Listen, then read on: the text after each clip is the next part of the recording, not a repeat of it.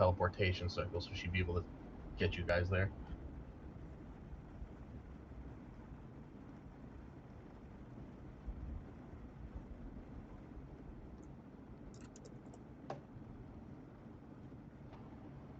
So yeah, I'll just start it now.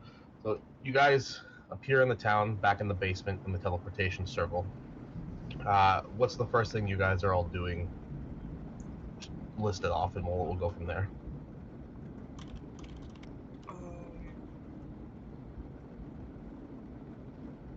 I'm sorry, I actually forgot to level up, so... Yeah, if you guys haven't leveled up, but just do that now. That's fine. You got time. If I recall What? correctly, Vaughn has not. Oh, Anna was possibly leaving for that druid thing. I guess Vaughn's gonna go see if she's still around. Or if she's left for the circle, never to return. Okay, so you're headed there. I'll start with you, Vaughn. Then, Vaughn, you kind of like you make your way up the basement to the main hall. You see Peter is in the kitchen. He is discussing something with Cornelius, the town's manager. They don't really pay you mind as you kind of just walk down the hallway, open the front doors, and leave. As you head out, you notice there's been like an upgrade to the town since you guys have been gone. There's a bunch of lampposts now set up. Like you guys have night lighting pretty much everywhere, and there are like kind of sort of paved roads for horses actually set up.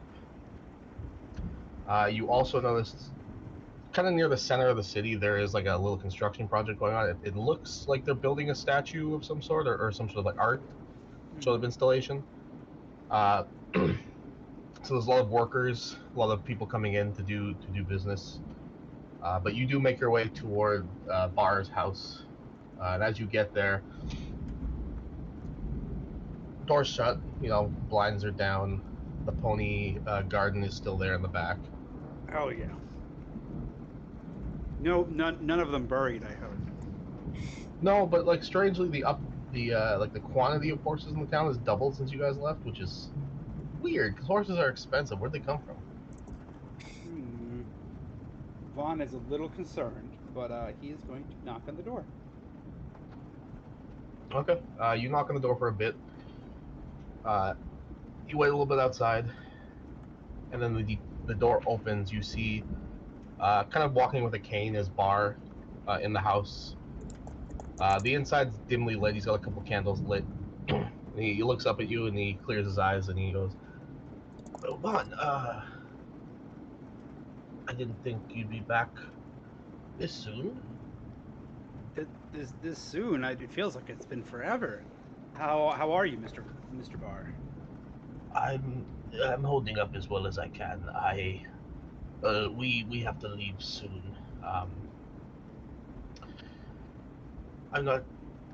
We would have left earlier, but Anna's still kind of making up her mind. When you said leaving soon, are you? Is it tonight? Tomorrow? I would prefer tonight, if possible.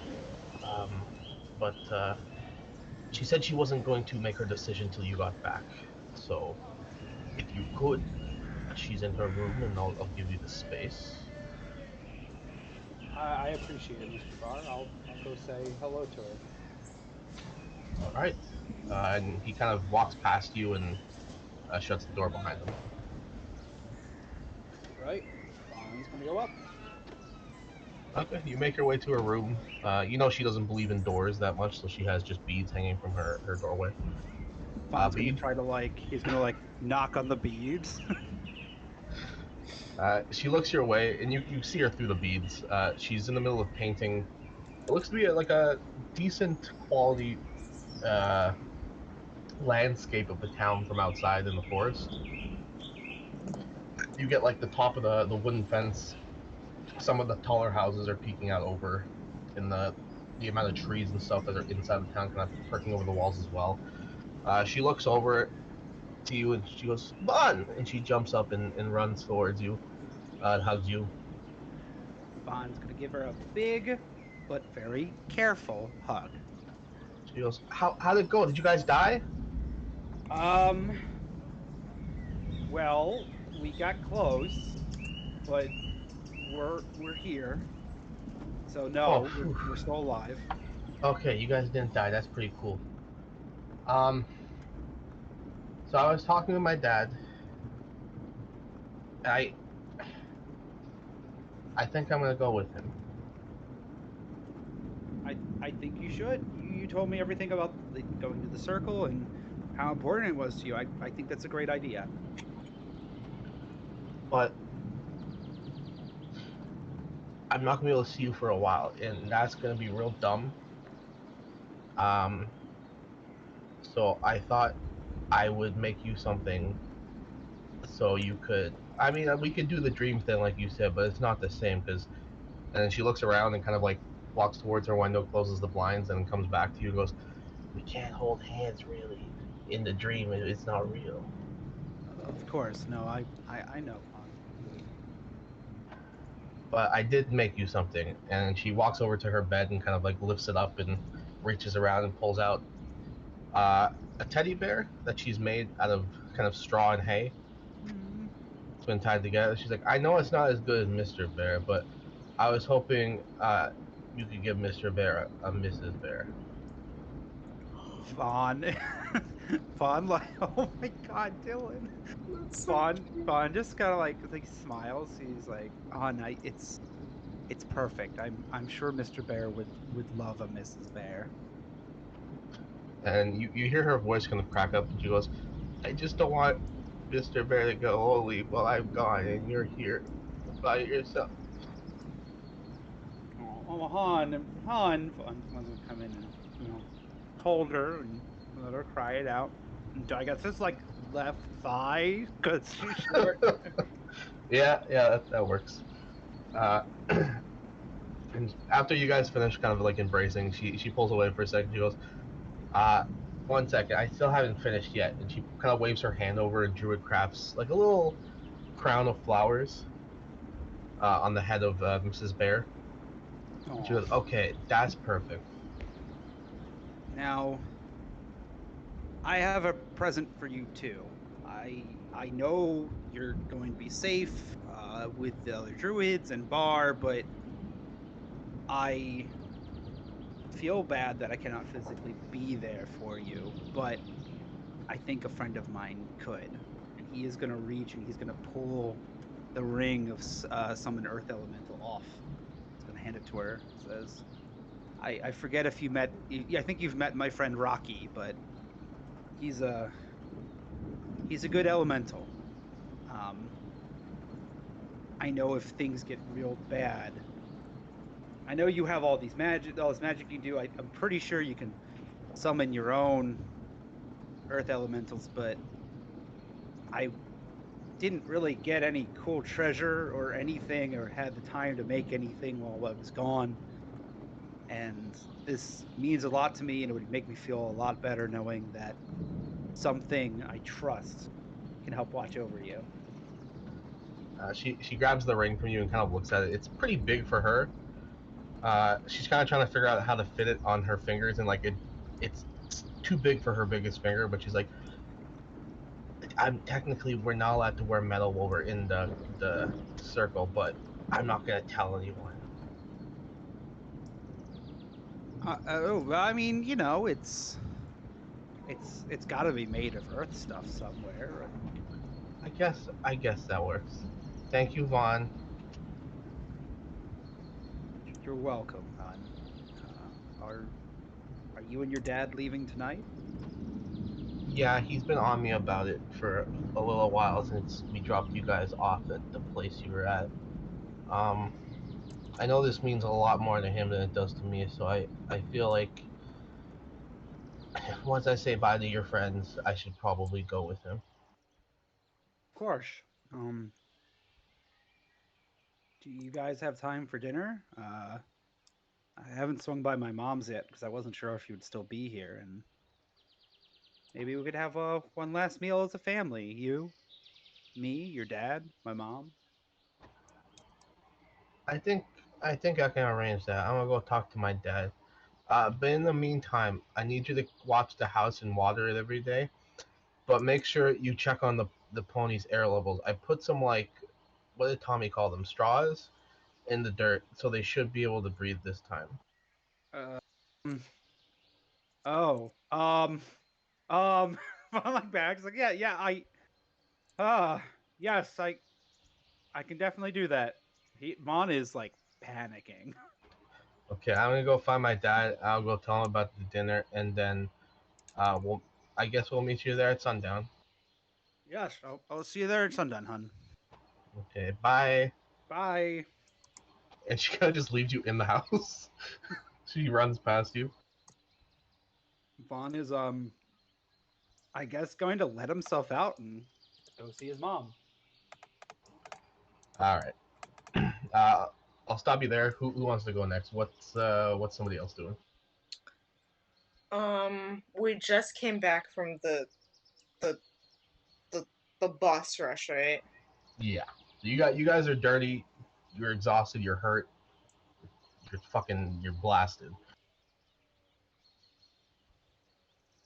Okay. Um, actually, yeah, Ezra's not doing so great. He's gonna head on back to the manor probably with the others. You're in the basement of the manor. That's where the Oh, okay. teleportation Well, then circle is. he's gonna head upstairs to the main part of the manor. Actually, you know what? He'll probably just flop in bed for the rest of the day. Okay, Eden makes his way along with you. He's at that point of like exhaustion where he can't even talk straight. He's just like, we gotta go. Yeah, they try to talk about what happened, and then they just like collapse in bed, and then they sleep for like 20 hours. That works. All right, Arya or Agni? Vote on Arya. Well, I guess she'll take a bath first, clean herself, because she's all gross. Okay, Arya, you make your way back upstairs. You see Peter and Cornelius. They're still in the kitchen discussing things. But out of principle, Peter kind of gives you like a quick bow because you are one of the heads of the household. In your exhaustion, I assume you give him a wave or something like that, and you make your way upstairs to the big bathtub that you guys have set up. The water's already drawn. It's already hot. You guys have spent enough money to make this magically enchanted bathhouse area.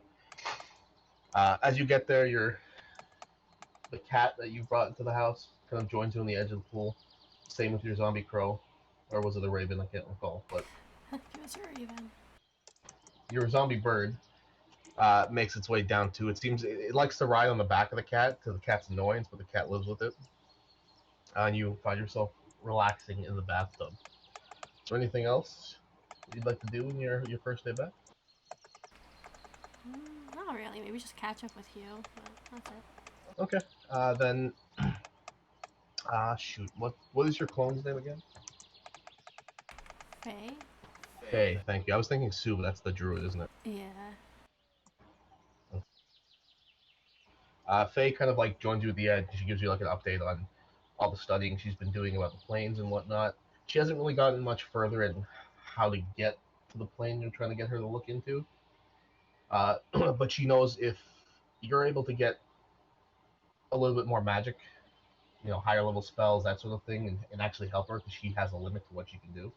You guys might eventually be able to figure out at least where the plane is in the whole wheel of planes, and possibly from there figure out how to at least get there or get into contact with it. Um,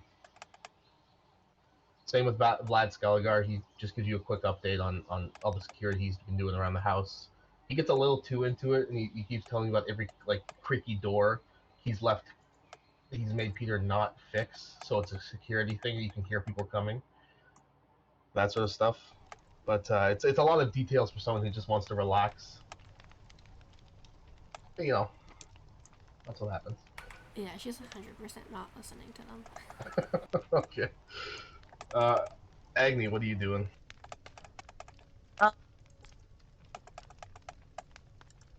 What time of day is it? You guys arrived a little bit after about noon, so roughly translate to our time like 12 to 2, somewhere around there. Okay. Agni's going to kick down the door. No, safely open the doors to the temple. Okay. You make your way full armor up the stairs of the basement, out the manor. You see Peter and Cornelius, obviously, only two other people in the house. Make your way towards the temple. You get in the temple and you see, as the doors are open, Jace and Hugh are both in there. They're rearranging the pews. They're moving them to the sides and adding a bunch of chairs on the inside. Um, roll me a religion check, Agni. Oh no. That's the worst thing you could ask me to do. I gotta find all the buttons now. One sec.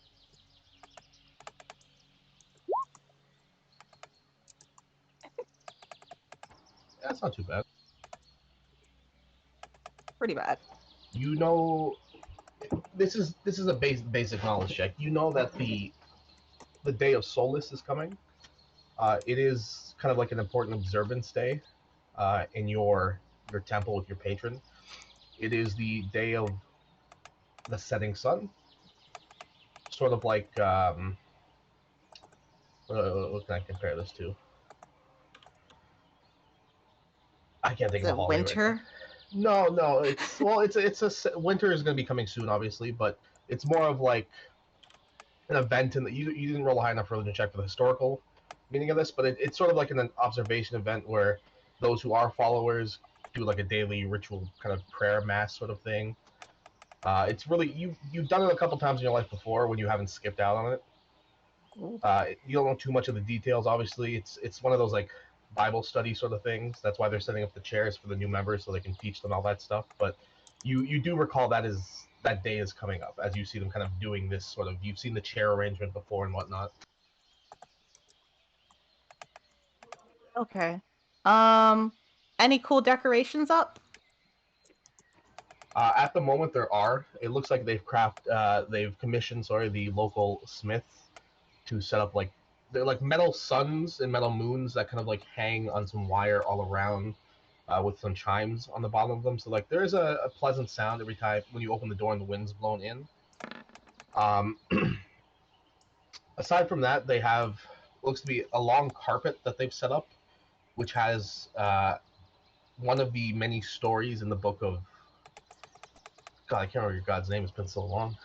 What's your god's name Baron, again? right? Sarah Ray, thank you. In the story of Sarah Ray, so it depicts one of her early battles with one of the saints of her coalition, fighting off what looks to be like a horde of some sort of army on the other side. Again, you're not the best cleric in terms of clericing, but you're pretty good in all the other aspects of Sarah Ray, being a god of redemption and whatnot.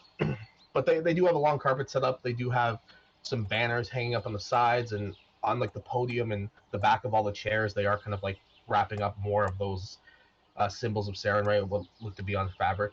So it's kind of like it looks like a really lame, like they're setting up Christmas sort of thing, but not. Okay. Is it just Jason Hugh that's in the area right now? There are a couple of like no names that you've never seen before, which you assume are people that have joined since you've attracted people here, but you paid no mind to them. You're way higher than their level. Okay. Agni's going to address Jace, I guess, and Hugh, I guess, if he wants to listen. Okay, yeah, he kind of like finishes moving some chairs around and notices you've opened the doors. Gives you like a quick wave. I have something to tell you. I don't know how you're gonna take it. His face goes from like hardworking and focused to, oh no, are you pregnant? No. Okay, What? because I don't even know how that works. Not with like I know how that works, but not with you're a little bit different. Okay.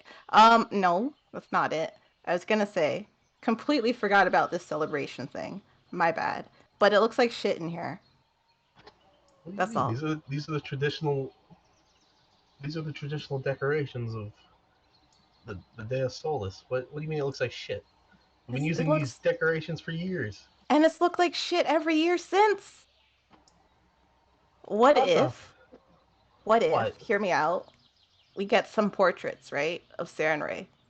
I can go I can go and like paint her. I'm amazing at painting. Anyways, I was thinking like semi-nude, just everywhere. This is more. You see all the like the underlings that are here, like the new members, the acolytes. They're kind of like staring at you. A couple guys, like gruff-looking, weird, sicko-looking guys, are going, "Yeah." Like the other people are kind of just looking at you weird because they have no idea who you are. You rarely come to the church. Um, Jace kind of gives you like a weird look, and then Hugh looks over and he goes, "As much as I'm okay with like naked chicks on the walls and shit, I don't think that's like maybe if they were a bit tasteful, that would be more, the church's style, right?" You don't think a nude Serenray portrait could be tasteful? We're celebrating her. That's so like empowering and shit. We're celebrating one of her victories, not really celebrating her. If He, you came to these days, you would know exactly what this thing's about. how do you know she didn't win that battle naked, bro? I mean, there's plenty of books that have been written by her acolytes that tell you exactly how that went. If you read them, you would know. You know what? But by Fuck the you. way, you look like shit right now. You okay? Did you fall or something? A lot of things happened, but I'm not dead, so ha. Yeah, I know. That's all I can ask for, right? And then Jace kind of like he's wiping the sweat off himself, and he's like, "She's a higher member. She's asked this. I have to bring this up tomorrow now." Oh God. I'm gonna paint a picture, okay? I'll be back. Didn't Like you guys? tomorrow. Agni, didn't your friends bring like a painter into the city a couple months back? But I wanna do it. Right. I'll go talk tomorrow. And then Jace puts down another chair, looks at Hugh, and he goes, "Hugh, you gotta fix the rest of these chairs." And he walks down the hall. Oh, okay. Agnes just gonna flip Hugh off and then leave.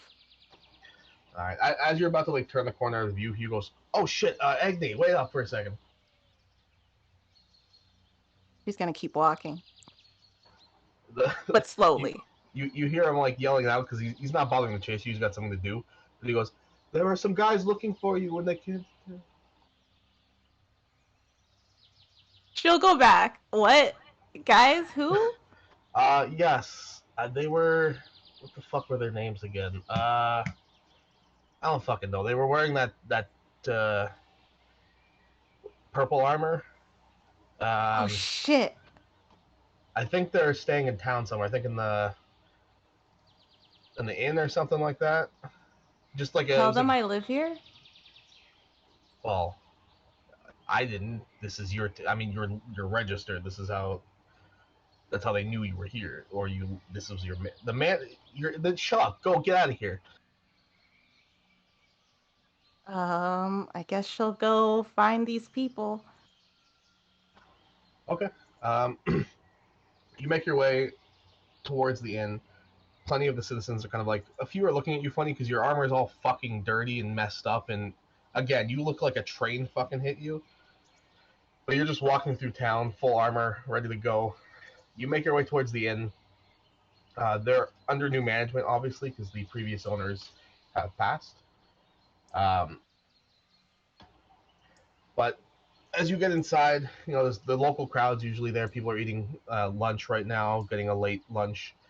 A couple people are drinking. You eye what looks to be like the bartender, the bar manager, the person who's there making sure everything's running all right. He gives you a weird look and goes, "Well, in my establishment, huh? Come in, come in. It's nice to get the more popular people in town in here. What's going on?" I'm looking for some people wearing purple. Have you seen them? Yeah, fancy looking guys, nice trimmed armor. They've rented a room upstairs. How Uh, fancy do they look? I mean, compared to your armor, your armor. I've seen your armor prior without it looking like this. I'd say a little bit less fancy, but So, like, should I go clean up or am I good? I mean, you do have a reputation around town, so I don't think they would mind. But you are tracking a lot of viscera, from what I can tell, around my bar. Okay, my bad. Tell them I'll be here for dinner or something. I'm gonna go change and look good and be back. Yeah, I can do that. Not a problem. Okay. Agni's just gonna go hide in her room for the next few hours, have a bath, and then hide. All right, that works. Does anybody else want to do anything in this time frame? Nope, I'm good. Okay. Is this time frame before Vaughn seeing his mom, or No, just in the next like until sundown, pretty much is when the next event would happen. no? I think I'm good. Okay, I'll go back to you, Vaughn, then. Vaughn, you know sundown's approaching, so you make your way. Sorry, I'm making noise so that I won't pick up my fucking AC unit. I had to turn on. It's fucking hot in here. You make your way to your mom's house. You know, you're out on the town just grabbing supplies for the dinner you told her about. Your mom's pretty much done. You're just grabbing like the bread and whatnot from the bakery. As you get into the house, there's a knock at the door. You go to answer it. You see Bar and Anna. They're both there. Bar is dressed. You haven't seen him in his traditional druidic armor before because he doesn't really like to wear it. But you see him in his armor. It looks very nice. It looks pretty old. He probably hasn't worn it in a very, very long time. And Anna is wearing what looks to be similar in style, but more of like a dress and more leafy and flowery. Kind of a neck veil filled with different colored flowers that she's kind of grown onto it. But she's at the door there, standing there, and she's like, "Oh, Vaughn." Hi, Anna. Mr. Barr, come on in. They both enter. Your mom greets them, tells them to just sit at the table, and she'll bring the food over. I would say Vaughn's also like he's not in his armor. He's not like like strapped to the everything. He's just has this shift weave and kind of like is more like we'll say like I guess formal kind of wear. Okay, yeah, he's combed his hair, washed his face, done the whole 9 yards. Yes. Your mom finishes putting the rest of the food on the table before she takes her seat. And she kind of looks around. It's a bit awkward. Obviously, it's the last dinner you're going to have with your girlfriend and her father in a very, very long time. But Bar kind of breaks the silence and she goes, "Well, this is wonderful. Thank you very much for inviting us.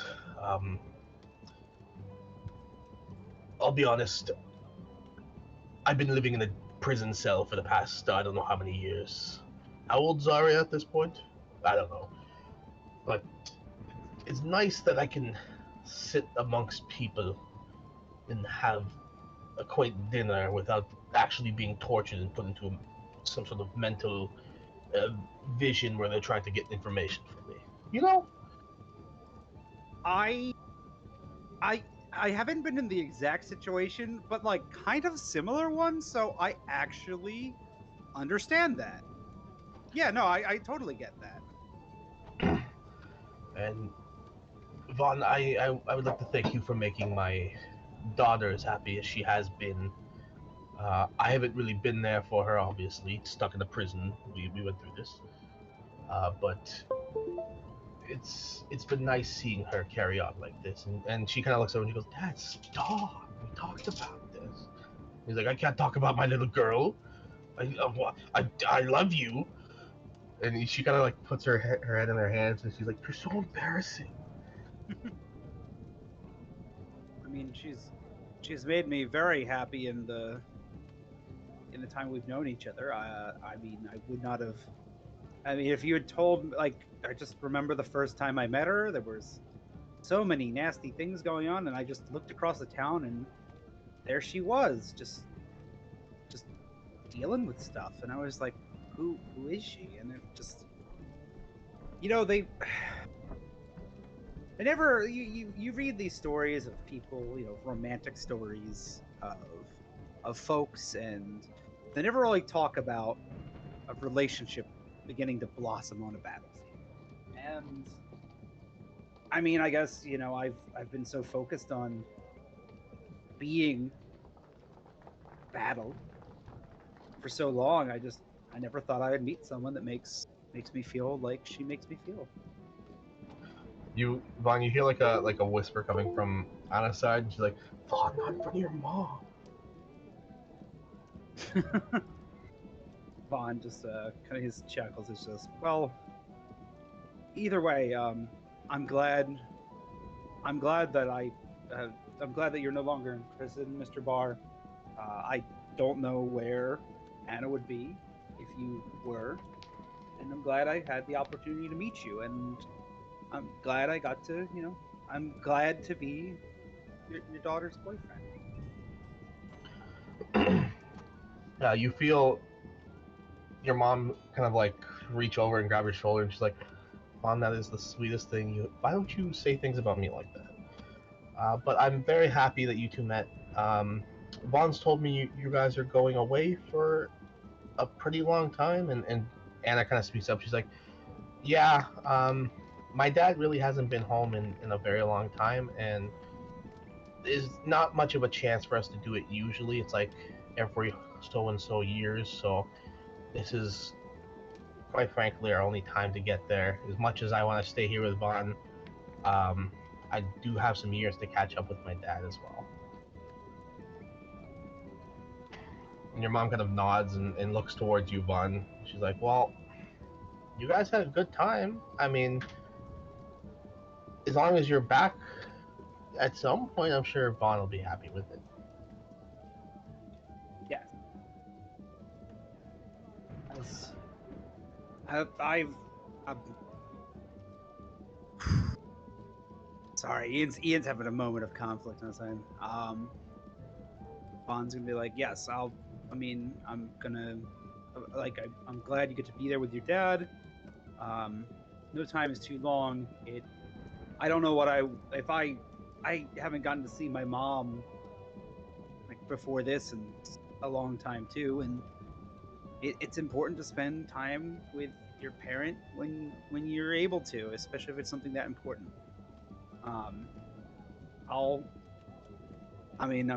You may be far away, but I'm still your boyfriend. And then I just want to say, like, and no matter how long it is, I'm still gonna be. I mean, I might be out on an adventure at the time, but I'll still be kicking it here in town, right? Like, it'll be like no time passed, and I'm gonna make that deception roll. Just because Vaughn doesn't know if he's gonna die in between that and there. What? All right. Your mom looks at you like she smiles, and Anna's kind of looking at you and smiling, and Bar looks over and he goes, "See, this is why I like you, Bud. You're very grounded in what you say." And you guys continue the conversation for a while. You eat your mom's food. It's really good. She is a fantastic cook. And as the night kind of winds down, Bar is kind of like outside looking at the stars with your mom showing her different constellations, keeping her entertained just to give you and Anna some private time together. What are you and Anna up to? I guess holding hands and talking. I guess Vaughn's gonna try to maybe find out more information about how long she'll be gone. I guess maybe learn a bit more about the process. Because she very briefly talked about like the circles and whatnot. But Vaughn, I guess, doesn't really know a ton. So I guess trying to find out a little bit more about that, and also, again, getting an idea of how long she'll be gone. Okay. She tries to give you as much as she knows because she again didn't spend much. She left the circle early to go look for her dad, and that's why she's been kind of wandering around this whole time till you guys stumbled upon her.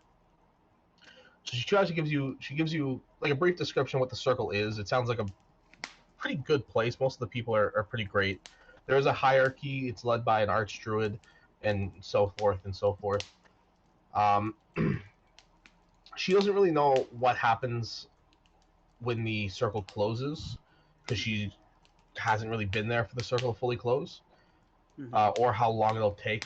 Her dad has mentioned she'll be gone for a while, and a while to him, for someone who lives so long, is probably a very long time. And I think Vaughn would get the notion of that. But she also brought like a small box, and she's like giving you her favorite books and stuff like that. So at least you have something to do while she's gone, but you can talk about it once you meet up again, that sort of thing.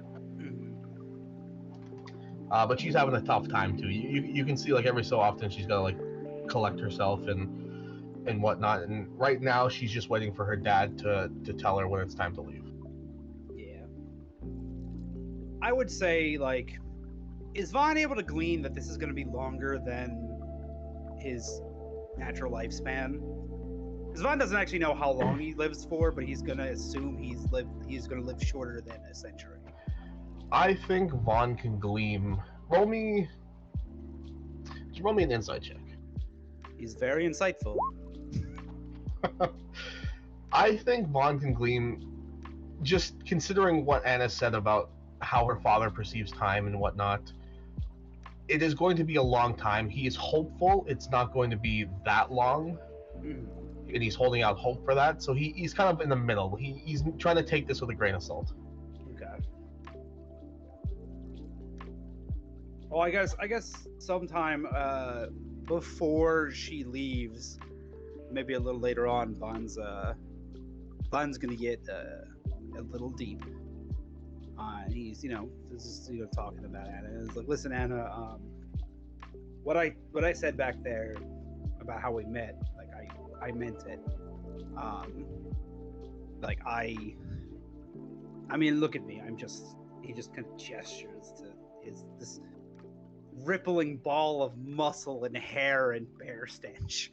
Like I never really, like I've liked people before, but I've never had a relationship. I've never had a boyfriend or a girlfriend before, and I don't know. I just didn't really think that was going to be something that I would get to experience in my life.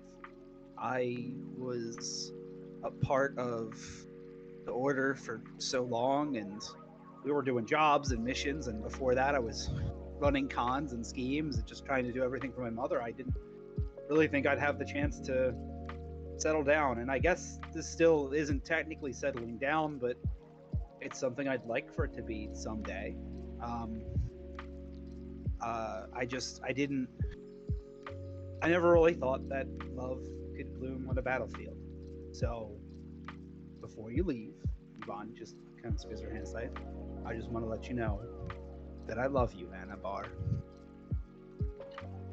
You see, during the whole speech, her eyes were starting to water, and she was getting. She knew what was coming. So as you say that, and you kind of like embrace her, she scrambles up your leg, and she plants one on you. And she's like, "I love you too, Vaughn."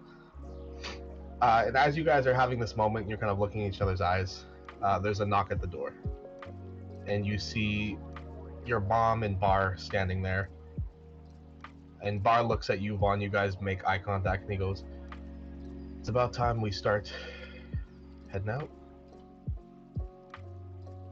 Vaughn's going to very stealthily try to like wipe away a tear.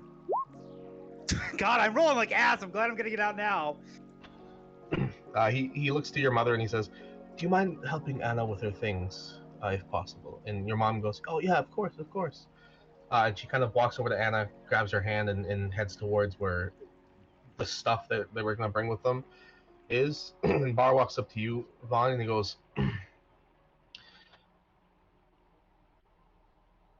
"I know this is gonna be hard for you, Vaughn, and if, gosh darn, I don't see a good connection when I do see one myself. So don't let anyone tell you I gave you this." But he kind of hands you what looks to be a small blue crystal, and he goes, "Now, I don't know where that came from, but let's say you and someone else had the other end of that crystal, and you wanted to meet at some point, every year at the solstice. Maybe the rules of the Druid Circle could be broken, and you were teleported to your own location for a little bit. I don't know where it came from, never saw it. But if somebody figured out how to use it, and Anna might have one in her bag right now that I stuck in there, it could, well, look at the time. I'm gonna have to go. Vaughn's gonna, at this point, like another few tears are gonna roll down. He's gonna try his very best to hide it and fail miserably. He's gonna be like, thank you, Mr. Barr. This is one of the, I think this is the second nicest present I have ever gotten. Well, third nicest present. Sorry, I got another really nice. I've gotten a lot of nice presents today. Yes, well, I'm not one to stand in the way of love. That's why I left the circle in the first place. That's when I met her mother. But I do have to go back, and I do wish Anna comes with me, so...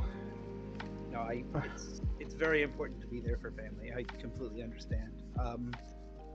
But if I may ask, how... I know it's a long time to you, but... And Vaughn kind of gets slow. He's like, I mean, I don't know if Anna's told you, but I'm not exactly human. I'm only 19, but I look like my mother when she had me 19 years ago. Right. How long, if you had to ballpark it, do you think you'll be gone?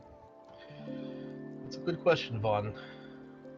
As long as the seasons continue to go, as long as the sun circles around, we will technically be gone, but if I have a sneaking suspicion that Anna is like me in my youth, perhaps you'll see her shortly, sooner than you think. Vaughn sighs for a bit. He says, "Thank you, Mr. Barr. And who knows? Maybe I'll somehow see her once a year on the solstice, if such a thing existed." Thank you, son. And he gives you a nod, and he exits your bedroom.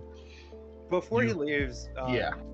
Vaughn's gonna do him, Mr. Barr, as he's leaving. In case I don't see you for a very long time, I just want to thank you for being the best father figure in my life. Whew, don't get me all. Whew, okay. That's enough of that today. Oh, okay. I'm gonna... Nice speaking to you, Vaughn. Always a pleasure. It's been a pleasure, Dad. Mr. Barr. You kind of follow him out, and you and your mom are kind of standing at the door as Anna and Barr are kind of standing outside. Barr begins kind of muttering under his breath the spell that they're about to cast before they leave. And Anna kind of gives you a wave goodbye, and she's like, "I'll be sure to visit you every night in your dreams, Vaughn. Unless you need a break or something, then we can take Tuesdays, Thursdays. We'll talk about it." Well, we'll figure it out, hun. So long as we're asleep at the same time, I'll see you there. Okay. I love you, Vaughn. I love you too, Anna. And as that happens, you see a flash of green light kind of envelop upwards, and then slam right back down, and they're gone. Vaughn's just gonna sit there and try to be stoic and just fail miserably. You feel your mom's arms wrap around you, as if she can read you like a book. Oh yeah. And she seems to be holding back tears as well. She's like, "It's gonna be okay. It's gonna be all right." I know, Mom. I know. Thank you. Thank you for tonight. You think I should have made more, given more leftover? Oh, Josh. No, Mom. It was a beautiful dinner. I think it's the best send off dinner that anyone could have made for them, and a great welcome home dinner too. She kind of smiles and wipes away the tears coming down her face. She goes, "Oh, before I forget, Anna left a box for your friends on the table. They look like letters. If you want to head to their place tonight or tomorrow, it's up to you." Oh yes, of course. I don't know what anyone's up to, but yeah, we could go for a little bit of walkabout later. after I spent some time hanging out with you, catching up a little bit. All right. You guys spend the rest of the night kind of. Your mom only has a handful of stories that she's told you in her life because she's only done a handful of things. But they're always quaint and charming, and you listen and smile and laugh along. And you tell her PG versions of what you've done.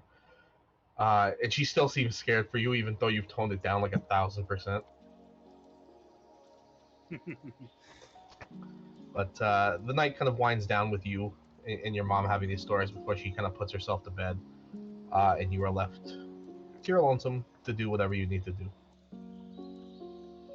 Word. Vaughn will strike out into the night with his box of letters. Okay. Stop you there. We'll move to everyone else. Is anybody else doing anything at this point in time during the day? Sundown? No, they're still passed out. Is it dinner time? I'll say just about. No one else is doing anything. Agni's gonna head out to the tavern, I guess, in her super cool funeral outfit. Hold on, I'm posting a pic. Funeral dress. Holy fuck. I love it. She fucking slays wherever she goes. Man, okay. Are you doing anything? No, it's fine.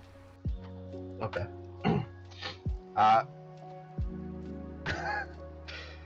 Agni, you begin making your way towards the inn. You catch the glance of a couple people who are still out and about during this time of the day. Vaughn, you notice like far away enough that you can't really yell out to her, but you definitely know that's Agni Kai kind of heading towards the inn as you're heading towards the house. But Agni, you make your way towards the inn. The nighttime crowd is there. It's not too busy right now. It seems most of the people have gone to bed at this point. Most of the people that were in here prior were all the workers that came in to help build all the art installation and whatnot that Vaughn saw earlier.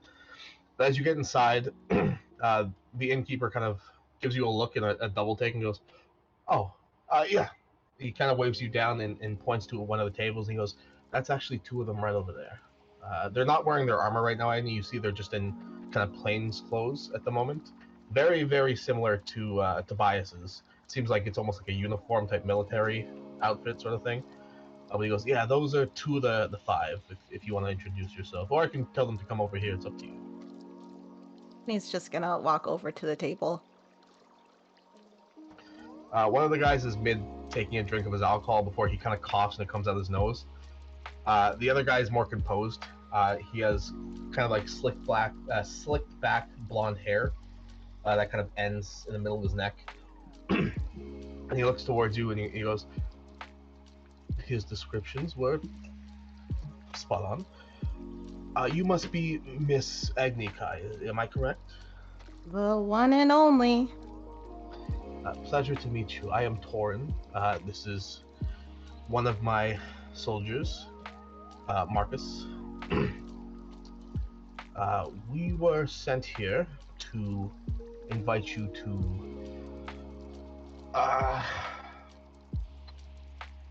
Tobias's funeral, back on Samus.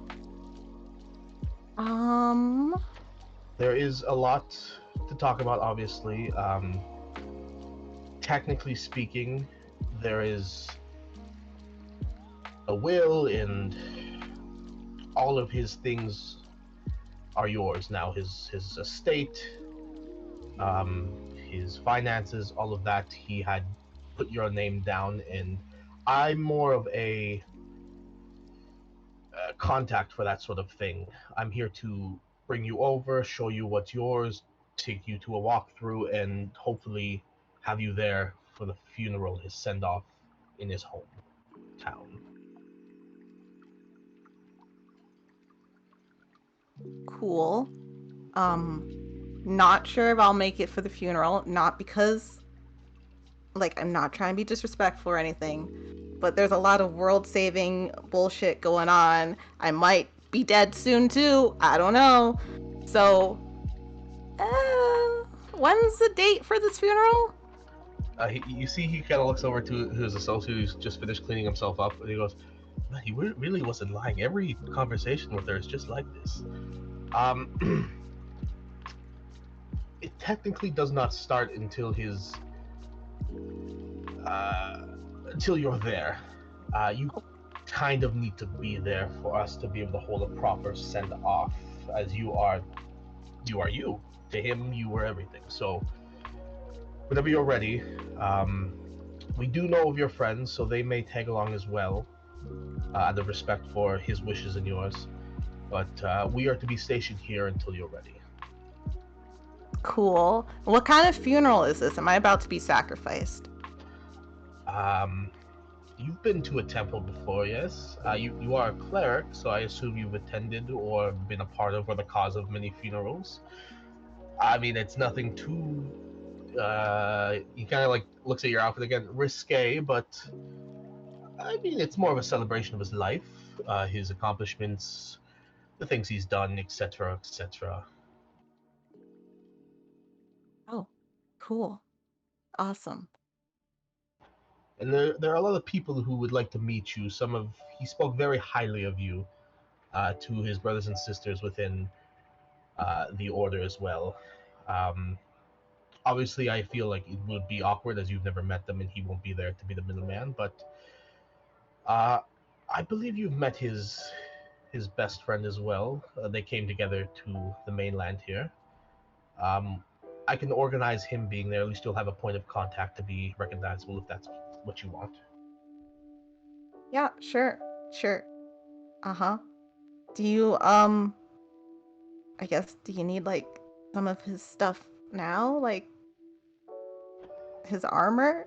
The only thing we might need for just presentation purposes are, yes, his armor. It is the set of armor for the order he was in. Those are for life.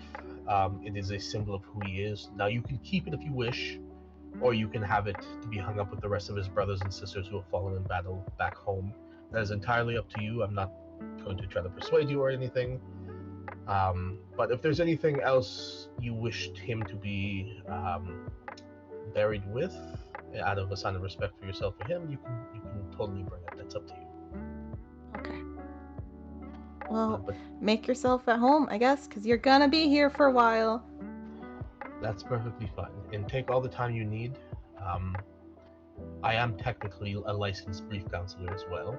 So if you do need someone to talk to, I feel like you don't and do at the same time, but that's up to you. I'm not going to force you. And he's just gonna stare at... Who's the grief counselor? Torin? The only guy who's been talking this whole time. Okay. She's just gonna, like, not glare, but just look at him. It's like, you're a therapist? Well, I'm still schooling for higher degrees, but I'm at that level for this sort of occasion. This is my job. This is what I've been attended to. I don't need therapy. I'm Never fine. said you did. I just put the offer out. Okay. Well, this has been great. Have a drink on me. And she's gonna leave. Just the sound of like heels on the bar floor on the way out through the grass. All right. You doing anything when you head back to the manor? Are you heading back to the manor? Agni will head back to the manor and cry a little. Stare at the Okay. pile of armor that's just sitting in her room. You make your way back, just ignoring everyone. Peter has like a tray of snacks he's bringing over to a couple people that are in the house talking to Cornelius. It's just, they look like a bunch of old, like, just dudes discussing city planning and whatnot. And you just like waltz your way up the staircase like nothing. Make your way back to your room. Vaughn, as Agni's kind of having this conversation, you are back in the house. Peter has greeted you. You're holding that box. He's offered you a drink and a snack or two. Oh yeah, Vaughn's definitely taking that. He would be a fool not to. Sir Vaughn, if you wish, I could hold that box for you, or I could maybe tell somebody you're here. Are you here for a reason? Yes, Peter. Anna left for the circle, and she has letters for... I want to say everyone, but I haven't looked inside. She's got letters for, I'm pretty sure, everyone. And I will feel absolutely terrible if if if there isn't. Not a problem. I believe Miss Aria is back in her room, relaxing. Asriel, as well as Asriel's boyfriend, I forget his name at the moment. My apologies. They are both not conscious, so I can hold that letter for you for them if you wish. Of Miss course. Agni left not too long. I think I saw Agni out and about somewhere. I'll go see Arya. Vaughn will pass the letter to Azra to Peter. Okay, he gives you a nod and kind of like ushers you up the steps. One shall be ushered. All right. Aria, you hear the sound of heavy boots making their way up. You know the sound of Vaughn on the floors upstairs at this point, as they're heading towards your room.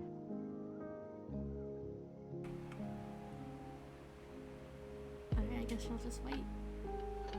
All right, Vaughn, you get to her door. Give it a couple knocks. She opens the door. It's Vaughn. Hey, Mom. What's up? Hey, Arya. I'm here to deliver a letter from Anna. Oh, okay. Vaughn's going to pass Arya the Arya letter. I don't think she really wanted to bother anyone because she knew how tired everyone was, and Bar was waiting to leave for the circle till I got back, and she didn't want to hold him up more. So she and Bar left for the Druid Circle. They're gonna be gone for. Vaughn lets out a sigh. I don't think I picked up on my mic. A while. Which might not seem like a long time for you, but it's gonna feel like a long time for me. They left already? Yeah, I actually kind of thought they might not be here when I got back. I didn't even get to say goodbye. What the hell? Yeah, I think that's what the letters are for. You spend 100 years with someone and they just poof, disappear. This is ridiculous. It's been 100 years with Bar, right? Yeah. Okay, I thought you meant Anna for a second. I got confused. No. Well, I mean, I believe Bar will be back at some point. Maybe. Hopefully. This is ridiculous. No. The I mean, cat's 100 pissed years too. is 100 years is like a drop of sand for you, right? It depends what you're doing for those 100 years. Yeah. Man, he opened up a little bit about some of that stuff. And I guess, seeing it from the visions. Rough. Yeah. Can't imagine doing that for 100 years. But I guess I can't really imagine doing anything for 100 years. Yeah, it was not the best of times. But I had Bar, so it wasn't too bad. It could have been Yeah. worse. That it could. Well, how are you feeling after everything? Sorry to, intrude. I just felt bad that y'all didn't get to see her off, so I wanted to send this as quick as possible. I'm just tired. That was a lot. Yeah. How are you? You had even more stuff happen after we got back. That feels worse. Vaughn is gonna I guess if there's not something Vaughn can sit on immediately near within a very quick walking distance by Arya's door, he's just gonna sit on the floor on the inside of the door. Is this has just been a lot. I mean, Arya, I told Anna I love her. Arya's gonna sit on the floor with Vaughn. Oh my god, Vaughn. That's huge. Yeah. Because before that, I obviously I love my mom, and in a non-romantic sense, I love you guys, but this is big. She's the first person I love this way, and I I know this means a lot to her dad, and I was not going to ask her to stay because that would be so selfish, especially with how often we're away and the fate of everything on our shoulders. And she's probably going to be safe there unless we all fuck up horribly. But part of me feels like this might have been the last time I'm ever going to see her in person. Why would this be the last time you see her? I mean, if we fuck up, like,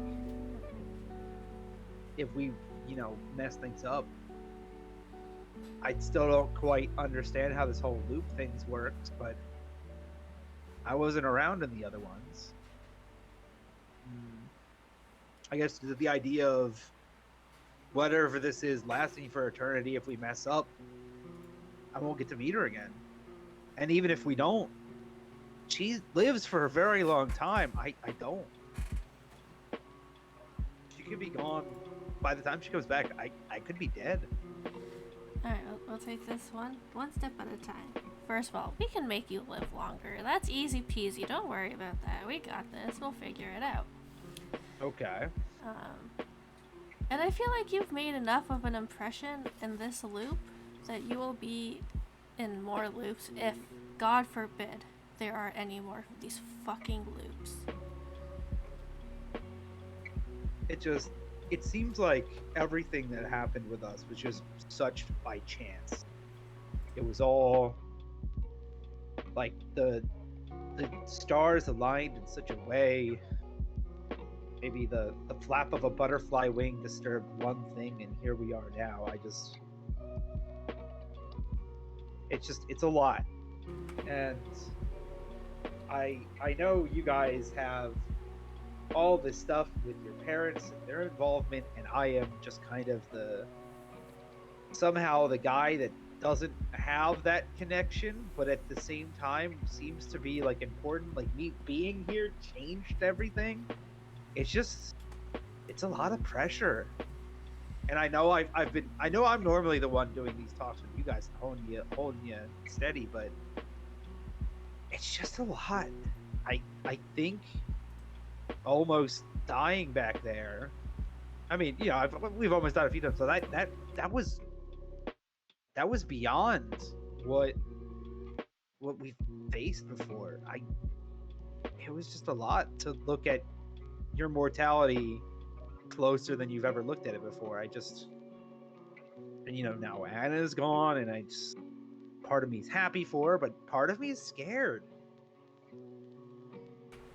Arya's gonna put her hands on either of Vaughn's shoulders and look at him in the eyes and say, Vaughn, it will be fine.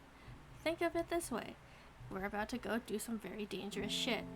Now, Anna is out of the way, safe and sound in her druid circle.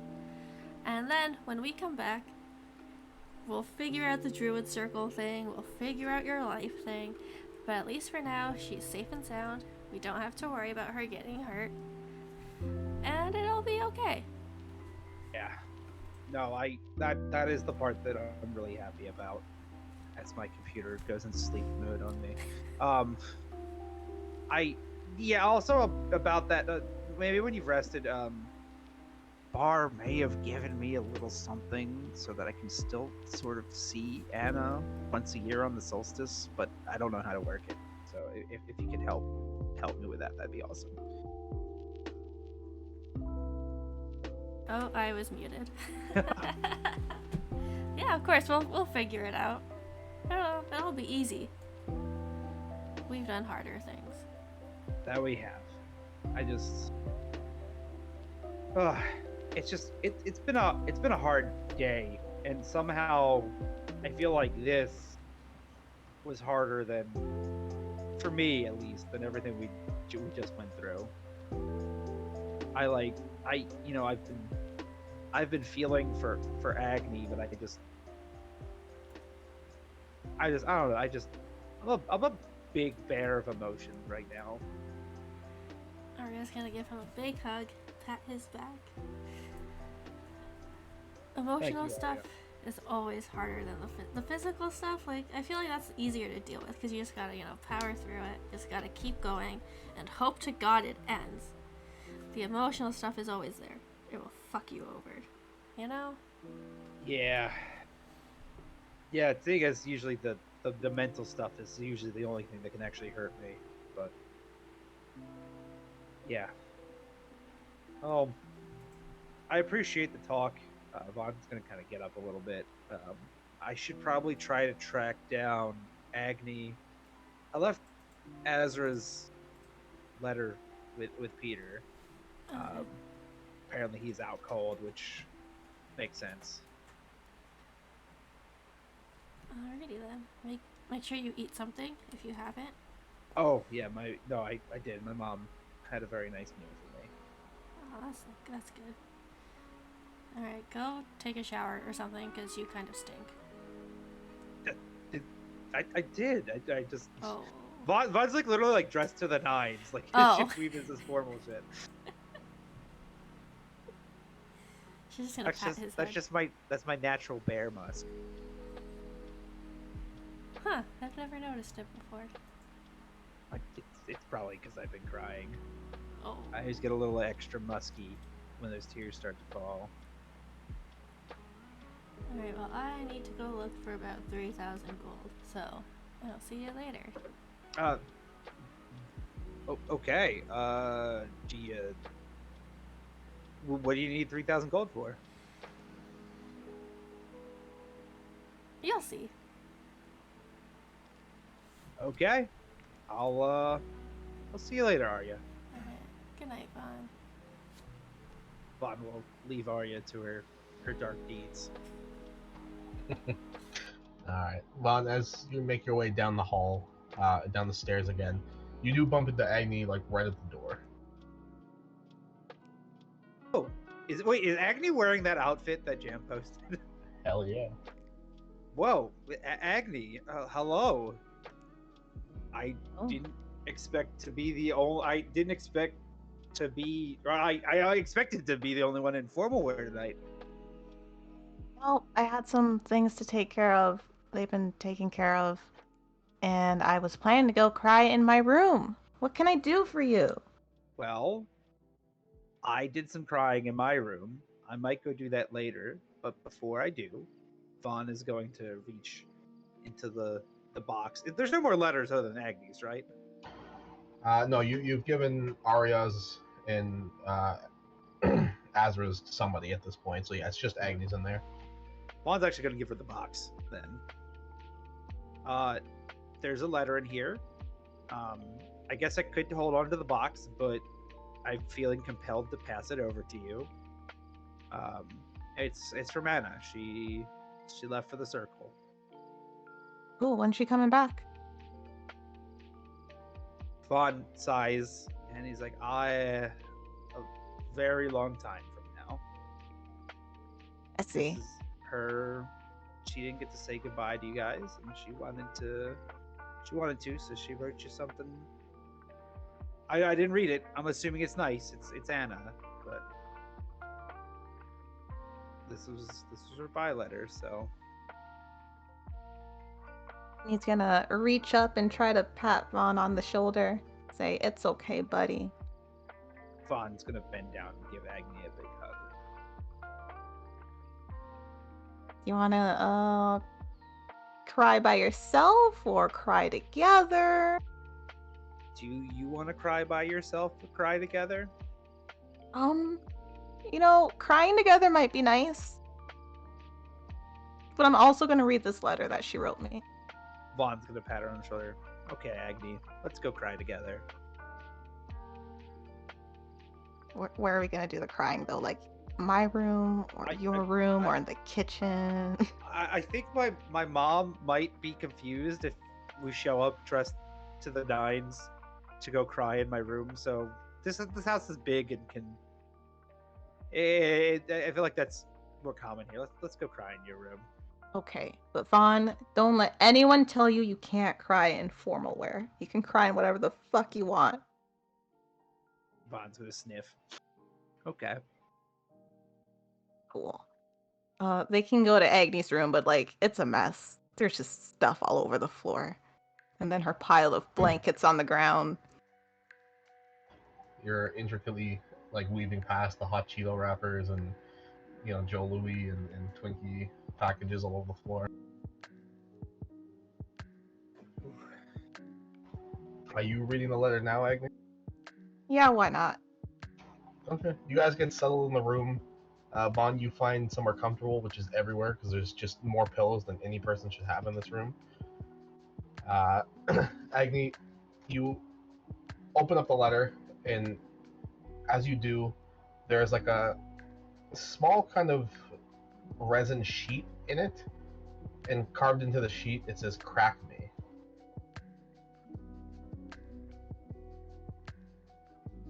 She's gonna poke at it to see how durable it is.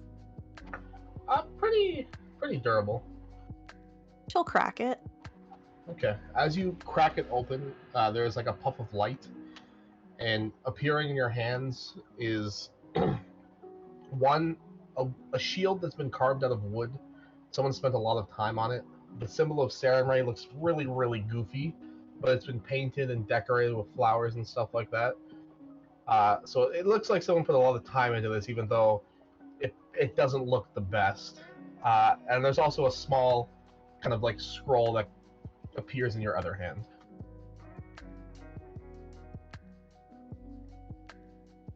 He's gonna put the shield down and say, "This is not combat durable. I'll put this somewhere. I don't know." She's gonna gently lay it down on like a corner in a room that's not too messy. Then she'll look at the scroll. Okay. Agni, you unwind the scroll, take the string off, and there's a small written letter, like small amount of writing on it. It says, "Dear Agni, before you say anything about the shield, I know you can't use it in battle. I spent a lot of time making this. I thought it looked really pretty, and you could hang it on your wall, since there's really not much hanging on your wall. There's just a lot of pillows and stuff in your room. I don't want to cry in front of you, because that's not cool, and you told me cool girls don't cry. So I'm sending you this letter instead. Agni, you're really cool. I like your boots. You make me feel very strong when you're around, even though I'm not very strong. But I learned a lot from you, and a lot from all the stuff that you and your people at the temple do. I hope to see you again, and I hope you can fix whatever the thing is with your mom. I didn't hear much about it, so I apologize if this doesn't make sense to you, and I'm just saying I wish you're happy. Love you, my friend. Anna Barr." Agni is going to stand up right away and put that shield on the wall and tape. Does she still have tape? She's gonna tape the letter to the wall. And then she's gonna wipe her tears and say, "Cool girls don't cry." But then she's gonna cry anyways. Well, you just see Agni kind of read the letter, walk over to the wall, hang a shield, tape a piece of paper to the wall, and then just start crying. I love that. Vaughn is gonna cry. I guess come over with her, pat her shoulder, the friendly, whatever bro hug type thing, and then probably just start crying too. Alright, so you guys spend probably the entire night crying, talking, and eventually just passing out on the entire room that is technically a bed with all the pillows. Azra, you're probably still passed out from your description. Yeah, everybody hears a very loud thunk, like a very large body falling on the floor in the middle of the night, and then just silence. That fits. Arya, are you doing anything for the rest of the night? She's gonna read this letter. Alright, same with you, Arya. You open it up, and there is a kind of sheet of resin that says "Crack me" on it, but it's been like hand painted in black. She will crack it. Alright, you crack it, and again, there's another puff of light. In one hand, there is a flower crown that appears. But most of the flowers are darker in theme from what Anna usually wears. There's like violets, black rose, the rose you showed her that one time that glows in the dark. It's been intricately picked specifically for you, and then there is a scroll in your other hand as well. She's gonna put on the flower crown and unroll the scroll. All right, you unroll the scroll and you see again writing. It says, "Dear Arya, you are my hero. Agni told me cool girls don't cry, so I've elected to do what she's taught me and leave without telling people. I wish you the best, and I hope you take care. Don't die, please. You're really cool. We need to hang out some more. Where do you buy your clothes? You're really cool. I've said that too much. How do I erase this? Why am I writing this down? Tell Vaughn he's cool some days too. I know you live a long time, so I'm not gonna worry, but perhaps I'll visit you in your dreams if that's cool. Please respond to this letter." And then, kind of like near the bottom, it says, "I really hope you know how to respond to this letter, 'cause I don't know how you're gonna do it. Oh, this is so wrong." And then the rest of the letter just kind of like dried tears on it. Okay then. She's gonna fold it up nice and neat and put it in her bedside drawer. All right. Are you doing anything for the rest of the night? No, probably just hang out with you and sleep. All right. But when you finish putting the scroll in your drawer, you hear the window on the side of your room open up, and a light comes through it, and then the rest of Hugh's body, and he goes, "Babe, you'll never believe how many chairs I set up in 6 minutes. I timed it 14. Sorry, in how many minutes? They're pretty. So what? Wait, what? God, you're so cute and you're confused. And then you guys spend the rest of the night together. Oh god. All right, you guys do have some downtime if you wish. If you need to do anything, if you want to have anything, if you have anything planned, you want to do anything, let me know and we'll go through it, and then we'll go to when everyone's ready to begin their next adventure.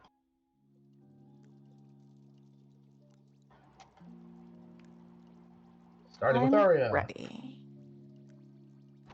You have anything planned you're going to be doing before you guys head out, Arya? She'll probably check on her tower and Okay. see how her stuff is cooking over there. See on what, sorry? How her stuff is cooking. Yeah. Oh, you're checking your cook. Your clone doesn't cook. It hasn't been too long. At some point during the week that you're here, you do teleport to the tower. It's mostly just. It's not even a ball of flesh yet. You do have like tiny dots floating within the chamber right now that weren't there before. But there doesn't seem to be any problems. There's no leaks. The chamber itself is as good as you built it and had it set up. It does look like it's progressing as it should. Do you remember if she made one for you? Sorry? Do you remember if she made one? One or two? Oh, one for Hugh. You did take a chunk of his. No. You took a chunk of Bond's flesh. I know that. So you tore it out of him when you just said you needed a piece. No, that was for the simulacrum. You did not make one for Hugh, no. Alright, she's gonna need at least 6 grand. Okay, so you guys spend money to make one for him? No, she doesn't have that kind of money. She needs to make the money. Okay, when you make the money, that's fine. Alright, Agni, you said that you're not really doing anything. You're just gonna wait out the week. Yeah, I don't think she has much to do. She'll probably just like talk to some people, catch up, cry. Okay, fair enough. Azra, are you with Eden doing anything? When Azra wakes up, he'll probably, I guess, get the letter from Peter, unless, did somebody put it in his room, or did they just give it to Peter? They just gave it to Peter. Okay. Yeah, then he'll step over Eden, who's still passed out on the floor after Azra absolutely kicked him out of bed in the middle of the night. And he'll probably run into Peter when he like goes to the kitchen or something. Okay, no worries. You do get the letter from Peter, and he makes you like some food and some drink, and tells you it's a letter from Anna. Okay, Yeah. he's gonna groggily open it while sitting at the kitchen table. Okay. Again, you find a sheet of amber carved in. It says "Crack me." Okay, I guess he'll crack it. You crack it. There's another puff of light. In your left hand, you find what looks to be. It's probably too small for you to practically wear, but it was built with the best intentions. There is a straw-brimmed hat that has been woven by hand. Oh. In one hand, in the other hand, there is another scroll with writing on it. Okay, how small is this hat are we talking about? Is it like comically? It's like you bought a hat to fit on your cat. Okay. He's gonna yeah, you can always repurpose it as like one of those mini hats, but for now he'll just like place it in between his horns. He's wearing a very small hat. And he'll read the letter. Alright, it says, "Hey Azra, I know we don't talk a lot, but you're still my friend, so I don't want you to forget that.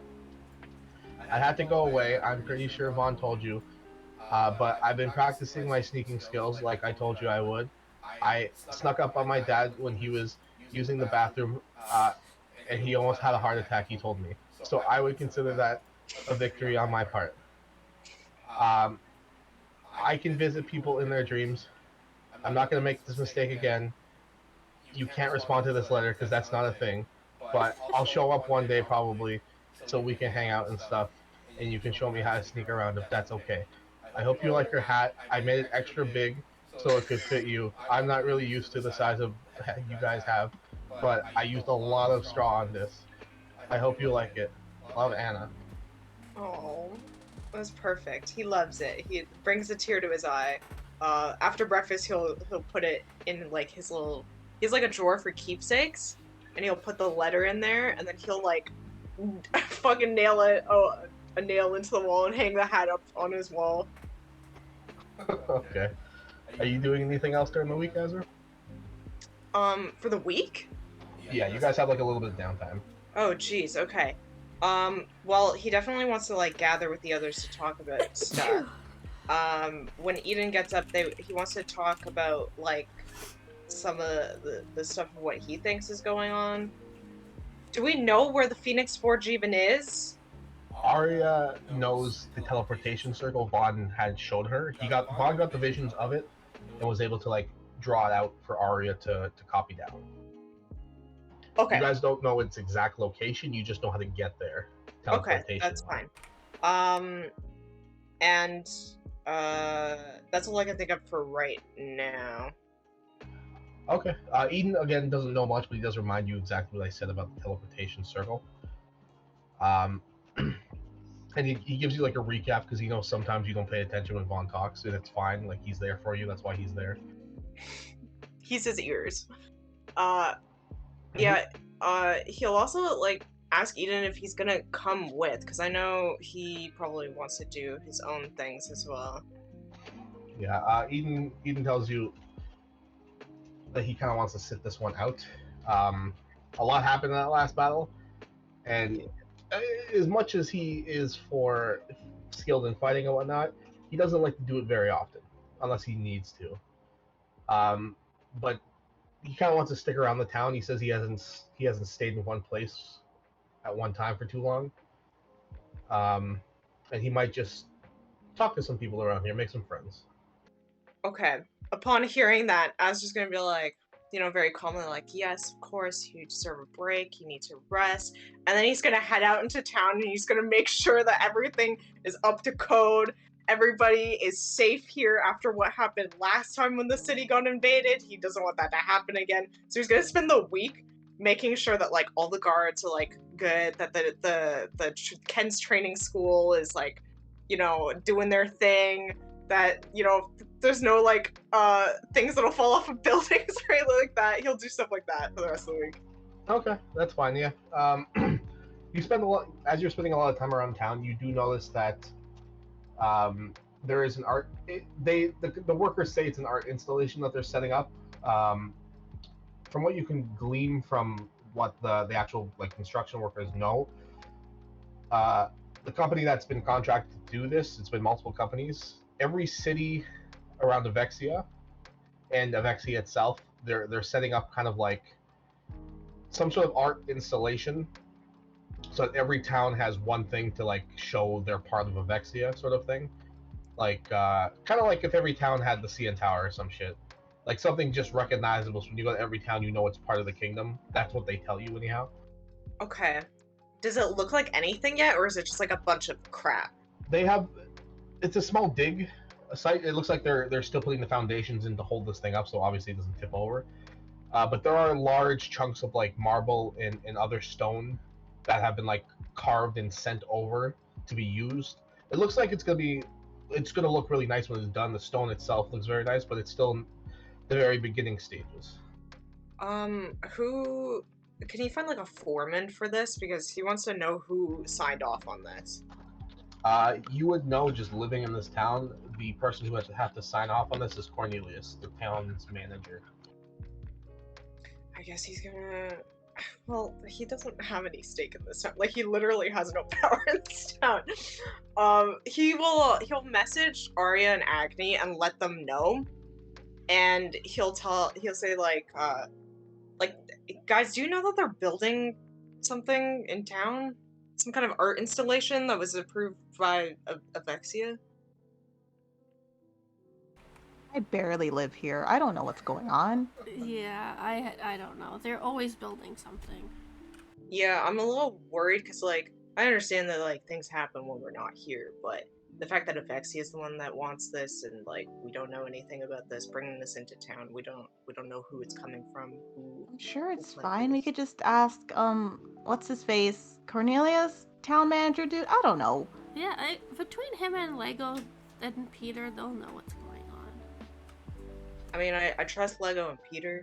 I don't really know this Cornelius guy. And just, like, with the shit that's going on with the Avexia King, I feel ugh about this. But I mean, it's your guys' town, so I'm just passing on the message, letting you guys know. Does it look shady?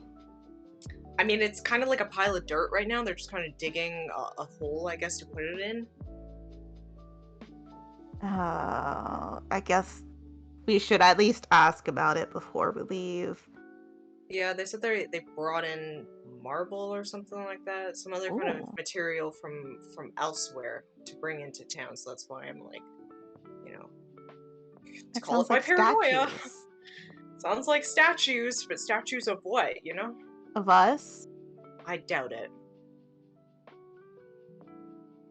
We did get Yeah, we got statues booted you out of guys, the so the people in town know who runs it because they're never here.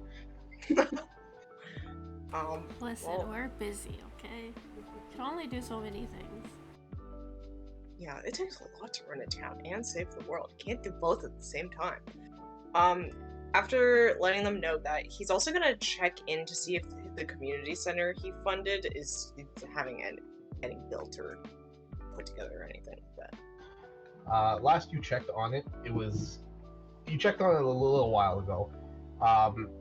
It was almost built at that point. As of right now, it's mostly built. They're just putting in kind of like the finishing touches. You can go inside. It's like an enclosed building now, but the inner walls the inner walls still need to go up, right? They still need to furnish it. They still need to set up everything else that just needs to be set up on the inside. Right now, it's like a big warehouse looking place right now. Okay. The outside's finished. The inside still needs to be worked on. He's gonna do the thing where it's like when you walk into like a zone that other people are running and you like start to mess with things and then they're like, don't touch that, and he's like knocking on a piece of plywood. He's like, this is some good work. It's like, don't touch that, that's a load-bearing wall. Yeah, you do that for a little while before a couple of like the people there kind of kick you out. It's like, you need to have a hard hat when you're back here. You can't. You only want to say, I'm sorry, sir. We're gonna kick you out. He very dejectedly has to leave the community center he funded. But yeah, then he'll probably also meet up with Tommy at some point to like, you know, talk to him. Okay. Yeah, Where's they're fucking the kid. What the hell's his name? Osmond. Osmond's again working with Tommy. Yeah, Where he'll they go have visit. been for a while. You guys, as you head to the magic shop, you enter. Doesn't seem like Tommy's there, but Osmond's there. He is actually running the shop by himself, and tending to a few customers. He's changed his hairstyle a bit. He got it cut a little bit shorter, not too much, but he now wears it in a ponytail. And he's kind of dressed really nicely. He's been able to afford himself, or at least Tommy's gifted him some new clothes to wear. And he kind of sees you walk in. And he goes, "Hey, welcome back. How you doing?" Hey, Osmond, you look great. I guess we haven't been here for a while, huh?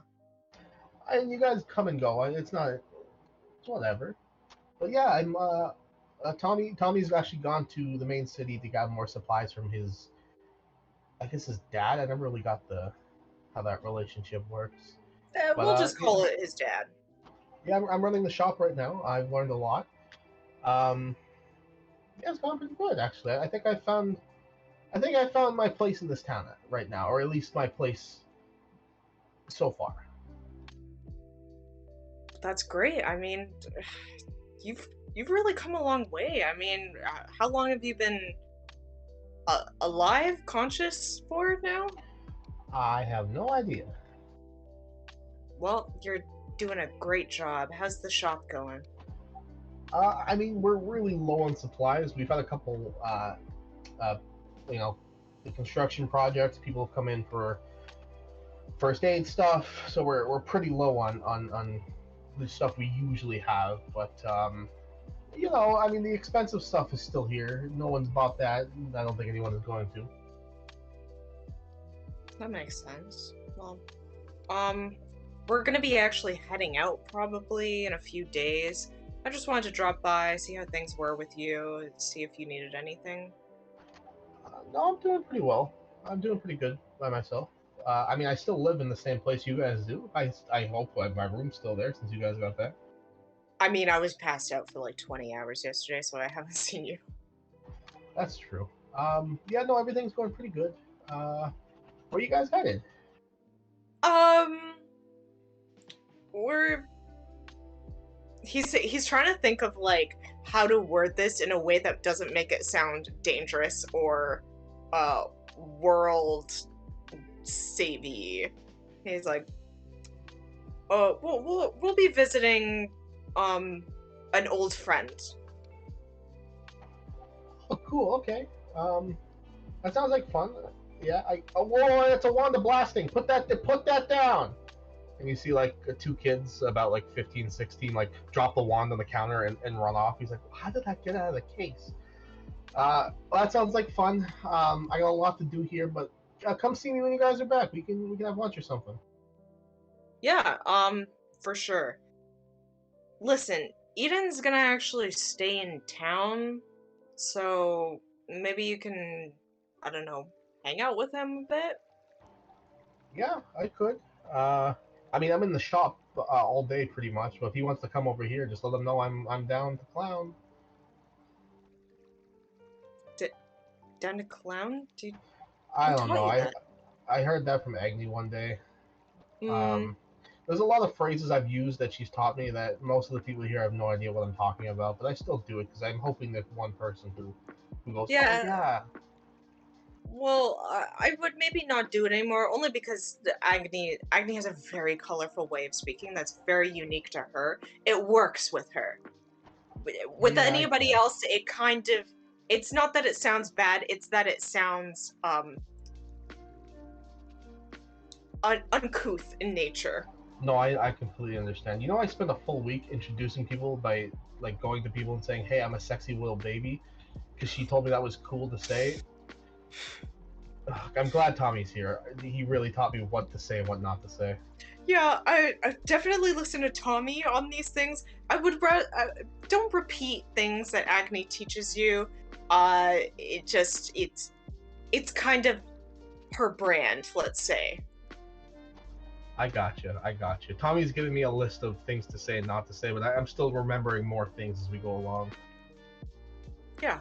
Well, it sounds like Tommy's really teaching you a lot. I'm glad that you have a mentor like that. Yeah, it's pretty cool. I mean, I wouldn't have been this far without him. Yeah. Well, I'll have to, I don't know, put something together for Tommy or spruce up his shop or something, just as a thank you for everything that he's done for you. Yeah, you could. I mean, we could always use an extra hand around here. Well, you know Tommy best, and you mull over that for a bit, and then you let me know what Tommy would need or like best, just as a gesture of thanks for everything he's done. Not a problem. I can do that. And you see, as he's like talking to you, his eyes are kind of glancing off because there are like 6 or 7 other people in here trying to shop. He goes, "Okay, I gotta tend to these people. I'm sorry, Azra." Yeah, no problem. You do your work. Don't mind me. I'm just gonna. And he'll shop around a little bit, but he's probably not gonna buy anything because I don't think he has any money. All right, no worries. You spend a little bit of time doing that before you head out. Oh, he does have money. He's still not gonna buy anything. Actually, is there anything interesting worth buying? Not at the moment. Like all the magic items that are around here have been here forever. Like not a lot of people with that amount of money come in here to buy stuff. Mostly just potions because that's their hot seller. Okay. But they're low on potions right now. Okay, yeah, he's probably just gonna leave all this stuff behind anyways. He has a potion making kit, I believe, so he's just gonna, if they need any potions, he's just gonna make a few health potions and stuff like that for during the week. Okay. I'll say with what supplies you had prior, because there's nothing to make health potions at the shop. You can probably roll me a d4. You're able to make 2 regular health potions with what you have left. Okay. All right. So the week comes to an end. You guys have relaxed, kind of gotten everything that you need settled in order. Let me just do this. Bar and animal. Hey, Dylan, I forgot something. Yo, what's up? Agni has to give Jace her portrait of nude Sarenrae before she leaves. All right, you do that. He kind of like accepts it and he goes, "This is, wow, that's a lot of detail. This is nice. I gotta show this tomorrow, and she's gotta approve it. But you got a lot better. Thank you. Not a problem. Yeah, you see like a bunch of the acolytes are now staring at this guy in his like 40s or 50s holding a nude portrait in his hands. He goes, "I'm gonna go put this away. Where are you putting it? I'll probably leave it in Morrow's room for now till she gets back." You should put it like right at the front door. Yeah, I'll do that, Agni. Have fun doing whatever you're doing today.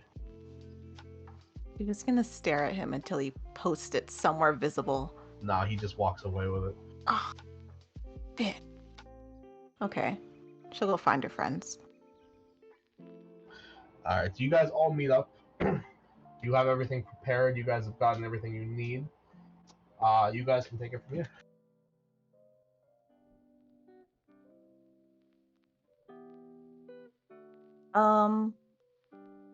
Okay, so Arya, you know what the teleportation circle thing looks like? For what? To get to the forge. To get to my mom's forge. Do I have that?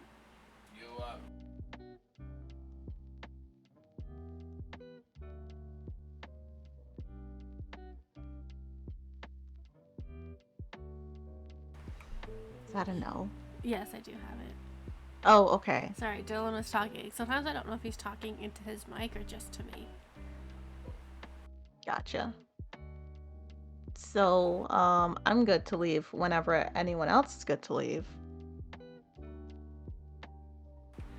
I think I'm ready to go. We got everything. I think so. How about I just you? imagine you guys are like talking about this at your house, and Vaughn's just like like sitting at his mama's place, just like eating like a bowl of cereal. Should we get like a town update while we were here? Nothing besides like construction projects and the art installation that you've been kind of run down through. Nothing much else has like gone on. It's mostly just boring budget stuff and taxes and whatnot. Nothing you guys typically associate yourselves with. But you know the art project that's happening, the art installation is funded by the city of Exodus, so none of your funds went towards it. Legos bought some more horses. That's why you've seen so many around town lately. Okay, so the horses didn't grow. Yeah, it was just a coincidence. Okay. But what Yeah. about the horses in the ground? I was gonna say, Vaughn, the day after, like, I imagine, like, the night after, like, as Aggie, like, I guess when Aggie, like, petered herself out from, like, crying and fell asleep, Vaughn would have tried to sneakily clean her room, and then halfway through that, remember the horses and just go running to Anna's place to see if there's any truth to that. Alright, you would have found, you go to the mounds that she had behind the house before. It looks like the mounds have been dug out, so they're just empty plots now. Oh, thank God. So you don't really see anything, but there are straws. There's about like 6 or 7 straws on the ground, like near the plots. Huh. Yeah, that's what you find there. Would Vaughn have, like, tested the straws to make sure there's, like, breath coming from them? No, like the plots are empty. Like the holes. Gotcha. Yeah. Okay, I understand now. Cool. He would have, I guess, watered the house as well in his downtime. Not that he knew that the house needed to be watered, but yeah. It's mostly just for like the ivy and stuff that's growing all around it that Anna's kind of like kickstarted. Nice. With the town updates and stuff, you guys did hear that, Lego bought extra horses and whatnot. She was pretty surprised because she only ordered like 12 and about 30 came. Like there were extra horses. She didn't know where they came from, but she assumed the guy just dropped them off. Where the fuck did all these horses come from? Lego was like, yeah, I'm surprised too. I only ordered like I don't know, was it a dozen or so, and there was like almost double, maybe more. Like I thought the guy just dropped them off. I wasn't there for the delivery, but they were just there. I had to corral a few somewhere outside like the stable. I don't know how they got there, but yeah, we got a lot of horses. Did you get in contact with him to say we have? Yeah, no, we sent a letter out. He returned. He said his guy only said 12, but they must have made like a typo or something when the guy was going out. I don't know. I only got charged for 12, so I don't really care. I'm not gonna get charged anymore. I'm not gonna look good, give a horse in the mouth. Oh, I'll look into it. 3 horses. Horses are expensive. Do you know how much the cost of a horse these days is, Arya? No. Exactly. Like 2 gold. Yeah, if you want like a piece of the hoof. I mean, can't we just grow them out of the ground? That's funny. Can you imagine like a horse farm like that? Just planting horse seeds and getting horses? That's a good one. I gotta tell that to the stable guy. He's gonna love that. Yeah, just have like a little pony garden, you know? Pony garden. You guys are funny. And then, that's all the updates. So. How's the school coming along? Sorry? How's the school coming along? The school is practically fully built. Right now, probably by the end of the next month or 2, it'll be completely done. And Cornelius has a couple people looking for staff to fill positions within it, as well as trying to reach out to get students to join. Aside from like the kids that are already in town, it's a big building. You guys put a lot of money into it, so. Cool. All right. If there is nothing else, you guys ready? We're ready. Where are you putting the teleportation circle down? Or hold on, it's been like 2 hours. Do you guys want to take a break? Yes, I would like to make some soup. Okay. All right, break time. Be right back.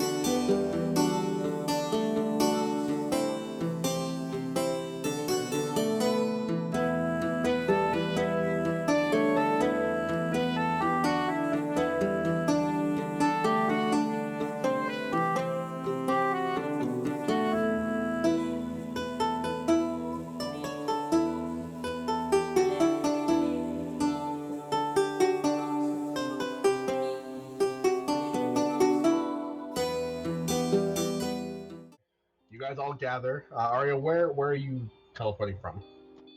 Probably the basement. That seems to be where we teleport from a lot. Okay, you find an empty space in the area where you guys keep most of your equipment. The same kind of area where you tied up that one guy you turned into a raisin. That's now an emoji for the Discord. My favorite emoji. Wait, Uh, wait, where's this emoji? The like banana man. yeah, the banana man. I love banana man. He's got history in this campaign. It's my favorite. I'm so glad I asked Jam to make that. Okay. Arya, as you finish writing out the teleportation circle along the stonework of the floor here, knowing full well, as you're smart enough to probably realize this is a teleportation circle of your mother's making. It is far more intricate. There are so many more runes. It's kind of like you just entered English college to be an English teacher, and your mom's got PhDs on languages you've never heard before. That's how she over-engineered this teleportation circle, pretty much. You finish writing it out.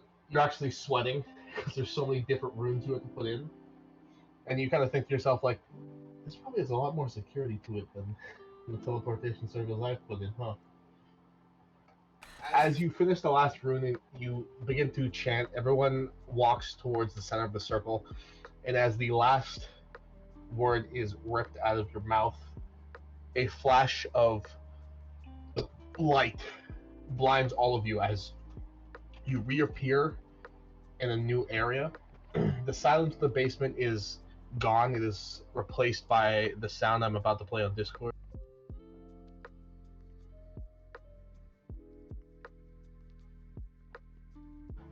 Give me a sec.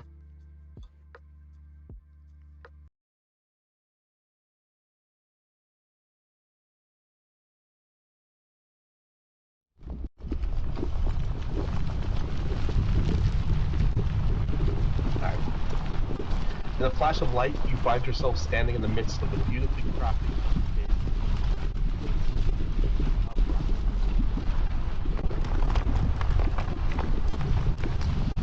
It hits most of you extremely hard, as the temperature where you stand is immense and sweltering. You all stand centered on a carved platform high above the near top of this carved out volcanic structure. Below you, separated by massive gaps of space and several stone rope and drawbridges leading into natural stone walls, you're at the top of a volcano, pretty much in the center of it. Ahead of you is a long stone walkway that falls out in front of you, leading towards an opening in the rock wall. At the edges of the platform you guys stand, behind you are three once standing statues, now crumbled and smashed, that sit surrounding the teleportation circle. Large claw marks and scorched trails are strewn about the statues. Does anyone want to look any further at the statues? Of course. Cool. Vaughn looks with his bare eyes.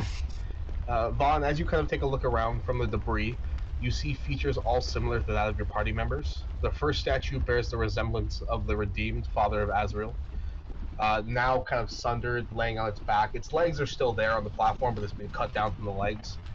Once proudly standing in his full armor, large blade of a sword placed casually on his shoulders, he's now partially smashed and tumbled adjacent to its platform. The second statue bears the grim features of the Queen of the Damned, Ariana. The statue, if it were standing, would depict a stern yet proud-looking woman, poised gracefully with a staff in one hand, spellbook in the other. Now this statue, the worst shape of the three, smashed, clawed, and covered in singed marks, the words "traitor" carved and burned into every inch of free space in the stone. The third statue, mostly intact, not too bad off, depicts the visage of the Phoenix Queen Sozin. She stands, arms raised in a flexing manner, a cocky grin on her face. And this statue stands height-wise a bit larger than you can tell from the other two. Bond, you want to make me a history check? Sure. History check. 5.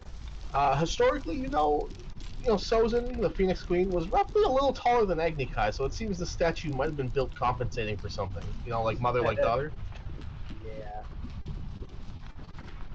Yeah. But the stone bridge connecting your platform in front of you guys to the opening of the wall seems mostly intact and safe. It looks like it was built very well, save for a few chunks that have probably gone missing over time. What would you guys like to do? Quick question. Yes. It's the four of us. Are any of Arya's undead servants with us? What's the party count I right figure, Arya, who would you have taken with you? Definitely Guy Stanley. Who does she even have anymore? The Venom Kiss is still with you, but you have to leave it in town. I think last time you couldn't take it with you because the size of the creature in the teleportation circle and the amount of people you were bringing. Okay. If you wish to bring it with you now, you can, but that's up to you. No, it's okay. You can stay here. Just Guy Stanley then? Yeah. Okay, so to answer your question, Ian, it's the group plus Guy Stanley.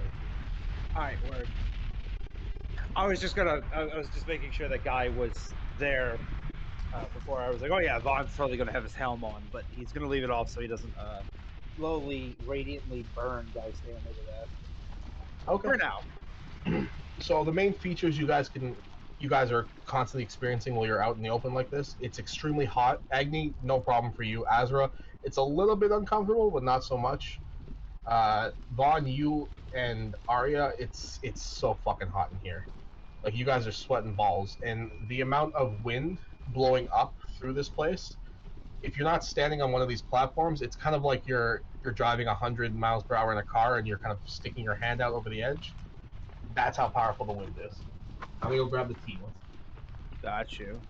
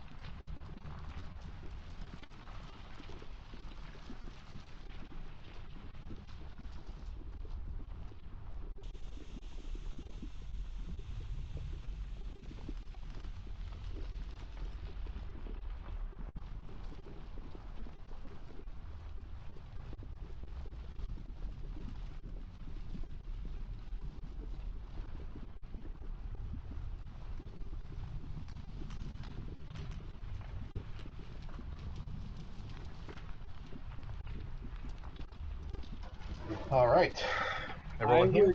Yeah. I know. Jam said she had to go make a phone call real quick. 1 second. I did want to say that since Vaughn has an open attunement slot, he would have reattuned to Frostbrand. And the moment it's like hot as shit and it's not great for Vaughn, Vaughn's gonna draw it and immediately get resistance to fire damage and hopefully a little bit of relief from this brutal heat. Okay, yeah. Your sweating stops. Now it's more like it's a hot summer day. It's not like you're walking in an oven. So the only person really sweating and having an uncomfortable time is the necromancer, whose body temperature is below normal. She's now at a regular human temperature and it's not doing so well. How do you guys do this? This is horrible. It's not great, but this helped out a little bit. All right, so there's only one way for you guys to go at the moment, which is forward. Would you like to progress? Unless anyone has any objections. Yes, I think we should. Ozra's just gonna like hang back with his father's statue for a moment, but then he'll probably take the lead unless anybody else wants to. Nope, you're good. All right. Vaughn will be close behind, but go ahead. Okay, and I'll have Agni holding the rear like she usually does anyhow. So Azra, as you cross this large crafted stone bridge, the carved pathway ends as you all enter what looks to be a circular chamber. Centered in this chamber is a large depiction of a sun and a moon kind of split down the middle, connected to each other, kind of like a mosaic in tile in the center of this circular chamber. The tiles surrounding the center picture depicts a sun on the left side and a moon on the right side. So you got half of a sun and a moon in the middle. You have a full sun on the right, and a full moon on the left. Azra, can you roll me investigation?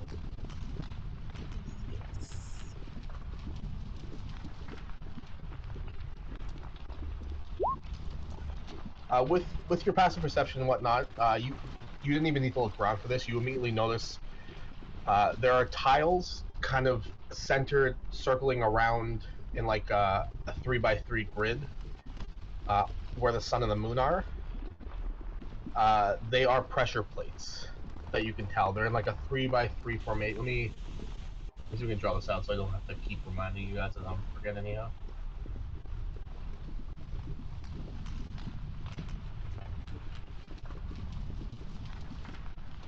So you got half the moon,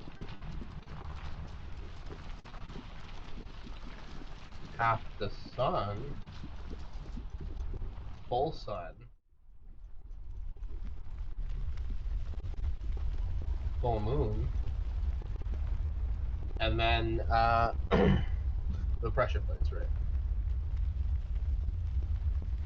I'll just put those in red.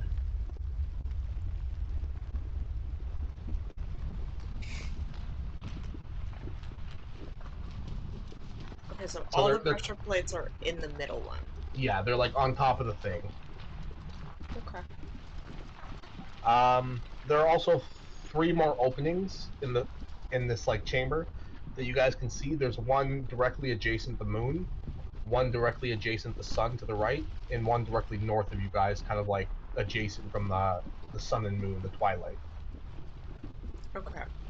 He'll stop the others and point out the pressure plates, just so nobody accidentally goes running all over them. Okay. And then he'll probably go further into the room to like investigate it to make sure that there are like no other pressure plates around, but also just so he can get a better look at this mosaic. Okay. As you get further into the room, you scan about. Don't roll anything for me with that investigation anyhow. You don't notice any more pressure plates. It doesn't seem like there's anything. It's the mosaic itself. The floor you're standing on is very nice marble. But what you do notice, the only other thing in this room besides the halls you can traverse down, as you enter, kind of behind you, leaned up against the wall, kind of crushed in a little bit of rubble, you see what looks to be some sort of construct, roughly medium height. It's got like a head, arms. Its legs seem to be detached and adjacent to it. It's slumped over with a few broken wires cut in half extending from its chest area. Okay. He'll like wave the others over so that they can also come see this construct. It's like totally like out of commission, right? Yeah, like it's been cut in half and its wires are sticking out and everything. Alright, we'll just wave the others over. You guys see Azra waving you over, and you head into the room as well.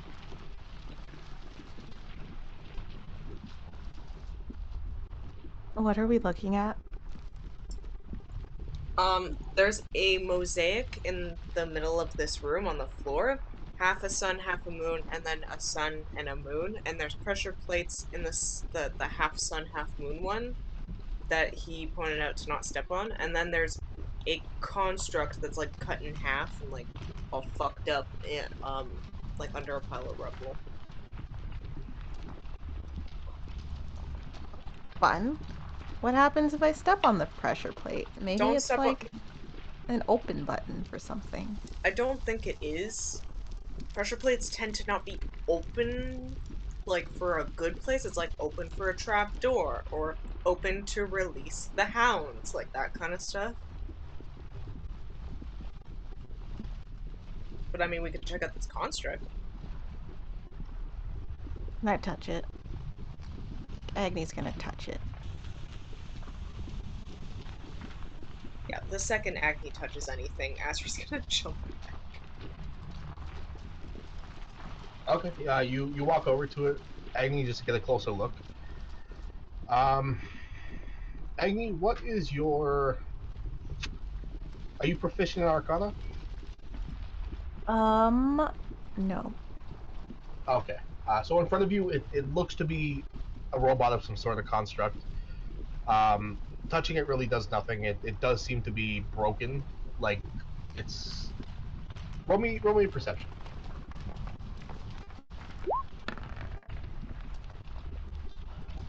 It looks like something clawed its way into its chest and just ripped it downwards. So it looks like it's in disrepair.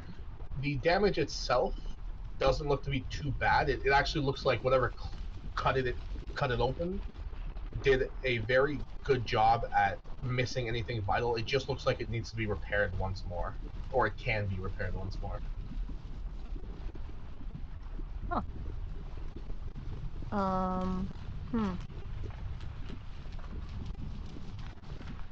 Agni's gonna turn to Arya and say, "How do we fix this thing?" It's a great question. Aria's gonna walk over to it and see if she can figure out how to fix this thing. Okay. Roll me Arcana, and who else is helping? Agni, are you helping? Yeah, I'll help. Okay, yeah, roll me Arcana. Oh damn, that's one more than you actually needed. With Agni's help, anyhow. You can tell, like, from a more technical standpoint, this robot is both machine and magically made.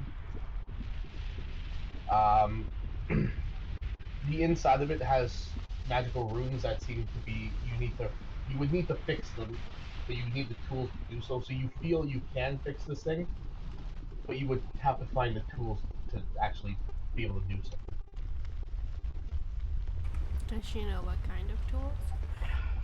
You do not, but from your intelligence, if there's a robot in this place, the tools are probably somewhere in this place as well. Alright.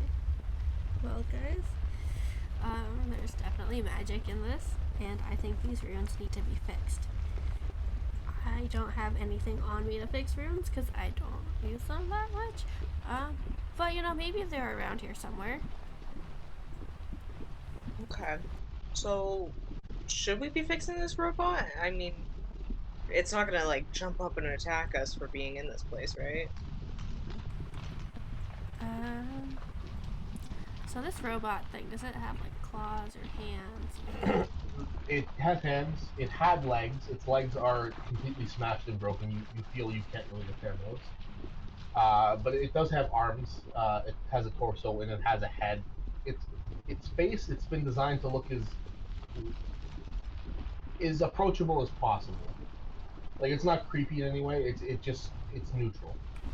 Okay, so the scratch marks on the tower do not match this robot. No, they don't. This thing doesn't.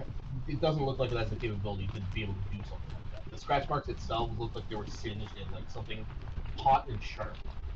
Okay. I mean, he looks friendly. Okay, well, if we can, I guess, assure that it's not gonna attack us, we can, like, fix it up and maybe it can tell us what happened here? I think so. I mean, you know, there's no way to like 100% assure that it's not going to attack us. But if it does, you know, we got it covered. We'll just push it in fire. What if it's fireproof? And then I am climbing inside that thing because I am so fucking hot.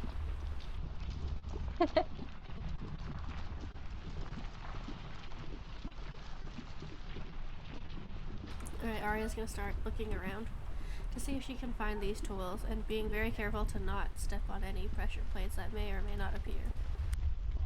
Okay. I mean, the room is as open as it could be. There's really nothing else in here besides the exits you can see in front of you. Azra did a pretty good sweep, and you know Azra's eyes are very good. It seems like the only pressure plates were the ones in the center. Alright, she's gonna peek into this hallway. Okay. You see the hallway kind of curves about 20 feet out, and then you lose vision of what's further down. She's gonna peek into all the hallways to see if they all do that. Okay. Both the left and right hallway do that. The hallway in front of you guys is just like a straight line that leads to. Let me just double check.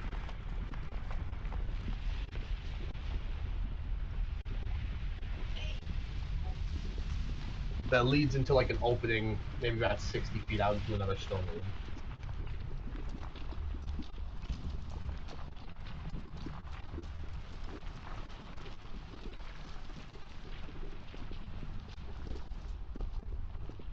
Well, gang, what are we thinking?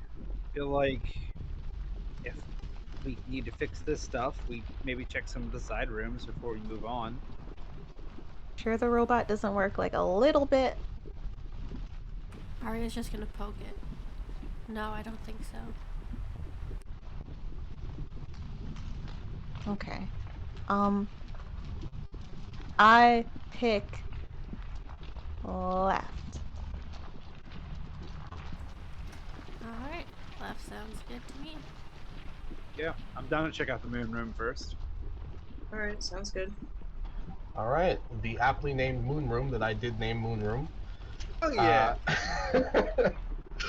As you travel down this hallway, as the hallway curves, you begin to see a beautiful story carved from stone is depicted across the walls.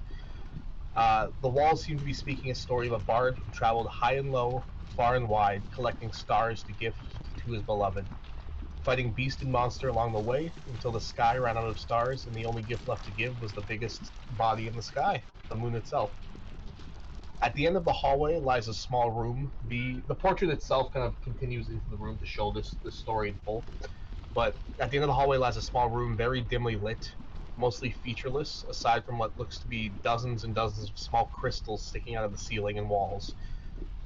There are also, from what you notice, 4 large holes spaced out in the ceiling between these crystals.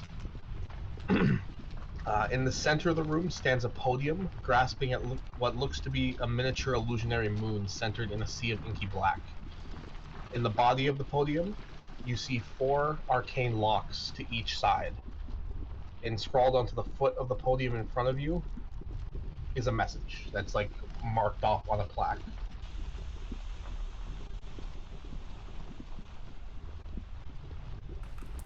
What does it say?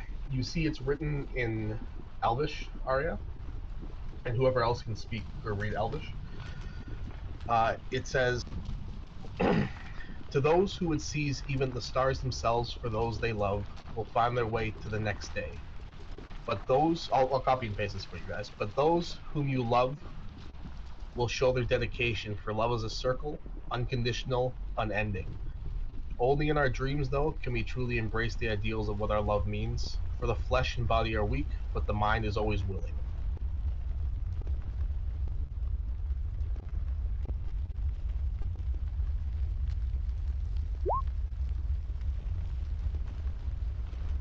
The fuck is that supposed to mean?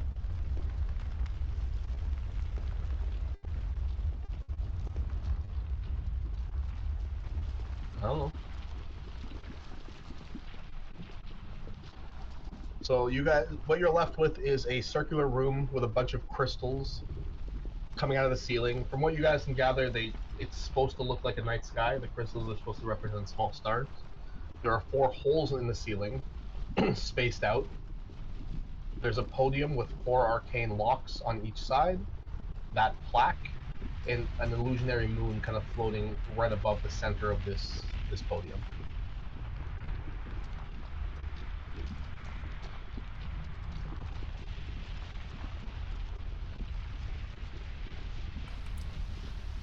What did you say was this? star things? They just seem to be like small crystals that have been embedded into the ceiling to like make them look like stars.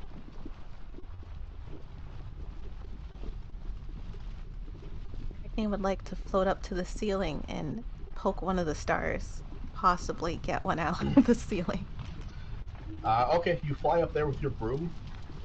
As you guys are in this like structure, you notice the heavy winds and the heat have died down to a more comfortable level. But Agni, you fly up to the ceiling and you kind of look at these crystals. They seem to be just embedded in the stone itself. You touch it, again, nothing happens. You try to pull on it, it seems pretty difficult to pull out. Von's gonna like kind of like scratch his chin. He's gonna look at Arya. He's like, you know, maybe because this just happened, but this kind of reminds me of the conversation that I had with Anna and Mr. Barr a little bit. Yeah, it really Like, does. like they give me the gem, visit her. She's planning on, visiting in dreams. Oh yeah, I guess I should ask Dylan. In any of Vaughn's dreams did Anna end up visiting him? Within the week, yeah, 100%. Like as Awesome. soon as you fell asleep, it's like she was waiting for you, sort of thing. Oh yeah. All right, so Vaughn was like, yeah, like I mean, like, to those who would sees even the stars themselves, for those they love will find their way to the next day. For those for whom you love will show their dedication for love as a circle, unconditional and ending. Only in dreams, though, can we truly embrace the ideas of what love truly means. The flesh and body are weak, but the mind is always willing. I don't know why Vaughn always has like the eight rage counter on him. But yeah, like because she can see stuff in dreams, and this crystal kind of reminds me of those crystals. I feel like obviously I feel like the answer is definitely going to lie in a circle, but I'm not sure what else. Do any of you know the dream spell? Didn't Azra use that a lot? No, I never got a chance to actually use it. But do we have any scrolls for it? I recall we had one at least. I think I had one. I gotta check my inventory.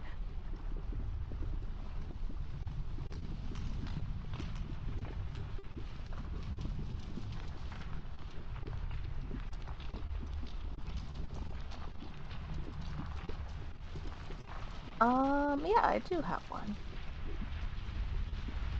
Have I used it? Hold on. No, I still got it.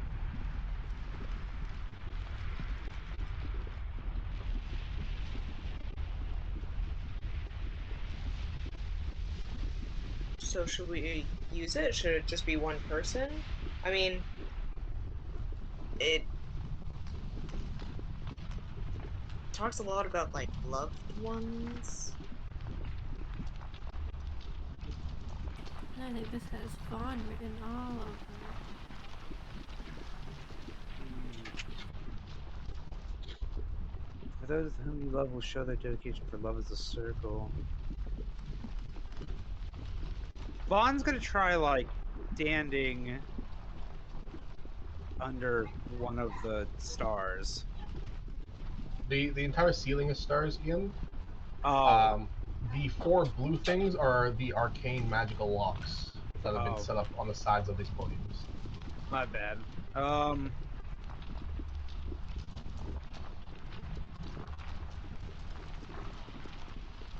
What? Okay. So there's arcane locks around the podium. Like, is there like a cabinet in this podium? Like, what are they locking? You can't really tell just by looking at it, but they seem to be on the sides of these podiums, locking something. Jesus Christ, Victoria. I want to take a closer look at these locks.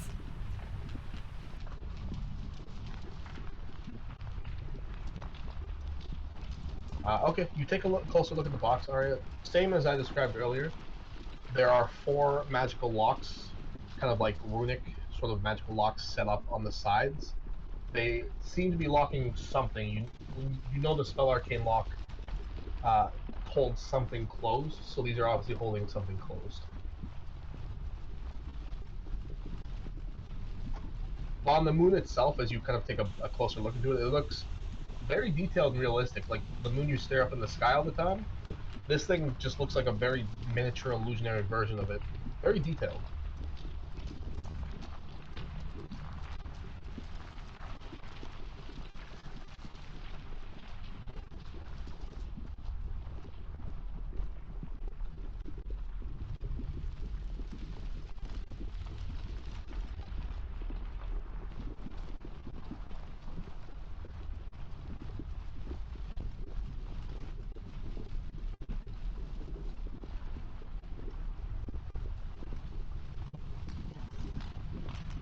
Oh shit! I didn't even see you roll the 37. Goddamn. But yeah, that's these are locks. These are holding something shut. They need to be dispelled to open. It's like a level 2 spell that you're aware of.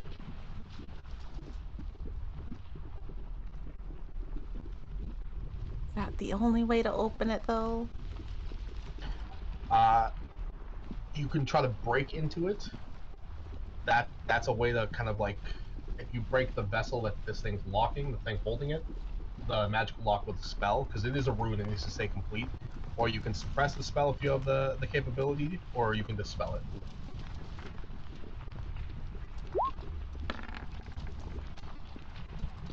Okay, which one are you dispelling this for? I'll do the one in front of me. Okay, you begin to cast the spell and you choose the arcane lock in front of you. You see the rune slowly burn away. As that happens, 1 sec. Where's Moon Rune? There it is. The arcane room disappears, and you see kind of like a cylindrical slot open up. The slot seems to be empty, though. I'm gonna put my hand in it. You kind of reach your whole hand into it. It's an empty space. It looks like it would hold something. Someone's already been here. There's nothing in here. She's gonna take her hand out. I'm gonna put Agni-Kai in the slot. You're We gonna will what? stick her head in it if it's big enough. It's about the size of like it's the diameter of like a baseball, but it goes a little pretty deep down. Maybe Oh. about like a foot or two.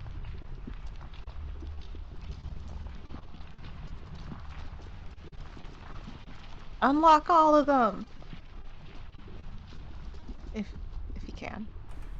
That's like all my spell slots. Oh. Well, maybe I'll just break some open.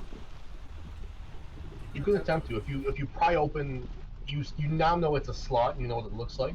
So if you attempt to pry it open, if you're able to do so, you will break the arcane lock and pop the thing open. I'll do that. Okay. Which way are you trying to break it? Are you just gonna wrench it open with like? Before we start breaking things, should we see if any of the other rooms have clues to this?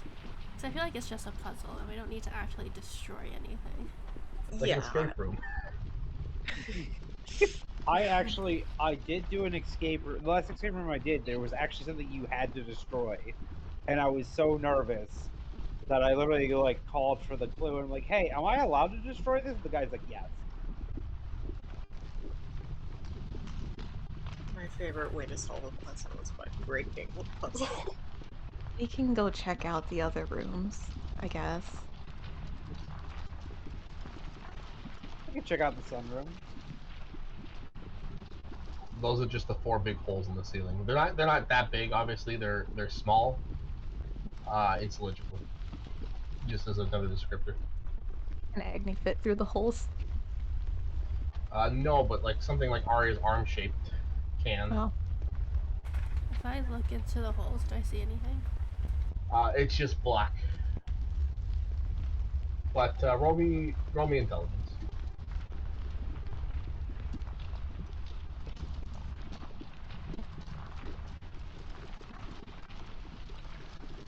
Yeah, just straight intelligence.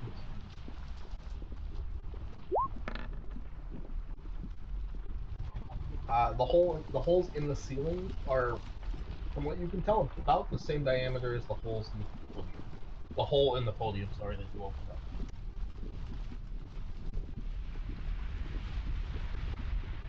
Do you think we have to get the stuff out of the holes and put them in the podium?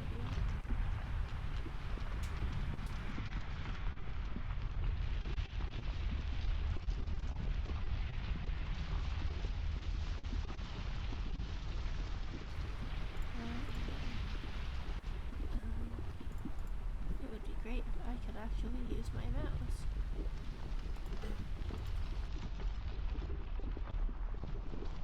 I'm gonna cast. I don't even need to cast it. I have my spider cloak on. I'm climbing up there.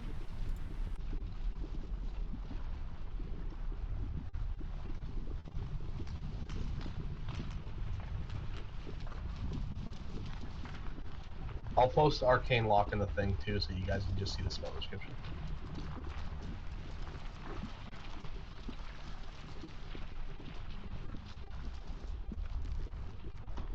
You can technically attempt to pick it, but the DC is higher to pick it with an Arcane Lock. The DC gets +10 to it.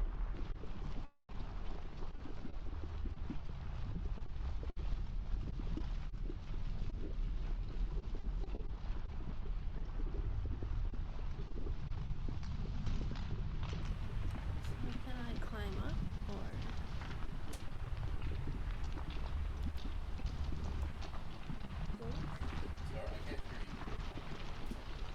Well, my mic's on.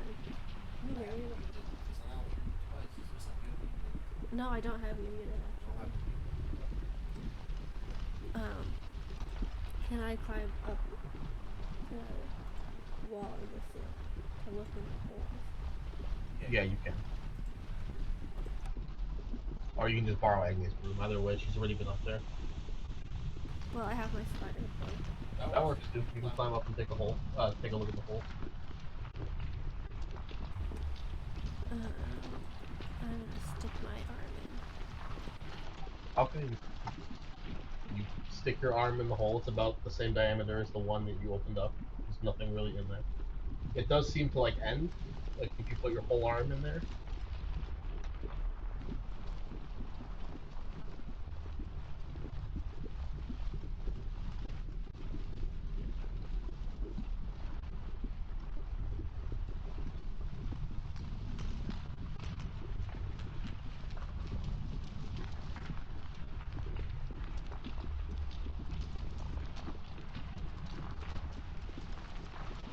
I feel like we just need to find the password. She's gonna climb back down. He's gonna start saying random words like moon, stars. The puzzle was originally in Elvish, right? So would the password also be in Elvish? These are 4 separate castings of Arcane Lock. They would each have a password, if that was the case. Then would they all be in Elvish? You don't know. You didn't cast the spell. But he's asking Arya. Arya with the big brain. That was Guy Stanley talking. Guy Stanley, you're talking very, very intelligently today.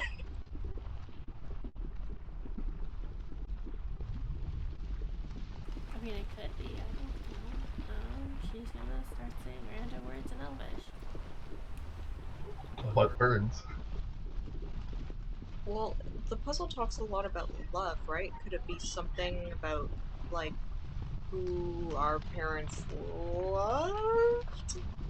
Me, Agni Kai. No? Okay. Okay, one of each of the passwords is just our names. Because there's 4 of us and there are 4 locks. Does Vaughn count in this? I don't know think like so. he counts in general, but like to the original prophecy group thing. Well, you guys are not coming up with any ideas. So. I thought we were gonna check out the other rooms. Alright, let's Or I could break them all open. I'm just gonna put the description of the mural as well, just so you guys can read it again if you need it. Oh, can I grab the weird moon that's not like there, but kind of is? You can reach at it. Yeah, it is an illusion, so like your hand does pass through.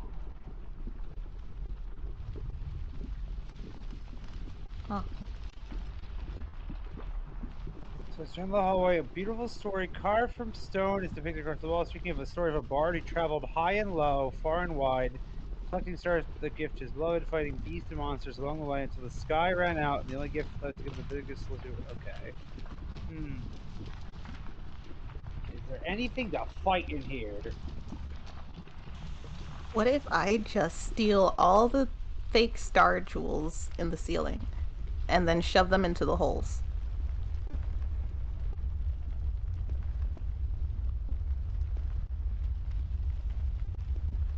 He's just gonna float up to the ceiling and start swinging.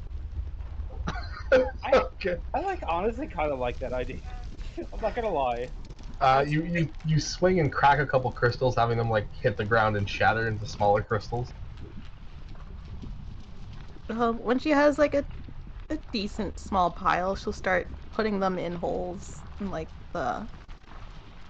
Let's try to throw one up here. You just watch Agni as she's tossing crystals up into the air, watching them kind of fly up in the hole and fall back down towards her.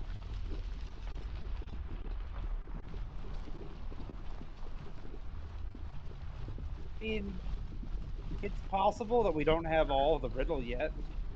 Maybe something in one of the other rooms goes in here that we use to get something to go in there. Yeah, maybe we just have like a part of the story, and we can find out more information, find a clue, or at least it's worth checking out the other rooms. If we don't find anything, we can always just come back. Arya's already halfway down the hallway. He's taking Arya's some of the got the crystals spirit. with her. Alright, do you guys want to just skip out and go to another room? Sure. Alright, that works. Come back to this. It's just to make sure that options. Okay, you have the sunroom still, and then you have the other room north.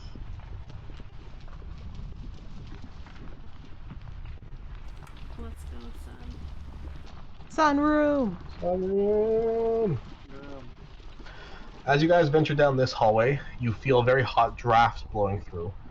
Coming to the end of this passage, you find a doorway that's wreathed in endless flame. Scrawled in Ignan by the entrance to this room is a sign. I hate this already. I can read it! Oh my god, you can read? Kind of sprawled in the sign, like very lazily and aggressively, it says, "Don't die." Simple. Or do. You're the one breaking in here. Well, first of all, Agni's just staring at Arya, devastated at that joke, because, wow, rude. Yes, I can read.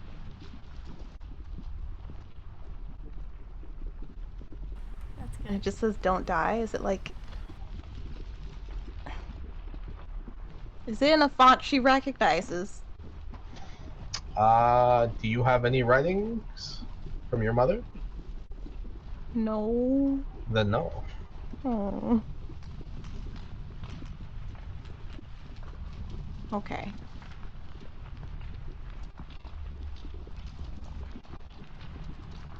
What's in the room, though?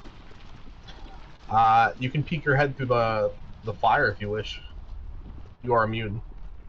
Okay, she'll do that. You poke your head in. Looking around, you see the room is separated. There are two thin walkways amongst a floor of lava, leading to two podiums at the top of a 10-foot high platform on each side, each with an arcane symbol on them, from where you can see right now. More arcane bullshit and fire.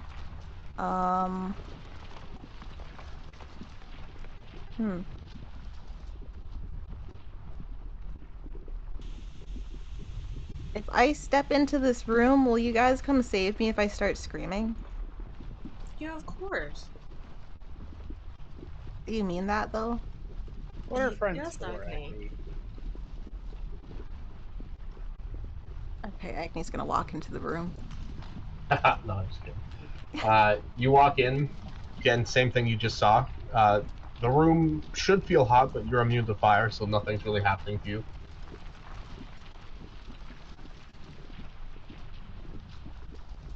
Is there anything else written anywhere? Nope. Compared to the last room with its intricate like story carved into the walls and the illusion and everything. This room looks pretty crude. It's just lava and fire. And then it was arcane something. And then there seemed to be like an arcane rune carved into the podiums that are up like a 10-foot staircase onto separate platform. Okay, Agni's gonna go up the staircase and take a closer look at this room. Alright. 1 second.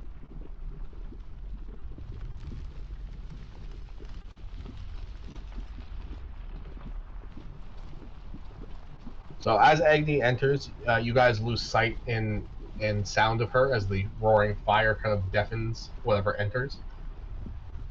Agni, you walk up past the stairway, up the staircase, onto the platform with the podium, and you see in the center of the podium there seems to be like a glyph, kind of glowing, arcane glyph glowing at the top of the podium. He's gonna touch it. You place your hand over it, it begins to glow, but nothing happens. You look over and you see the podium about 25-ish feet across, looks exactly the same with another rune.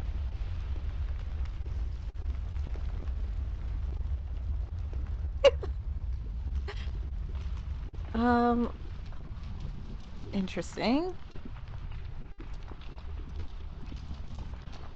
Agni will use the sending stone and say, Azra, could you, come in here, please? Y- yeah, okay. And he'll go and brave the heat. Alright. As you enter the room, you are going to take some fire damage because you are not immune.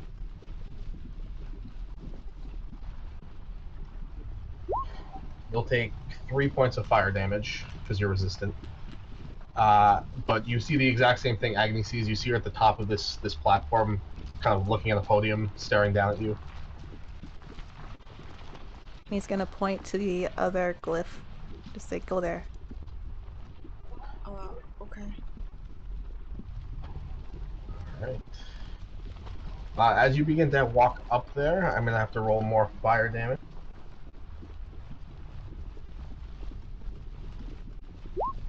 And I need you to roll me a Constitution saving. With advantage.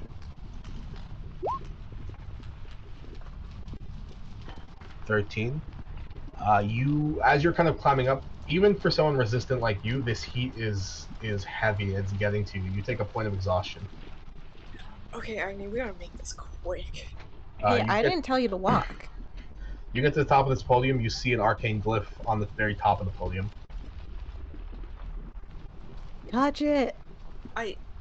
Okay, he's just gonna like touch it with his foot. Okay. As you lift your foot about 5 feet up and place it on the top of this podium, weirdly, it's pretty weird. Then 5 feet up. Agni, you do well. It's a podium at the top of this platform. Anyways, Agni, you touch yours as well, and they both begin to glow. As that happens, you see the pools of lava begin to get drained somewhere as they all slowly disappear. You guys hear the roaring of flame get a bit louder and louder, and as it does, both of you at your backs feel a gust of wind, a massive gust of wind kind of blow up from where the lava was. I need everyone in the hallway to make me a dex saving throw.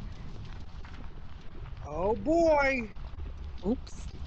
As all of the flame and the fire comes up from the holes and gets expelled out that way. Hit the dirt! We about to have ourselves a crispy wizard. And a crispy zombie. Oh no. No. And this is my first time getting to use a deadly trap. Oh shit.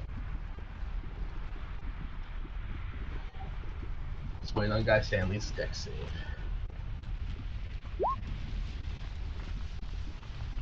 Alright, so you all fail. Everyone takes 102 fire damage. Oh my god. I take 51! As the most brutish of traps set up by the Phoenix Queen herself, goes off.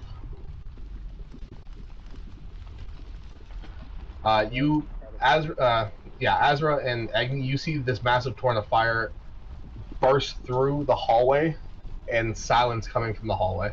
You just hear Von yell, "Ow! Fuck!" Okay, Vaughn's alive. Arya? Guys, we need a medic.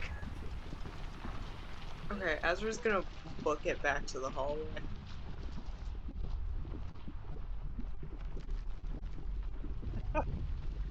Is Guy Stanley still unalive? He's as long as Arya lives, Guy Stanley is virtually immortal. Oh, okay, cool. You can heal him if you wish, but he is technically unconscious. He doesn't make death saves. Oh, that's neat. Did anything else in the room change? In the room you're in now, besides all the lava and fire disappearing, the room's gone completely black. There's no more light. Vaughn, with your perception, you can notice there is now a light coming from the main chamber. Well, I guess we figured that out. Vaughn's gonna look at Arya. Oh, it's either... Oh, that's Arya's character sheet. I don't know. I had that instead of Vaughn's. Let's go look at Arya. He still hasn't said anything. Arya, are you alive? Are you shell-shocked? Are you She's muted on pissed. Discord? She's Oh no. angry.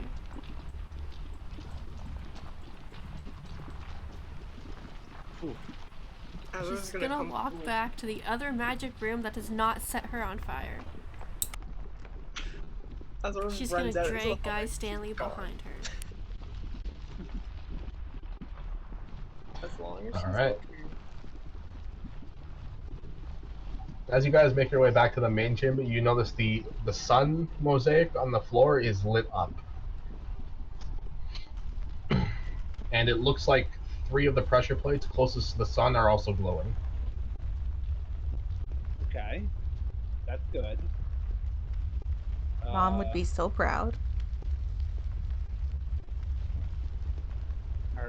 We should probably do something about Arya, though.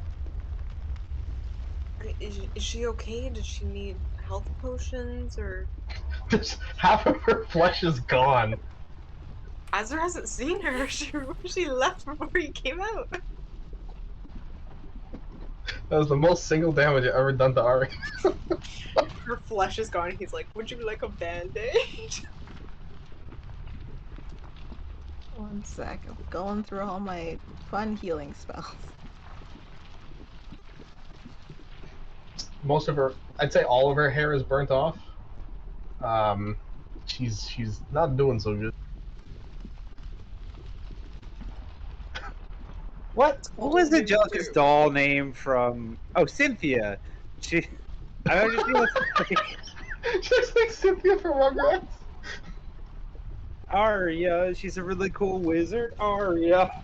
Holy fuck, her flesh is gone. Alright, Agni Heal is for guy Arya. touches you and pulls off some of the burnt skin that melts through your gauntlet, but you feel your skin begin to slowly heal back up, your hair regrow back. And you feel a lot better. Not the best, but a lot better. You know what? You're not as crispy as Hugh was when I met him in that tavern. Almost as crispy, but not as crispy. And you have both your eyes still. So that's good. She just looks horrified.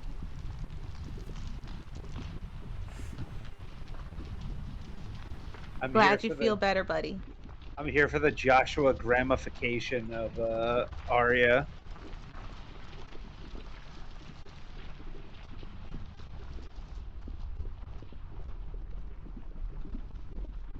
I had to Google that. That's that's a Fallout thing. Yeah, that's funny. Oh, can't let God do all the work.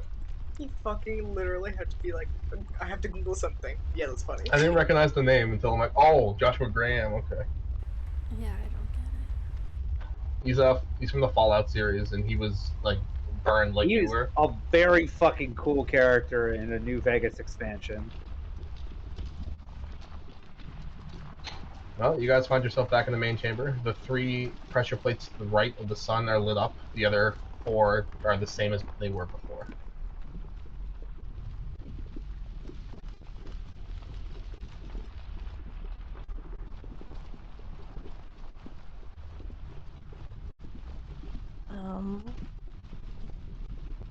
We could go through this one because we haven't been there yet.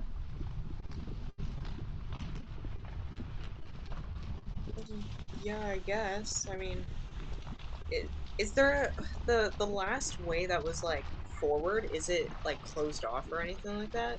The room Agni's in front of is the way forward. The map is only depicting 3 ways to go.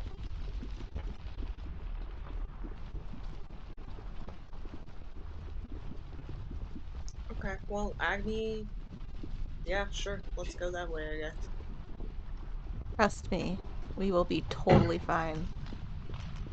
I don't know, Alright. you said that about the last room. I did not say shit about the last room.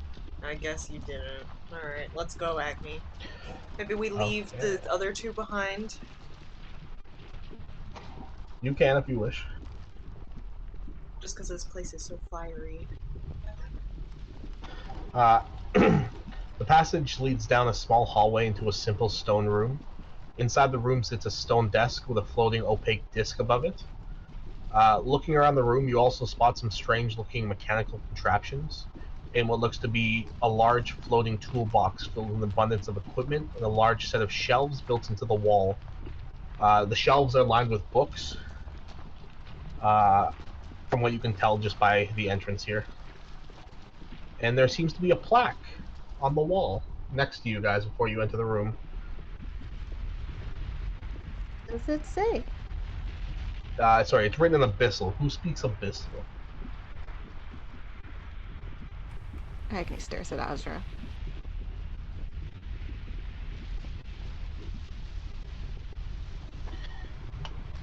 Adrian, if you're talking, you're muted. Sorry, there's a lot of noise going on in the background, I'm just trying to mute it. You speak the demon tongue, demon. Yes. You read the sign, Azra. It's just 2 simple words with an exclamation mark at the end that says trivia time. Oh god. He'll relay that to Agni, and he'll relay it to the others through their, like, sending stone. Azra, have you read any writings from your father? Not ones that he's written specifically, only things about him. Gotcha. Okay, no worries. So you guys all hear that? It's a room with a desk. There's an opaque floating disc above the desk. There seems to be a toolbox and a shelf filled with books.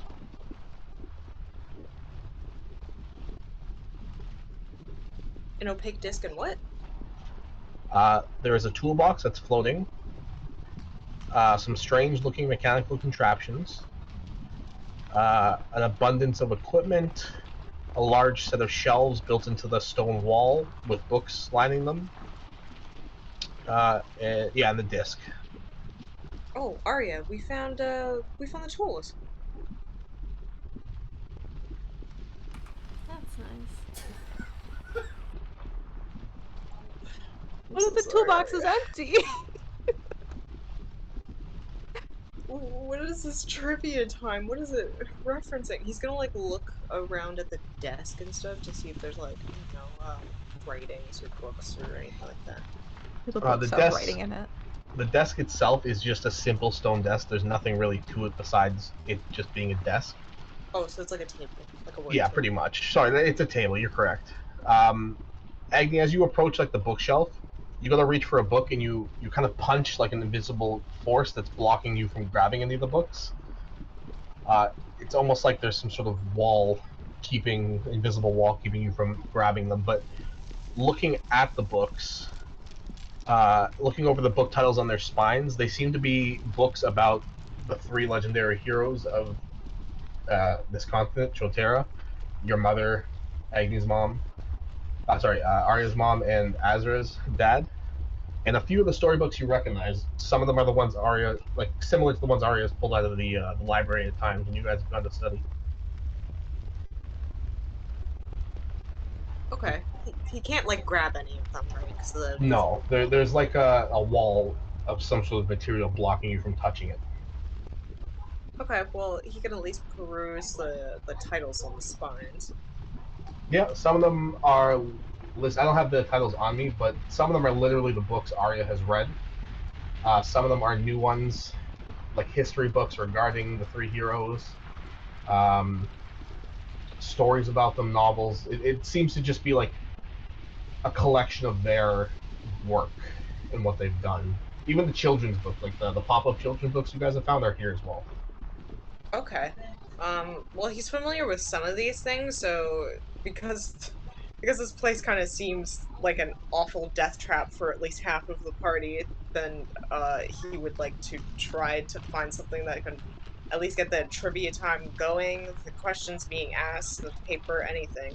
Try to find something like a rune, maybe, like from the last room. Wait, let me grab the toolbox first.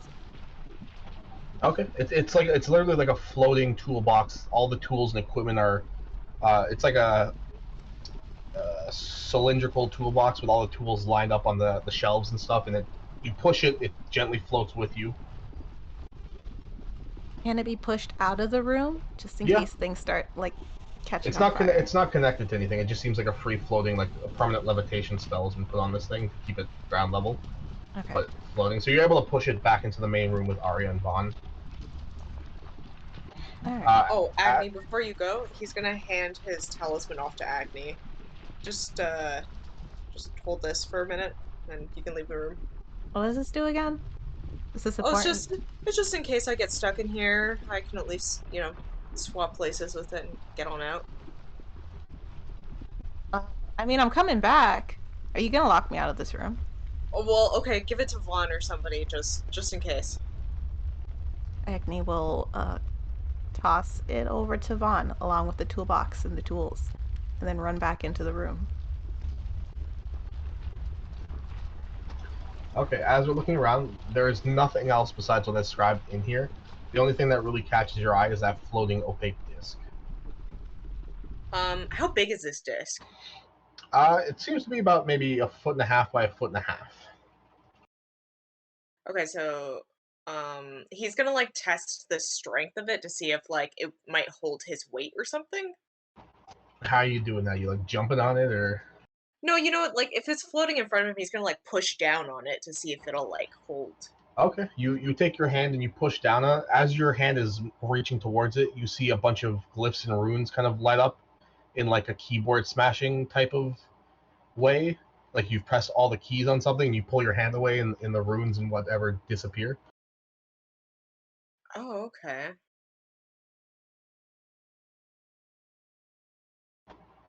He's gonna start pressing runes. Okay, you begin pressing runes, and eventually you hear and then it glows red for a second, and then turns back to normal. Okay, well, I think I found the way to answer any questions, but I haven't found the questions yet.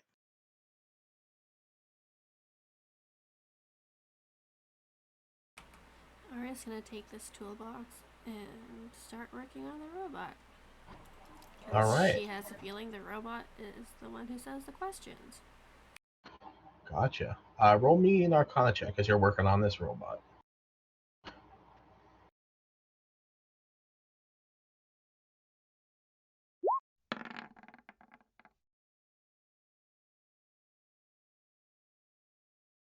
Oh, well, yeah. Oh, fuck. Okay. Yeah, you're good. The original DC was 30. If you tried to do this without any tools, with the tools, it brought it down to a 15. You're good. As you begin tinkering with this robot, we'll say about 20 or so minutes pass. It seems simple enough, and you have like an aptitude with these tools. Um, they seem to be just more intricate versions of scribing runes onto a page, but for this robot. And you manage to connect all these runic kind of circuits together and tie up whatever loose wires the best you can. And you see this robot's eyes begin to light up blue for a second. And it sounds like a startup sound, and you hear, "Hello, Hello. how did I get here? How you doing?" Oh, I've been better. How are you doing? "I'm good. And you see he tries to stand up and he falls over and he goes, "Oh, looks like my legs are broken. Oh, that's a darn shame." Yeah, I'm sorry. This is how I found you. Aw, man. Well, I'm DiGiorno. What's your name? My name's Arya. It's nice to meet you. That's a nice name you got there, Arya. Who's your friend over there? Hello. That's my friend Vaughn. Oh, Vaughn. Vaughn's gonna unmute his mic and be like, "Oh, hello. Did you say your name is DiGiorno?" Yeah. Vaughn like mutters to himself, "Hi, I was gonna call him Guy Sitley." You guys here for trivia night? Yes. Yes. Because I'm guessing Azra and Agni have told us everything that. Sorry? Yeah. Okay. Okay, Yeah. Yeah, I think my friends are actually ready for trivia night. Oh, golly. Okay. And he tries to get up again and falls over. Give me a minute. I'll crawl my way back to my desk and we can start. I can carry you to the desk. You do that for me? Yeah, sure. Oh, Vaughn, shucks. Okay. Vaughn is gonna like. Guy Stanley's like unconscious, so it doesn't really matter. Vaughn's gonna pop the helm of brightness on his head, so he can sheath the sword without getting cooked. And he is going to pick up DiGiorno and carry him into the room. Put him at the desk. He's surprisingly heavy, but you're able to kind of prop him on your shoulders, and he goes, "Wow, it sure is high up here, huh? All right, let's go." You guys see Vaughn. Are you going in the room too, are you? Yeah, why not? You guys see Vaughn carrying what looks to be a robot that's like talking over his shoulder. And he goes, "Oh, just prop me up behind that desk there." Vaughn will do that. All right. As you kind of place him down, a chair magically appears under him and holds him up, and he goes, "Oh, we got two more. Hello." Guys, this is DiGiorno. He is the trivia master. Oh, okay. You are in charge of the trivia. You gonna kill us? No, I've been preset to run this trivia thing for you guys. It was designed by the Redeemed, one of my three bosses, and he starts like doing a little robot dance. So, I mean, it is dangerous. I'm not gonna lie to you. I was built, and this chamber was built to keep the ruffians out, those who wanted to get in. I can tell from your friend's skin, you guys passed one of the tests already. Do we need to pass the other one before we do the trivia? I mean, I'm not supposed to tell people stuff about the thing, but you did bring me back to life, I assume. So you don't really need to do one after the other. You can just do them all, like any order. They had a little fun with this. They built their own puzzle room to see who had the coolest puzzle room. I think it's mine because I'm here. But to each their own. Can we skip all of this because our parents made it and that makes us super cool? I don't really have a response to that line. You could say yes. I could. That's one of the options in my vocabulary. Okay. Now, for this puzzle to work, Arcuz was a pretty nice guy. Whether or not you answer them right or wrong, as long as you get 3 of them completed, whether it's right or wrong, obviously, he lets you pass the puzzle. He feels real bad if people don't get stuff done, they get frustrated. So, yeah. Okay, I guess, let's start? All right. He reaches up to the floating disc, and you see him begin, like, typing shit out. He's like, question 1. In the Battle of the Small Candle, how many soldiers died on the battlefield? A, 16, B, 14, C, 15, or D, 12? Are we allowed to ask questions about your questions? You can. I What don't is think the I. Battle of the Small Candle? Oh well, Battle of Small Candle. It was one of the first battles when the group met up. They called it that after the child that died during the battle. Unfortunately, all 16 soldiers were killed, and they lost a lot of good men that day. Pretty sad. That's awful. What were the answers again? It was A16, A. B. Correct. Wow, that's a tough one. Normally people don't get that one. Yeah, I know, right? I Good just job. totally forgot about this battle and the child and the Yeah, kid. good for you guys. All right, battle number 2. Question number 2. Can you name the real names of the 3 legendary heroes? You mean our parents? I don't have a response to that line. Frozen! Ariana? Ding ding. Or Goose? Dang, you guys are really good. Wow. Gosh darn. I mean, this is their dungeon, but most people don't know their actual names. That's surprising, huh? All right, correct. Third question. Are you guys ready? Yeah. Yeah. What is the name of the plane the Eater of all things was trapped in by our Savior, the Queen of the Damned?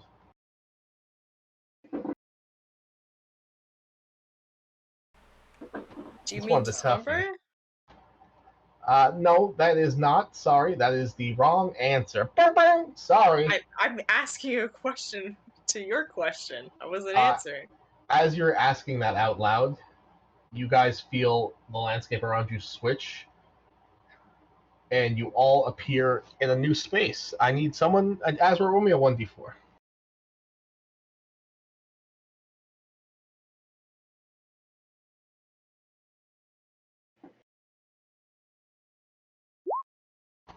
Ooh, my favorite. As you're asking that question, Azra, it's almost like you blink and you guys find yourselves in a different area.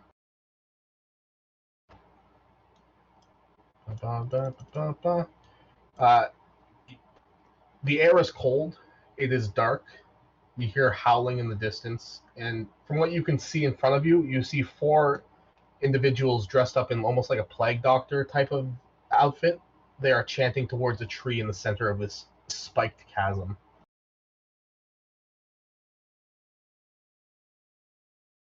Am I allowed to ask a question again, or is that going to ding us? It's only you guys in here.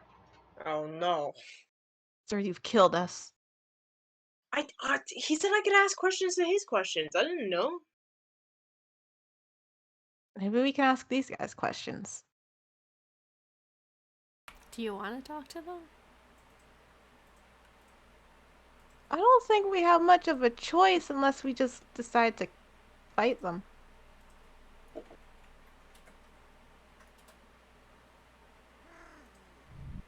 Ari's just gonna peek out from the Oh. corner. I should hide them. Yeah, Azra will also hide.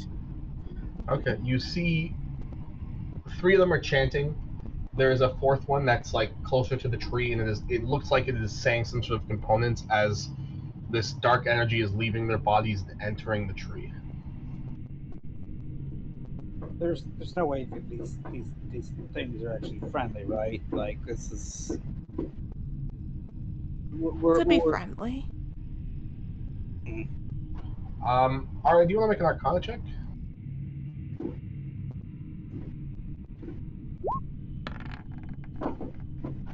Just in general, the vibe of this place that you're standing in, because you have done a lot of studying on this sort of thing, and Faye has been studying planes as well. Just the ambiance of the place you're standing in, you feel like you're in the Shadowfell right now, which is a very dark place. Well, I think we have the answer to the quiz. I'm pretty sure we're in the Shadowfell. And that is not a good time, so I don't think they are friendly. Okay, so how are we gonna do this? We're running a gun in. Holy shit! Those fireworks are still fucking going. Is that what that noise is? Fireworks. Yeah, that's what that is. The Phillies finally got a. They were the first people top of the sixth. They finally fucking got a point, and the fireworks have been going for the past like Point 5 in minutes. what? Yeah, what sport is today? Baseball, the World Baseball. Series, game Baseball. Game 5? Wait, no, this is Game 6. Game 6, if Philly loses it, they're out. If they win, it's tied 3-3, and the World Series will be decided tomorrow night. So did they win, or they just get 1 point and they're happy about it? They got 1 point. It's been a 0-0 game up till this point. Yeah, they had to Oh. grease the lampposts in case they won. Yeah. Oh, they grease the lamppost whether they win or lose, baby. Fucking gravity ain't got nothing on us. But yeah, it's been a 0-point game for both teams, and Kyle Schwarber hit a home run out of fucking nowhere. Only one person was on base? No, literally it was the top of the sixth. It was the first Oh. swing. Oh. They hit the ball once the entire fucking game. So I I don't thought think they were deserve supposed to be fireworks. professionals. This Right? is ridiculous. I mean, to be fair, nothing else happening for the Astros either. So go Phils. Anyway, sorry. I don't understand anything about baseball. It is quite boring to watch. Agreed. Yeah. Of all the sports, that and golf are the worst. So Agni's plan is to just casually walk past these people. Or we surprise them and get How? There's a no little- cover. just a little surprise out. I mean, they haven't noticed us yet. We'll just pew pew, you know? No, I don't know. Pew pew. None of my spells reach that far from here. Hold on, how far are they? They're not that far. I mean, I can like guiding bolt one of them, but they're gonna see this bright ass magical missile hit them.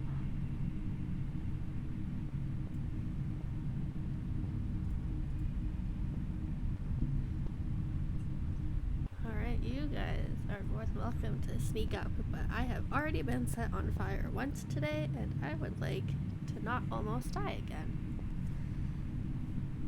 I'm gonna like just, take a stroll. If they freak out, then we attack. You guys can hide if you want, and you can surprise them. I mean, at Oh, that Azra's point, already hiding. at that point, they will not be surprised. Well, they'll only see me, because you guys will be hidden, and they'll be like, "Who is this bitch?" And then suddenly 3 other people show up, and I don't know. How high are these cliffs? There's multiple different. The cliffs themselves, the rocks look razor sharp. Enough that even if you just touch it with your hand, you'll probably cut yourself. They seem to be about 150, maybe 200 feet up. Alright, I will not be climbing the rocks. And just overhead, like, there are violent winds at the very top of this mountain as well. Oh, so I'm not flying up either. Alright, well, you guys can go be sneaky. I will be back here. You watch as the tree begins to glow, and a face begins to get carved out as these guys are chanting. Okay, I'm gonna go. we need to speed Uh, this up. Tell you how it goes when I get there. You can keep moving forward if you want, Agni, like 10, 15 feet. You guys watch as Agni continues to move forward. Unbeknownst to her, she begins to glow green. Arya is going to use her ascending stone to say, Agni, you are glowing and you are green. You look like Christmas time. And Agni, as you It's get about that Christmas. close, you see one of the chanters turn around and see you, and the others follow suit and see you, and they all begin screeching in your direction. I need everyone to roll initiative. Let me get the Can thing I out say first. hi first? Nah. Okay. Also, this is going to sound weird, but is the grid on for this map? It's I don't think- fucked up because the grid on the map itself is fucked up. So just don't use the arrow keys or something. It's very hard to put gridded maps in Roll20 that match maps that already have grids on them. Tell me about it. I'll just drag Vaughn the old school way because it's arrow key is not doing shit for me. Yeah, it's not working for me, so I've just been dragging Agni. That works. Dragon Agni, that's her name. Oh yeah, same. It's not working with me either. That's so weird.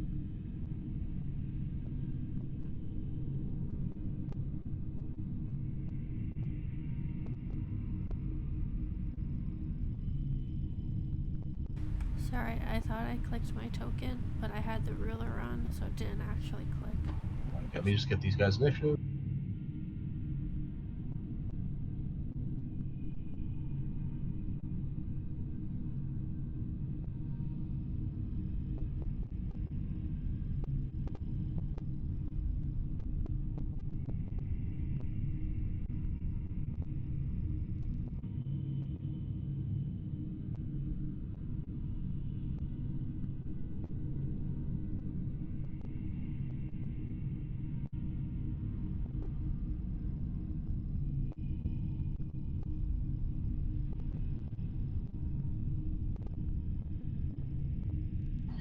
All right.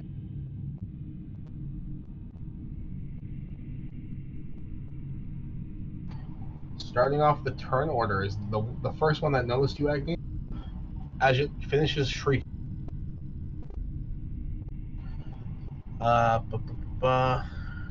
You see it turn around and begin heading towards you, and as it does, its visage completely disappears as it goes invisible.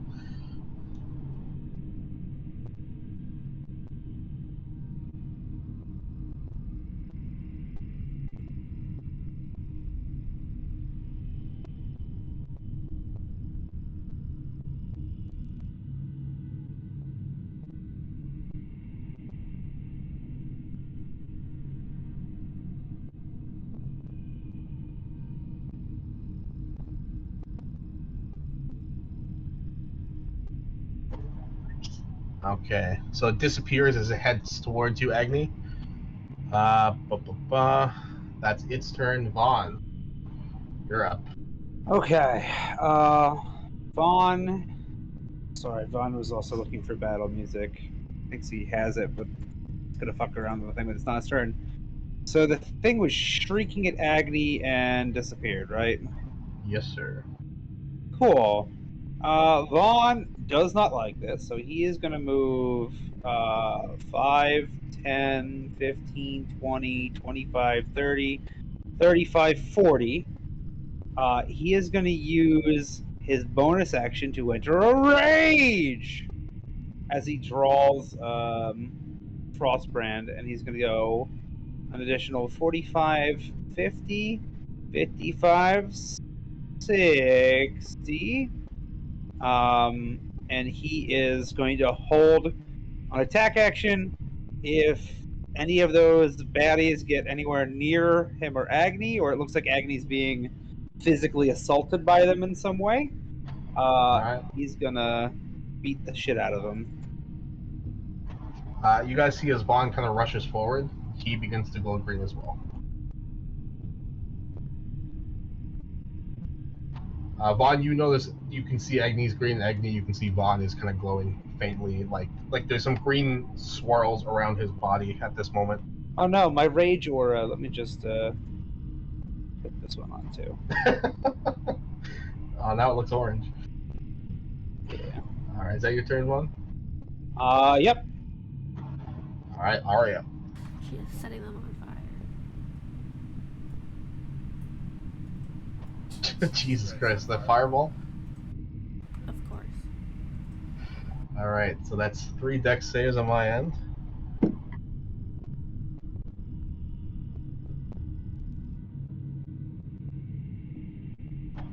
That's a 10 for the first guy, a 7 for the second guy, and they all fail. What's the damage? 28, motherfucker. Okay. One sec.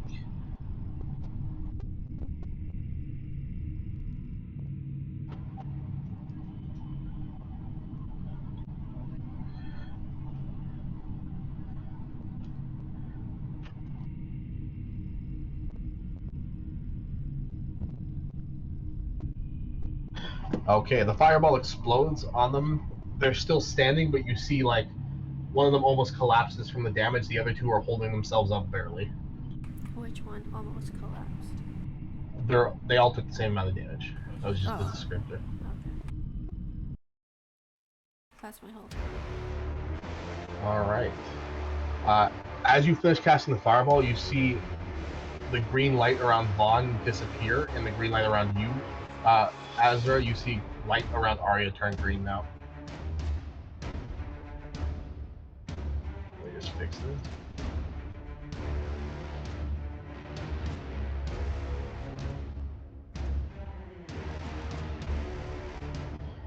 Alright.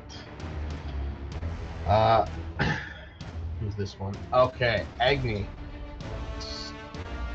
Let me roll for this.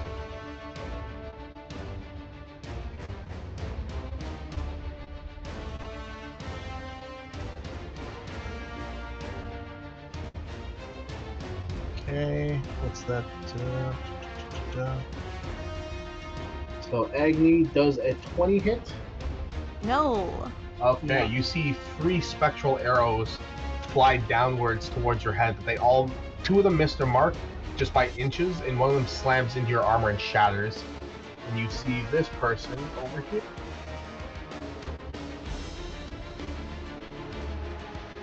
High above the rocks, perching on an edge.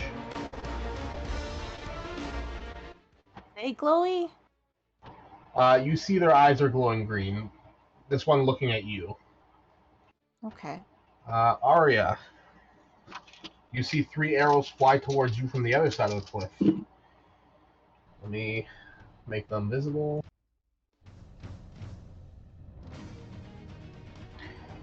Okay, does a 17 hit? No, it does not. Okay, so the second misses, but the third is over 20. So only one of the arrows hit. The other 2 shatter across the rock next to you. The third one strikes into you, and you feel, with this green aura around you, it deal more damage than a natural arrow would. Do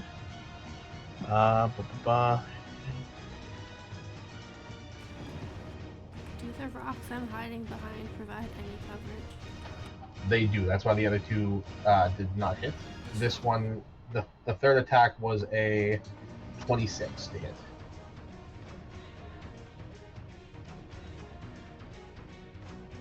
You take 49 damage as the arrow strikes into you, and the green aura surrounds it and explodes inside of you.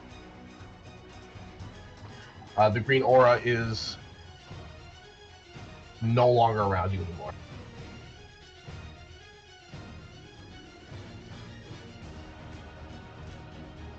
Okay. It is now this thing's turn. It is going to run towards you.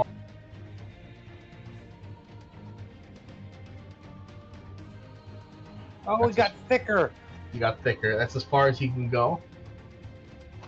Azra is now your thick ass boy.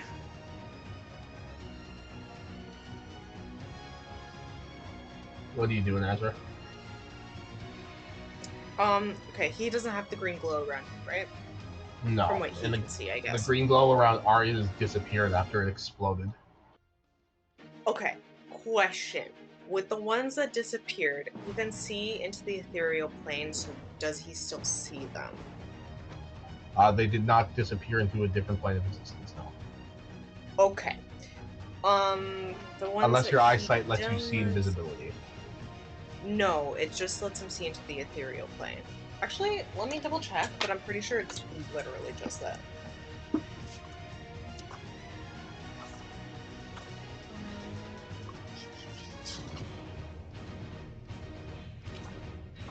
shit, where is it?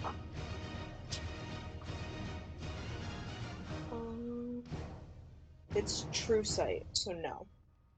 Wait, true sight? Wait, hold on. Blah blah. You can see in normal and magical darkness, see invisible creatures. Oh, you All right. can. Then you do. You see a creature, knife in hand, like weirdly black blade in hand, behind Agni Kai, getting ready to stab her. All right, he is gonna take aim for that one specifically. How far is it? It's right behind Agni Kai. Yeah, but how? Oh, Like actually, 70 feet. I'm sorry.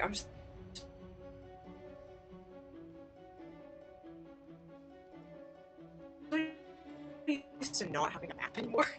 I forgot we have a map. Okay. How many feet does he have? Oh, he's got 40. So if he bonus action dashes, he can make it all the way over. And is it here or is it here? Yeah, he's Okay. right where you're standing. Okay. Azra will take a swing with redemption. That hits. You get the sneak attack as Agni is there with Vaughn. Where is it? There it is. All right, you take a stab into this creature and you hear it shriek out. It still stays invisible, but it certainly looks like it's in a lot of pain right now. Okay. Does it do anything special? I don't think so. It does shed bright light in a 5-foot radius. The creature or your weapon? My weapon. Just in All right. case you need Oh, it sheds bright light? Yeah. Bright light in a 5-foot radius and then dim light for an additional 5. It is no longer hidden as you approach. Does that count for the parameters of Vaughn's attack to go off, or no? Yeah, go ahead. Cut him up. Also, while he's doing that, is this thing technically a fiend in any way? No. Okay. Everything else should be fine. 17 does hit Vaughn. Got you. That is not a lot of damage. Wait, not 10. I can't do math. 13? Yeah, you're right. Okay.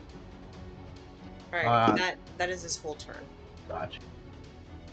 Shriek Boy over here is going to run this way. And he is going to continue chanting at the tree. Agni Kai.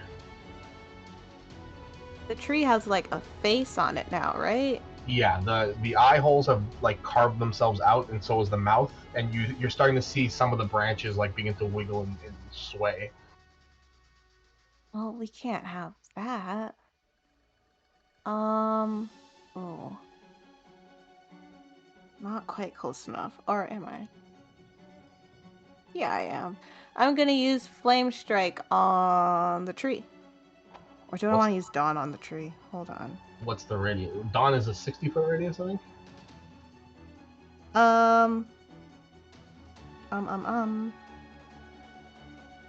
Dawn is...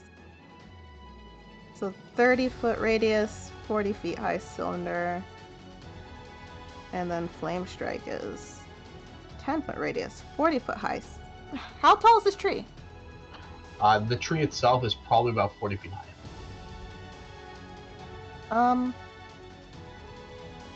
We're gonna go with Flame Strike because I don't have to concentrate on that. Alright, so you will hit the green guy and the purple guy and the tree. Cool. So roll your damage and I'll have them roll dex saves.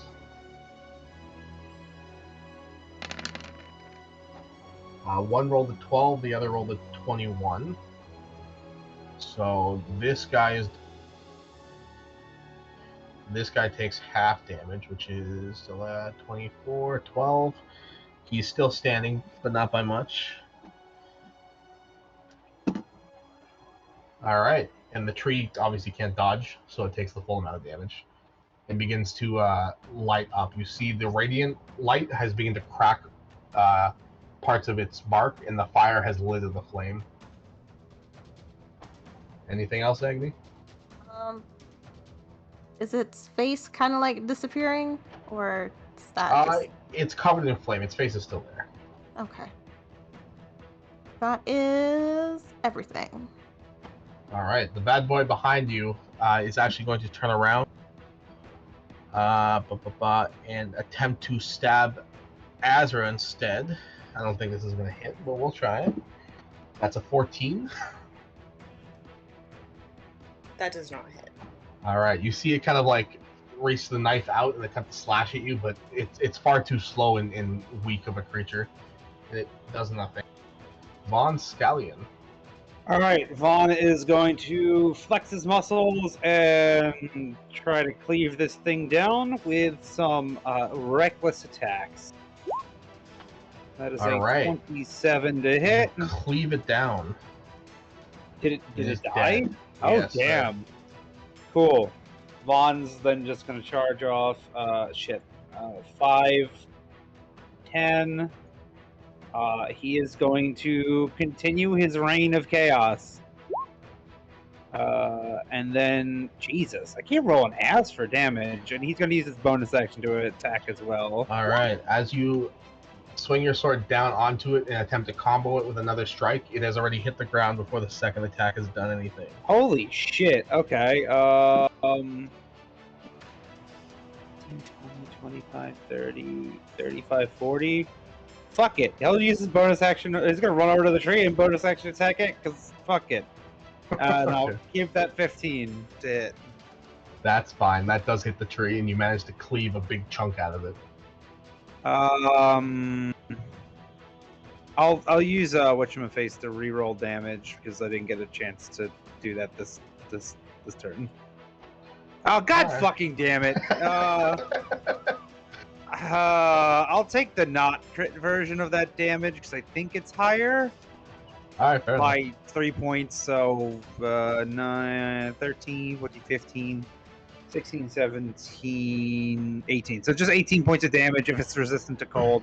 Less. All right, now you slash into it. You see the frost kind of like crawl up its bark and begin to crack some of it. Yeah, that's all Vaughn's got. All right, Arya. Well, I was gonna set the tree on fire again, but can't do that. Are these things undead? They are not. Okay, cool. The only thing that I can use from here is Shell Touch. Yes. Who are you aiming for? I'm gonna go for the fucking tree. All right. 16 does hit, yeah, and 15 necrotic. It's not resistant to necrotic. It will take the damage. You watch as the tree, a couple branches snap off and fall to the ground. Vaughn, you have to like dodge them because they're heavy and looming over you, but they don't seem to strike you. That's your turn? Okay. Vaughn, you will begin to glow green again. I'm not going to put the thing on because it takes too long. But the archer on the top of the mountainside there is going to attempt to shoot you 3 times. God, those were shitty. The highest roll is a 23. That will hit. And I'm assuming a 16 misses, right? 16 misses. And the other one's lower. Okay, so you get hit by 1 attack, Vaughn. Mm-hmm. You will take the damage, and you see the green mist around you. As the arrow finally does strike you, it explodes.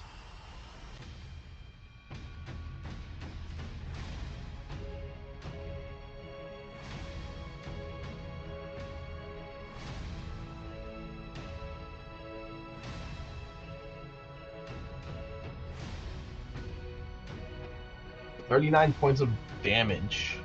Okay. It's all piercing. Got you, minus 19. The next one up is going to continue to try to get Agnikai. Miss, and a 28 hit. So Agni, one of them hits you. No. You take 53 points of piercing damage. Damn. The only one alive here, seeing you attack the tree bond, the thick one, is going to run at you and attempt to peck you with its beak. That's an 8 to hit. It does not hit. Hmm. All right, Azra, back up to you. Okay. Whoopsies. He is going to. By the way, what is this thing? Does he Those see are the this? archers that have been shooting all of you. Yes. Does he see the archer? He How high does. up are they? 200 feet. Let me just double check something.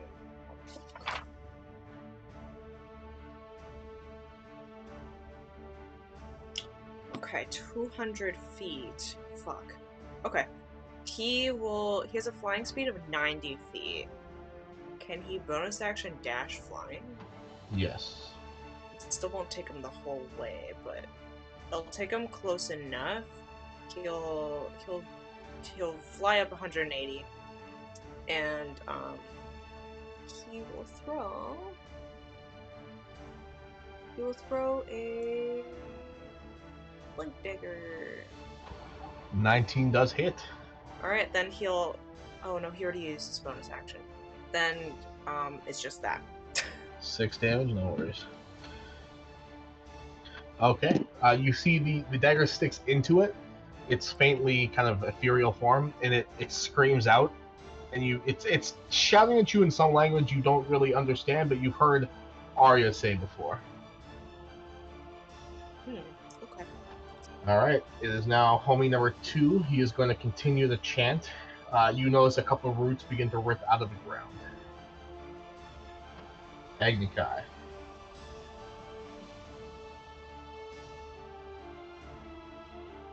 How far am I from? Ugh.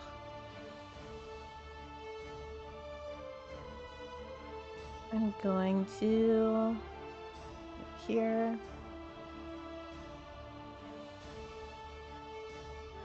If I use guiding bolt to hit that guy, is the tree in the way at all? Like the branches? Is that a No, clear shot? those are high up. You're fine. Okay. So I'm going with a guiding bolt.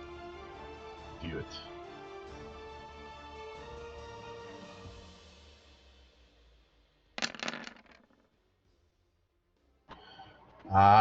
That hits, and as the guiding bolt strikes into him, it doesn't coat his body in the glow like it usually does, because you have just punched a hole through it.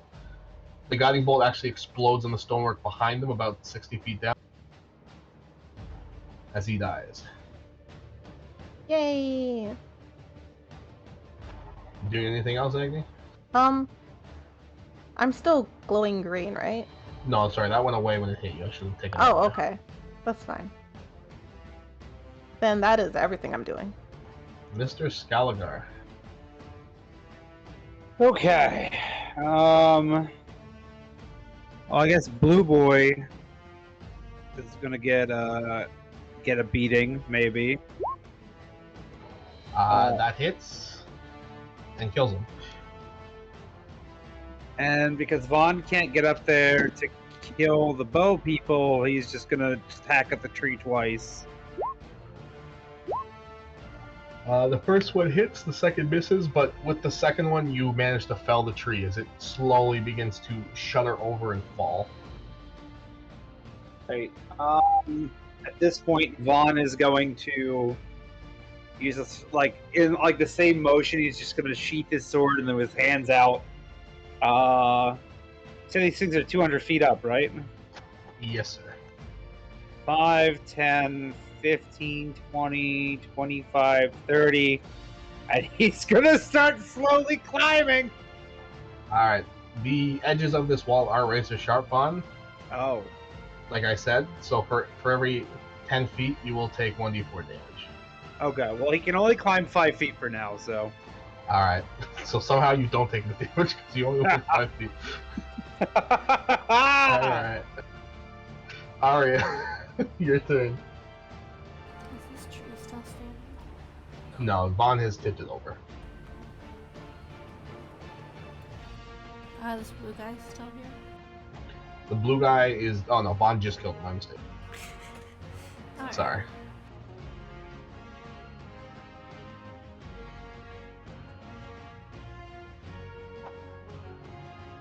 200 feet plus whatever distance it is. You can't shoot straight through a wall like that, but if you were like here, it'd be 240.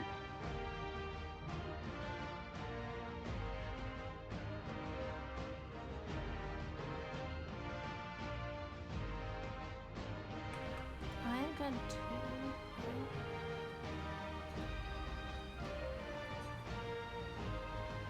I have to double check that I can do this. I'm gonna put some health into Guy's stamina. I'm pretty sure you can, but it'd be somewhere in the book or something. Yeah, that's what I'm trying to read through. I know I can do it because I've done it. I just can't see where it says that I can. So if you want, I can just read through this while you guys continue on, because that's going to be my turn. Yeah, no worries.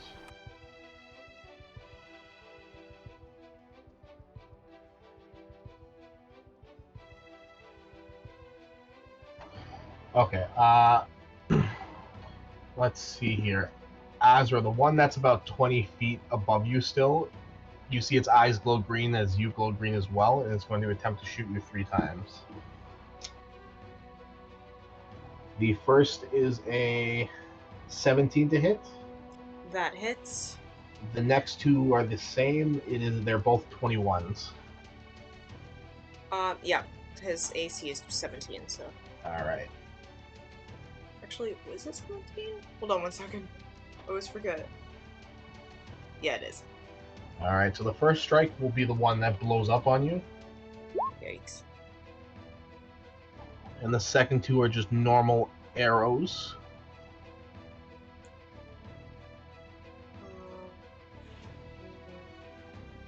No damage? Holy shit. He is gonna uncanny dodge that one.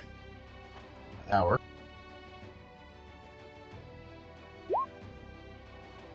So you'll take, for the first one, 21 damage, and then 17 and 16. Holy shit. Okay. So 54 total. Oh my god. That's its turn. The second one can't see Vaughn from this angle, but it can see Agni Kai. Agni, you will once again glow green, and it will latch 3 arrows your way. The highest roll is a 21. Does that hit? No, it does not. All right. All 3 arrows, you lift up your shield and cover your face as they all shatter across it, and you look up glaring at this thing. Azra, it is now your turn. Okay, with that guy doing that thing, he's going to fly up the remaining 20 feet, and, he's gonna move around to, like, behind. Is that correct? Yes. And then he's gonna hit him with the redemption, but he's also gonna try to see if he can whack him off the cliff. As you go up and get in range, you see if you go any higher besides like ground level here, the wind will take you, but you're able to make the attacks. Okay, well, he's flying. He's not worried. They both hit. Nice. I don't know why I rolled it twice. Sorry.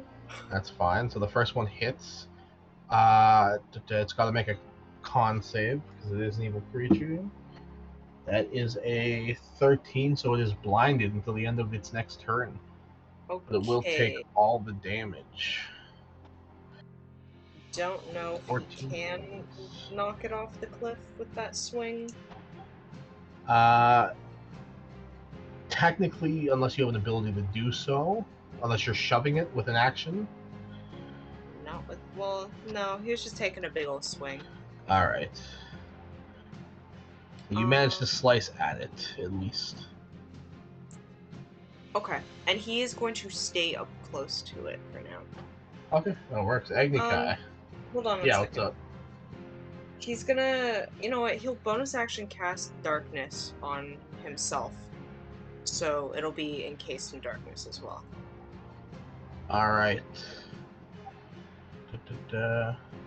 Okay, no worries. So it's now blinded in darkness. Okay, Agni, go ahead. Okay, I want to float up about 30 feet. These guys are like 200 feet up? Yes, but you can't see that one right now. It's covered in darkness. Oh, so this one was the one that shot me? Or... Yeah, the one Vaughn's climbing to shot you. Okay. I got 30 feet up. Okay, yeah, I'll still go up 30 feet. Okay, you go up 30 feet. The creature is still 170 feet above you. Okay. I'll just hang out in the air there and flip it off. Works for me. Von Scallion. All right. Vaughn is going to use his action to dash, as he doesn't have a climb speed in his form, so he's going to go 40 feet up. He's now at 45 feet.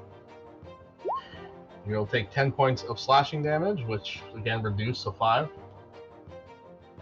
What a thrill. And you're getting closer. All right. Arya Wertaz. I still can't find that thing. I took a look. You can drain health from it to heal yourself, not the other way around. Okay, because I thought with those point things I could put points into it. But, Oh, the other thing. Yeah. I'll have to look into that for you. She's just gonna hold chill touch, and if one of them comes in range. Okay, fair. Same deal. The one in darkness is blinded, so it is going to attempt to run forward, but it can't because Azra's there. So it is just going to pull out a knife and swing. It is blinded, so it gets disadvantage. It's in darkness, so it gets disadvantage. Azra can see through the darkness, so there's nothing there, so it's at disadvantage. Yep. It's gonna take 3 swipes with its dagger. Okay. They all rolled under 14, so all 3 swipes miss as you're just effortlessly dodging this blinded, darkened thing. Agni, once again, you're gonna glow green. This thing can't see Vaughn climbing just because of the depth perception, but it is going to shoot at you, Agni.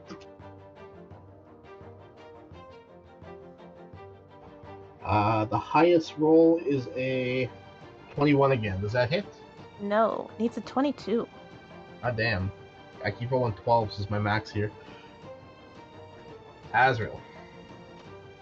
Alright, he is going to... This guy is blinded, darkness, and he is going to try to actually shove him off the cliff. Alright, so roll athletics, and this thing will roll acrobatics or athletics. He's going to try to throw... he's going to try to fly into it to throw his whole body weight behind it. Alright, fair enough. It's still acrobatics versus athletics versus acrobatics or athletics. Versus acrobatics or athletics? Wait. You get athletics. A shove action is your athletics. That's a 4. It Even rolled a 24. Even with this whole body weight. Okay. Not to be that guy, but you're not that heavy. Like, he got some weight. He got a little bit of weight. Nah. Uh-huh. You Agni Chai.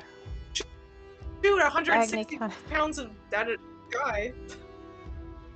Agni Kai is gonna go up another 30 feet. And that brings me to math.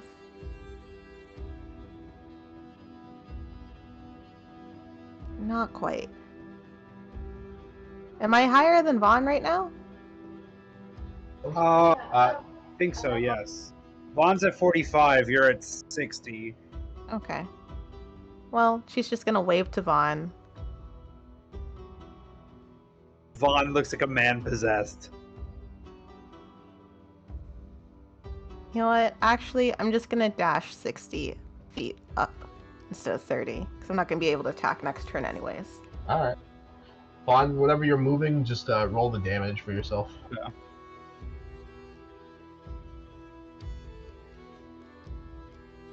Whoa! They're the good rolls. Thank God. I should get you guys to roll the attacks against yourselves. Is that your turn, Vaughn? Yep. Alright, Arya.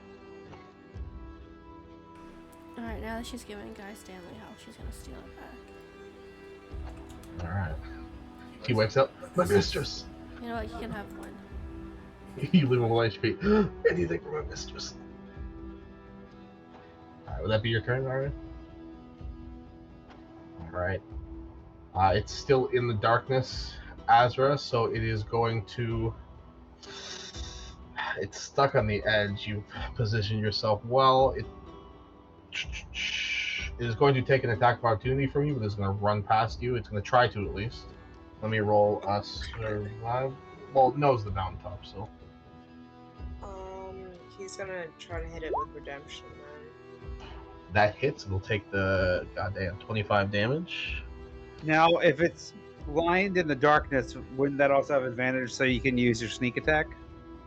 Oh, yeah, shit, you're right, you Vaughn. are correct. Just roll sneak attack damage as well. Okay, I was trying to see if he would crit. There's this 22. Alright.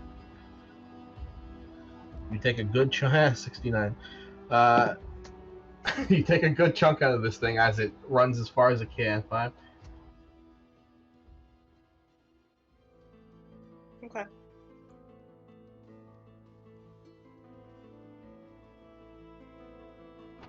Sorry, how wide is your darkness circle? I believe it's a 15-foot radius. Let me double check. Okay, so it is out of the darkness right now. But Oh, it should might make still a... be blinded. Yeah, only that con save. That's right. Yep, 15-foot Out of the sphere. darkness and into the more darkness. That is, it is blind again. Nice. Alright, it is going to hold a knife out and just do what it can. What else does this thing have? Nothing. Nothing to hide with, goddamn. Ew, it does have something. Okay, you see it brandishes its knife again and is holding in action. Agni, this thing just really wants to fucking hit you because it can't see anybody else. Oh yeah! 2 of the attacks missed, but 1 is a natural 20. Oh. You are glowing green like I've been saying this whole time. And you will take double damage.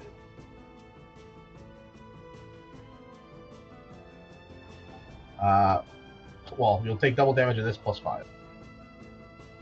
So 66, 71 damage. As you're flying up, 2 of the arrows fly past you, you manage to dodge it, but the third one gets slides into your armor, and you feel the concussive blast of that green energy as it hits something vital, and you begin to bleed out the mouth. Azrael. Okay, that guy's running away. He's gonna...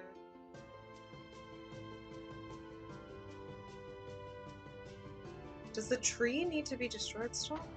No, the tree was destroyed several turns ago. Okay, then he's just gonna chase this dude down. Fuck it. You can't escape me, bitch. Oh my All right. God, please let me move. He's gonna stay along the ground because he knows it's windy up here. That's fine. It does get its attack of its held attack at disadvantage.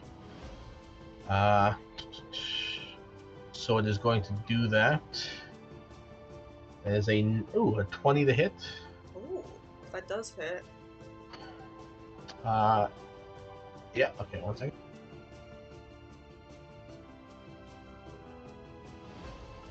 So you'll take 8 points of slashing damage, and it gets to use its skirmisher ability and move 20 feet away without provoking attacks of opportunity. Okay, but since it's still his turn, can he just move closer? Yeah, you definitely can. Okay, he's just gonna move up. He got a lot of... It runs away. It's like, ha, fucker, and then the sword hits it. Alright, and then he's gonna swing at it with... Fuck, I forgot that Redemption has a two-handed thing, too. Should have been using the two-handed this whole time. Roll with advantage. Oh yeah, that's right. The darkness. The door. 31 definitely hits. Why is it... My mouse is fucking up, I'm I sorry. don't know. It's gonna make another con save. It's in darkness, so he does get the sneak attack. Yes. So it's going to take 18 plus 16. 34 points of damage. Alright, it's not looking so good. Okay, he's gonna move as quietly as possible right there. Alright, Agnikai. I did math to make sure I'd be able to hit this person. So I I move trust 10 feet up and 20 feet forward. And then I'm gonna use Guiding Bolt on this bro. It's level, I don't know, 3. Why not?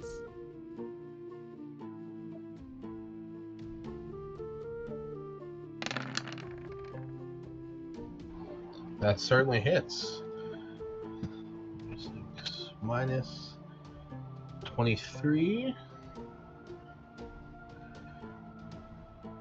Alright, you strike it with the blast. A concussive force of radiant damage splashes across it and is now glowing. So the next attack against it has advantage.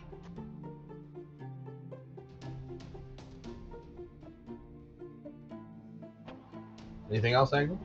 No, that is everything. Mr. Scallion. Fawn's gonna keep on climbing. Now he's at 105 feet. Only 95 more to go. Wait. I can't do math. 125. Okay, only 75 more to go. I just roll the slashing damage. Hey, 1, 2, 3, 4, nice. That's his turn. Arya, what are you doing? She's gonna hold the same spell and she's gonna chat with Guy Stanley to see if they can solve that fucking riddle. Sounds good to me. Alright. Darkness person is going to keep walking backward. And is going to loose 3 shots into the darkness, attempting to hit you. First attack is a disadvantage. 21. Jeez. It can't use its explosive thing on you because it can't see you, but second attack is a 13, so that misses. And third attack is a 15, so I assume that misses as well. Yes. The first one hits, he's gonna uncanny dodge it. Alright, so that's 20 damage, reduced to 10. Second bad boy over here, not liking Agnikai, is going to rinse and repeat. Agni glows green. And 23 and the 26 to hit. The third misses. Oh, good. I'm just going to roll both attack damage at the same time. Oh, no.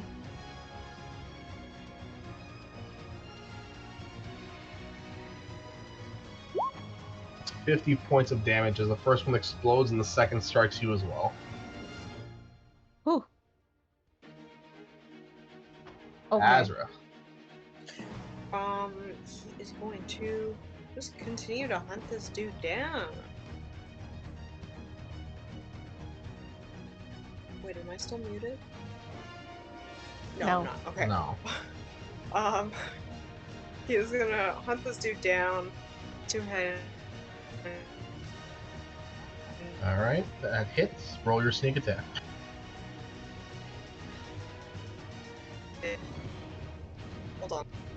Hold on, sorry. It was supposed to be an advantage for my fucking computer.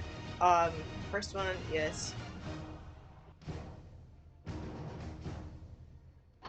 And alright, yeah, you take redemption, you fly up to it again, and as it's attempting it, you see it looking around, it, waiting for the swing, getting ready to dodge as best as it can.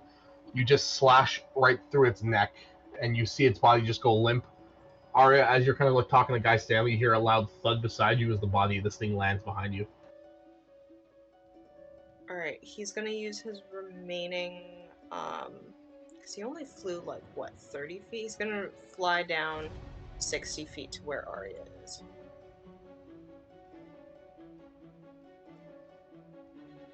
And that's his turn. Alright, Agnika. going to cast Death Ward on herself. And, if I fly here, will that guy be able to see me still? I'll say if you get as close as you can to the rocks, like completely cover yourself in the rocks, it won't be able to see you. If that's what you're attempting to move to. Yeah, that's what I'm gonna do. I need some Okay. cover. Then you do so. You move all the way into the rocks and hide yourself in like an overhead nook. That is my turn. All right, Vaughn, rinse and repeat.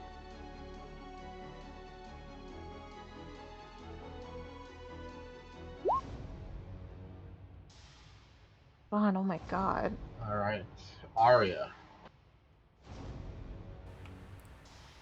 Same thing as always.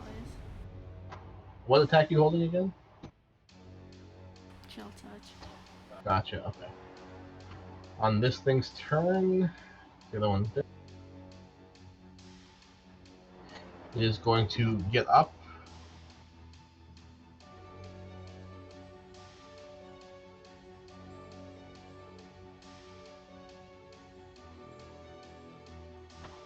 Move over here.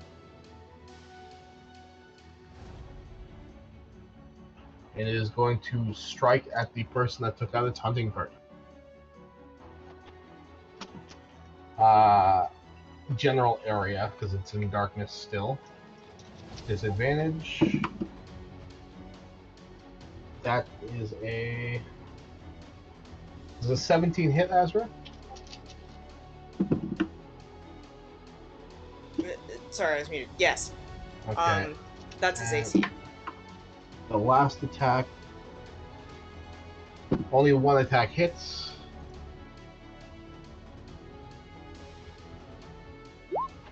It's 21 points of damage as 2 arrows fling past you and scatter across the ground, and the third one strikes you in the shoulder. Okay, since he just went, he can uncanny dodge this, right? Yes, that's correct. Okay, then he's gonna do that. Azra's turn. Let me just take that damage. It would be 10, right? Yeah, that's fine. Okay. Fuck, this dude is so far. Well, let me get out the ruler.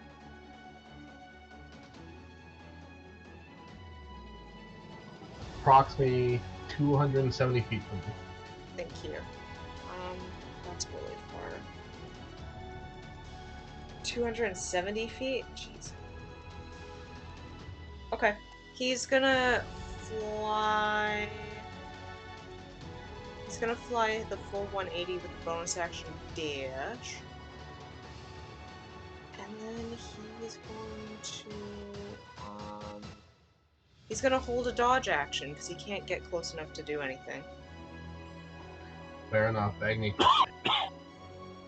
I'm going to use heal. Because I need it. You're good. Von Scallion. Alright. Vaughn, so he sees the darkness blur of Azra going there, so he is going to try to climb diagonally as he like kind of like up and over, like an angle. Alright. It's sharp enough he can just, if he's having an issue, you can just stab his arm into it and use it to pull him up, because whatever. So let's see. 10, 20, 30, 40, up another 40 feet because he uses action. Wait, hold up. He should be able to actually reach the top. He needs to move 35 feet, which is a total of 70 feet of his movement.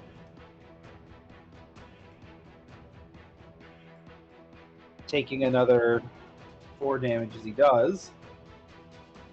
And then his final 5'10", he's gonna move here. And then free item manipulation, he's gonna pull out Frostbrand. Alright, fair enough.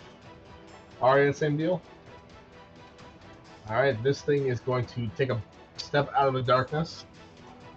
Sees Vaughn there. And it is going to focus its eyes on you, Vaughn, make you glow, and attempt to strike at you. Jesus Christ, they all miss. God damn. All right. Azra. Okay. I never know if I'm muting or unmuting myself. You're muted. Yeah. Yeah. Okay, I'm going to... This dude keeps fucking running far. How much further is he? How far up am I? Let's see. It was 270 minus 180. So he still had 90 feet to go to get to him when he was here. Just add 30 feet on top of, or 40 feet on top of 90. Okay. For 130. He will be able to reach him with bonus action dash. He's gonna fly all the way up, right up to him.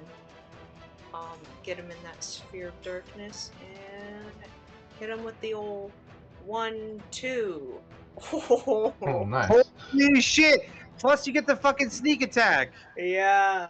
I'll let you choose which damage you want. I would like the... Hold on, so... Oh shit, because they're almost the same. It's 21 slashing and 26 radiant versus 16 slashing and 30 radiant. I think that's the exact same, actually. Yeah.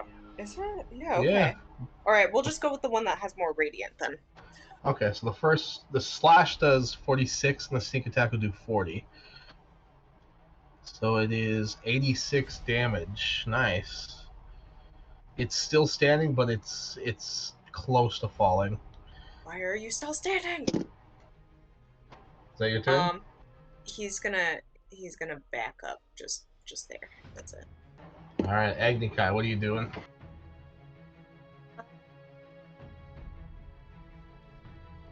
Kai is going to return to the ground. She's just gonna dash straight down. Alright. I'll move ahead to Vaughn then. Vaughn is just gonna yell, "Ezra, don't you take this from me! God damn it!" He's gonna go 5, 10, 15, 20. Where's he?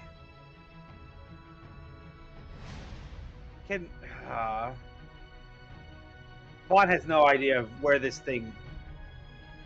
Well, this creature didn't move in the darkness. He would know where it was at beforehand. Yeah, right? you have the idea of where it was at, so you could run to where you presume it is. It's still at disadvantage, but it's not going to stop you from attacking at it. Vaughn just yells, "Fuck!" And he is going to reckless attack to make it an even attack at this thing. 1 and 2. The second attack does hit. And I'll try to re-roll damage on it, just because I'll take the second worth of damage. So 18 slashing, 6 cold. It is still standing, Vaughn. Vaughn is in pure agony. Oh, but that's the end of his turn. Alright. Arya, same deal. This thing in a panic, it is just going to take out its knife and do its thing.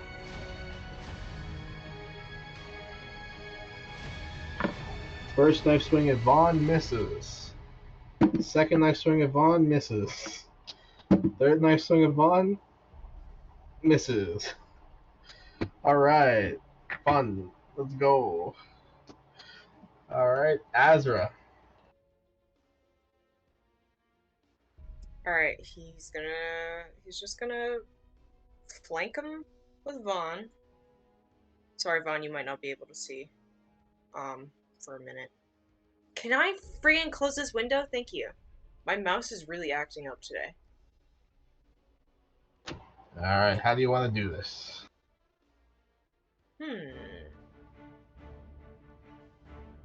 I think it would be fun if... No, Vaughn can't see anything. Nobody's gonna be able to see anything cool. Well, imagine Vaughn can see, and Vaughn is like going up to kill this guy, and then the sword just goes right through this guy, and it's like a big, brilliant, bright sword. And then, All right. and then he shakes it off, the body falls, and Azra's just standing there like, hee hee. Okay. All right. And as you pull the sword out and the body collapses, you all find yourselves back in that trivia room. I don't think I made the trivia room, so I'm putting you back here. Azra is looking extremely bad. He's very close to death.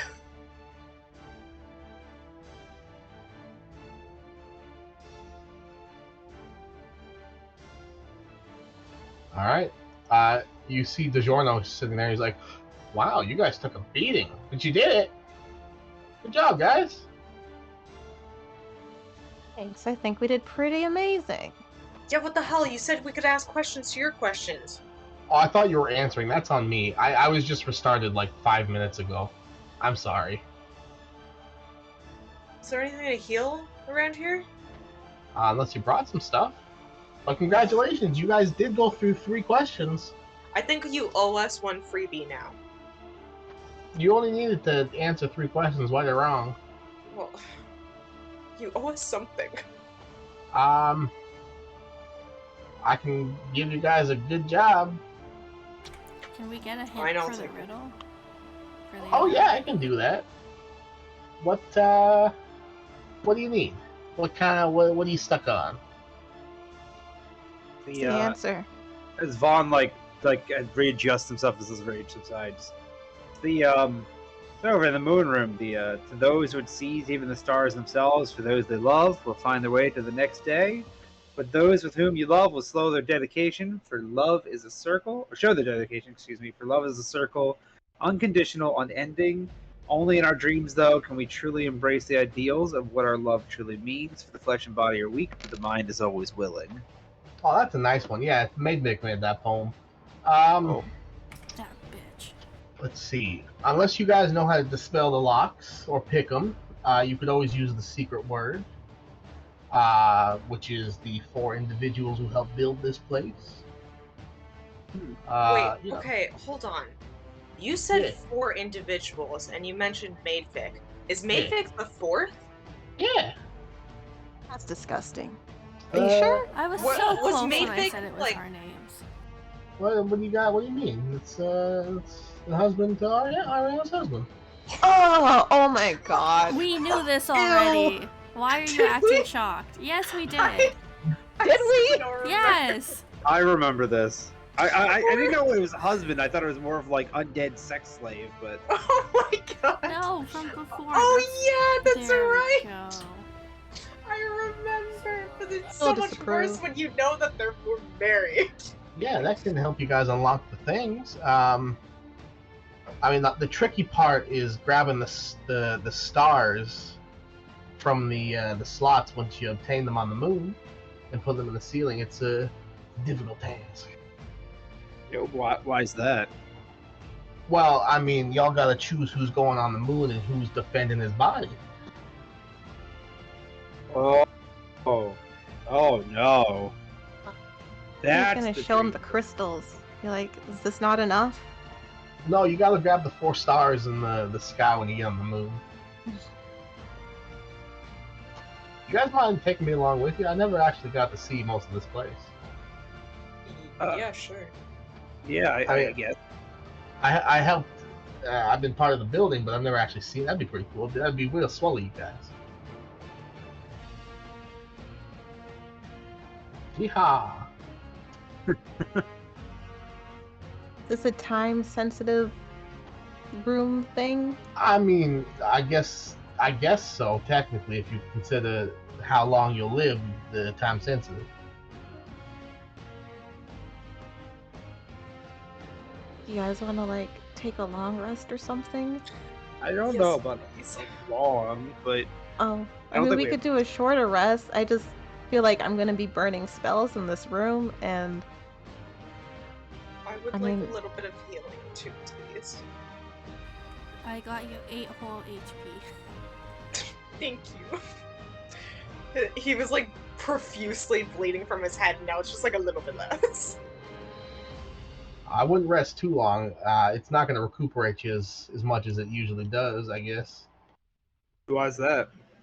Oh, this place was designed to keep people out. If they just let you rest in here with your wounds healing, your spells coming back, that wouldn't be too smart of them, would it? Well, fuck you. Well, that's why we're just Oh. taking the short one, right? That's not very nice. It's okay, she doesn't mean it. Yes, they do. She means fuck the people that made this place. Oh no, they're nice people too. There are parents, she's allowed to say. I don't know how to She's allowed respond to that line. Yeah, I know, you keep saying that. Don't worry about it. You don't have to respond to it. Alright, well, I'm here.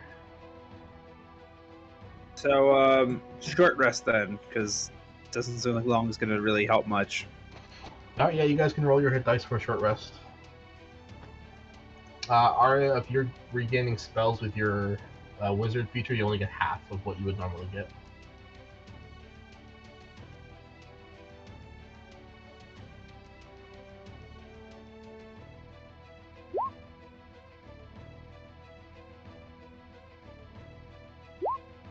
So we only heal half, right? Yeah.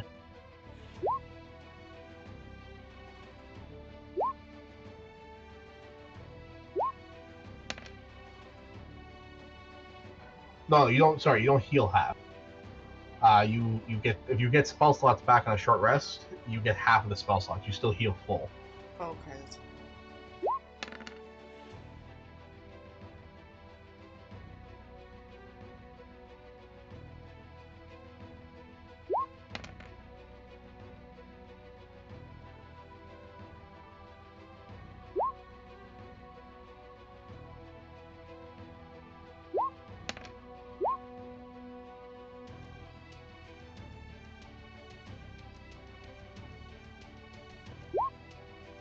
We're taking a short rest, though, right? Yeah. Yes. And Oh my god. that was technically a nice roll on Adrian because the other two places you could have been playing shifted to were a lot harder. That was the easy one. It's awful. Yeah.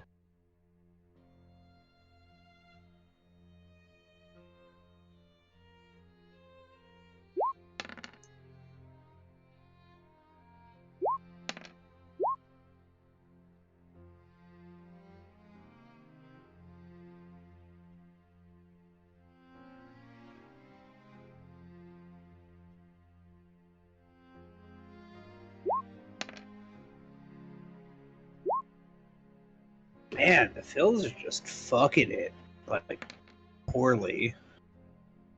They're ruining it. They're just dying. They're doing their best. I think. They really aren't.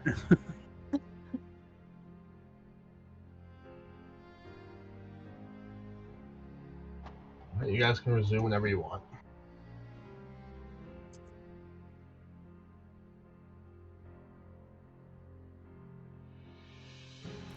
Okay, so what do we have to do after we unlock these pillars? He tells you once you unlock them, the fifth drawer will open up, and the next message will appear. Okay, so it's okay that this pillar is already empty? Yeah, they're all supposed to be empty. Okay, it's not like missing anything. Okay. Nah, you're fine.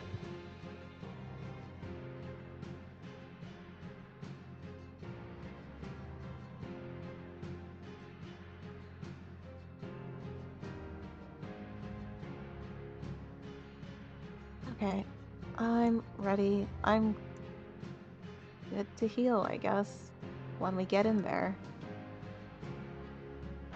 Well, Okay, so you might want to save that. Yeah, I assume that's all I'm gonna be doing.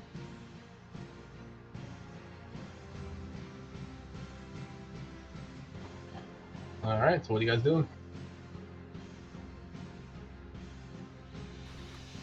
Is Was there, it our parents' name? That was Yeah. the. Okay. on the pillars, is there any indication as to like which pillar is whose name? No, it's not there. It's just the arcane locks. Alright.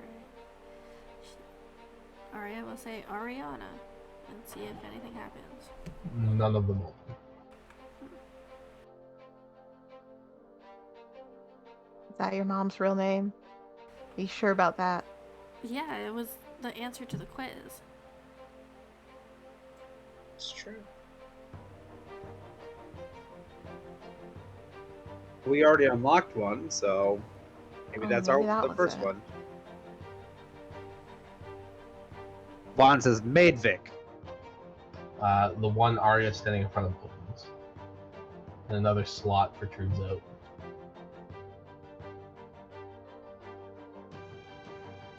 Tag name will say Sozin. Alright, the one in front of Vaughn opens up.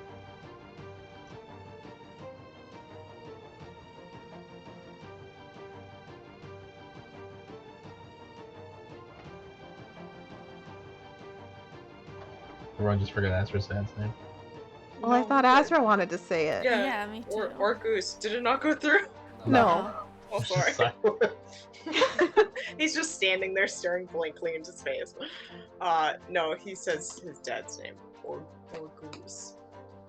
Alright, the last one opens up, and then in front of you, Azra, you see underneath, right above the slot that was already opened, a small drawer opens up.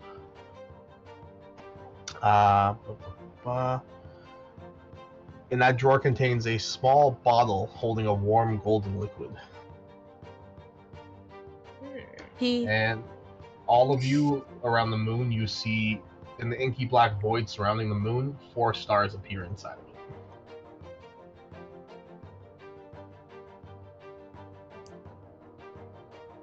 Alright, I guess he will take the pee. Alright, you take the potion. He kind of just like shows it to the others so they know what was in the drawer. Alright. Are we all going to be transported to this place, or was it just like one person? Oh, now that's a one-use potion there. You gotta pick one person. Oh shit. Well, It's up to you.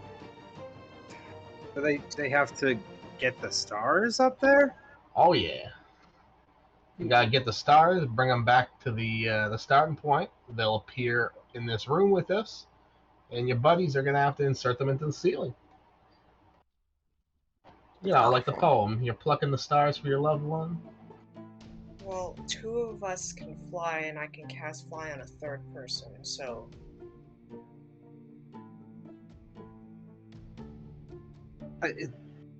Can, like, anyone get stars? Like, do you have to be able to fly to do this? Like, if I go up there and I can't fly, am I screwed? I'm sure you can find a way up. You're on the moon. Oh, yeah, I guess that's a good point.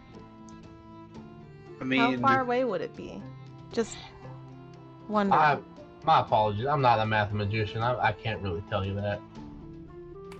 I feel like because Azra has wings, that's the safest bet. I can do it. I can protect Azra's body. Now, DiGiorno, does the body need to stand still, or can we carry them around? I mean, you can carry it around. That's up to you. Well, Vaughn reaches and grabs he pulls out his hand axe and kind of spins it around. I mean, I can have this in one hand and Azra in the other. Put him on like a backpack. Yeah, put me in like a baby Bjorn. I thought about putting you in the pot, but that seems like a bad idea. What if I just like stuff you partially into the pot so that like your head is sticking out so you can still breathe?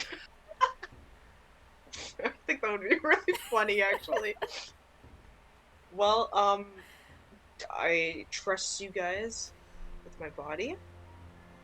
Please, don't do anything bad to it. But I will... I'm just gonna walk over to Azra and crack his knuckles. Crack Azra's knuckles? No. Oh, okay. That would be funnier, though. Yeah, he just, like, takes his hands and starts cracking his knuckles. Alright, please be good to me. And, does he have to get in the middle? No, just drink the potion. Okay. Then he'll uncork it and he's like, see you guys on the other side. And Ew, you're he'll- drinking pee. She says that as soon as he like actually starts drinking it. His last words are that. You watch as Azra begins to gulp it down. As the final drop hits his tongue, the bottle itself turns to dust in the air, and Azra's body just hits the floor. Like a Family Guy character. As you guys are just kind of waiting around, you notice a small little red Azra appear on the moon in the illusion and materialize. Azra, as you're kind of standing there on the stone of the moon, you see a rock carved by your feet, a message in the rock carved by your feet. It says, "The time of trial and sacrifice begins." As the door to this, or a door appears blocking the exit to this room that you're all in. And initiative will start. I like to imagine that if he says anything on the moon, it sounds normal to him, but to everybody else, it's like the uwu voice. As 4 figures of smoke pour out from the ceiling, followed by 3 kind of figures of greenish burning light. And I'll just drag them onto the field.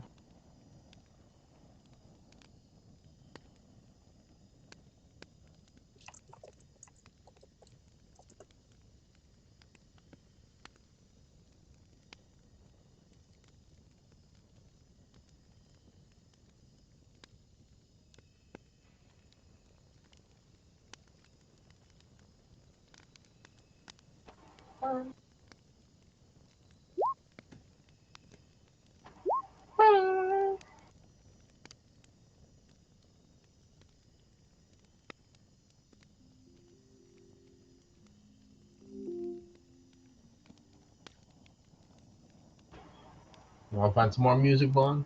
Or you? Sorry. Take a look. Let me see what I got.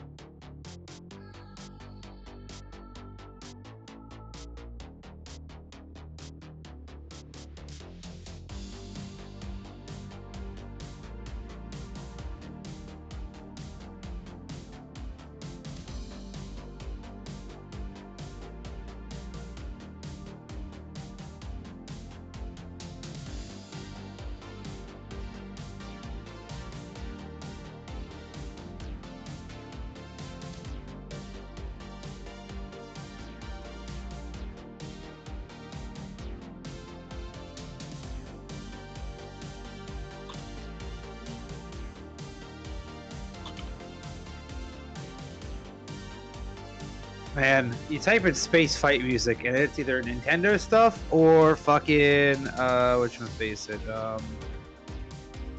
the fucking Star Wars.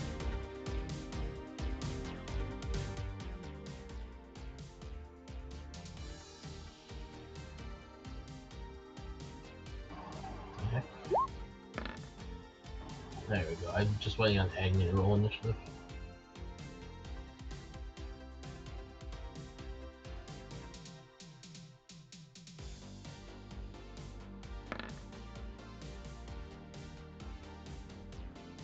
Hey. Alright. So Azra, you are unconscious and on Vaughn's shoulder or back, whatever it was. In his tender, loving arms. Or in Arya's pot, either or. Alright. So these elemental looking guys are actually green, not red, but I don't have a green one right now. It is going to immediately sprint towards you, Vaughn.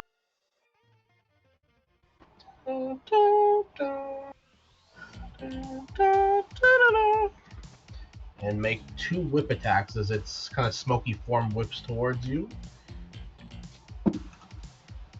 They both miss, unfortunately for me. Vaughn Scallion, it's now your turn. Alright.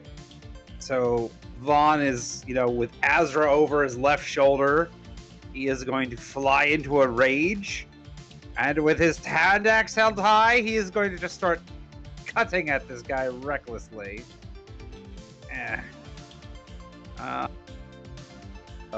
Chop. Ha ha! That's a natural 20 for 22 points of slashing. And then he's going to chop, chop, chop again for another 14.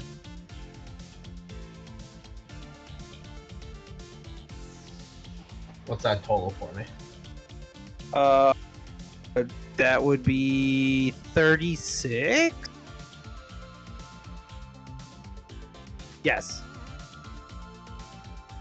36 damage, okay. Sounds good. And that is his turn. Alright, Azra, you find yourself on the moon. With your passive perception, you just take a look. Roll me a regular perception, actually. Okay. Looking around, you see the closest star to you. It's probably about 90 feet away, floating up maybe about 20 feet in the air. Okay. Well, he's got that 90-foot flying speed, so he's gonna head on over to it. Alright, you're able to grab it. Does anything happen when he grabs it? No, you just pluck the star out of the sky, and now you have a crystal in your hand. Oh shit. Okay, he's got like a little pouch on his leg. He'll just like put it in there. And then he'll go looking for another. Alright, I'll say that you one perception per turn, so that's your turn. Okay. This bad boy is going to sprint over here. He is going to attempt to attack Azra at disadvantage because Vaughn, you're trying to protect him. And I would say he would have had disadvantage anyway because of Vaughn's rage. That's true. Alright, so the first attack is 100% a miss. So the second attack is, I believe, a miss again. It is. Azra, your AC 17, right? Yes. Alright, yeah, just misses you. This spectral, smoky guy is going to... You hear it shout. I need everyone to make a wisdom save as it begins screeching.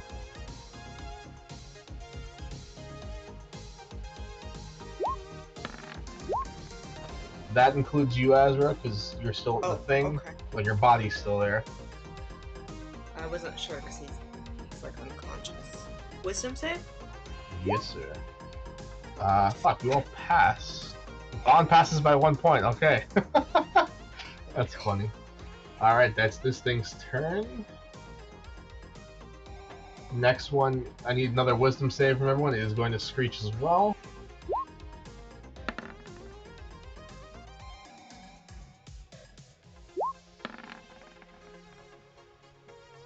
Alright, guys, come on, stop showing off. Don't worry, I'm here to fail. There you go. Azra, another wisdom, please. It was the 4. Oh, that was the 4. Okay, so Vaughn and Azra fail. Both of you take 22 points of psychic damage, and you're both frightened of this creature for 1 minute. It's not really going to affect you, Azra, but Yeah, it will he affect. can't be frightened anyways. It is That one, okay. Can you do me a solid and just mark it orange for me? And I'll remember I'm scared of it. Does that work? Can you see that? Or No, I can't. But I yes, no, I can. okay. Agnika, you're up. Okay. I'm gonna move back just a little bit.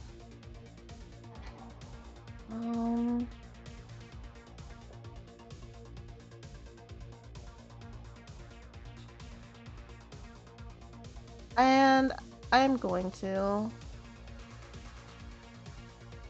gonna hold an attack for now. Just like to hit it with a hammer. Alright, fair enough. First thing to come towards you. Who's up next? Again.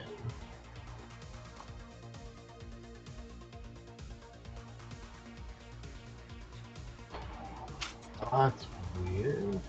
Okay. Just gonna skip that one for now. Shrieky boy is gonna shriek again. Another wisdom saves. It's also gonna approach. So wisdom saves from everybody.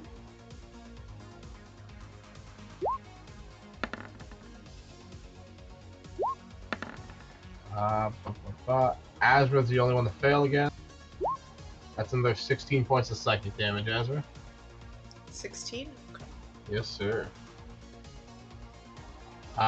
You guys hear DiGiorno shout out, "Y'all are doing great! Keep it up!" Arya. Are these things undead? None of them are undead.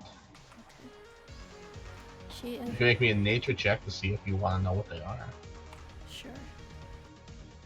Sorry, one nature, one arcana. The elemental looking boys are blight elementals. They're elementals pulled straight from a plane subject to poison and blight. And with the arcana, these things are... You're not too sure what they are, but they're aberrations. Freaky fuckers. The elemental looking guys, which are the guys that look like rock. Yeah, those guys are elemental. The other guys are aberrations. Actually, with a 37, they're called anguishers. They share many traits and immunities that ghosts and other types of undead would have, but they're not undead. If it kills somebody, they'll turn into an anguisher within 3 days. If they share immunities, is one of those immunities necrotic? They share immunities with like ghosts and shadows, so psychic, non-magical weapons can't hurt them. You can't scare them, you can't grab them, like that sort of thing. You can't restrain them. Okay, cool. So one. We'll go for this one. Okay.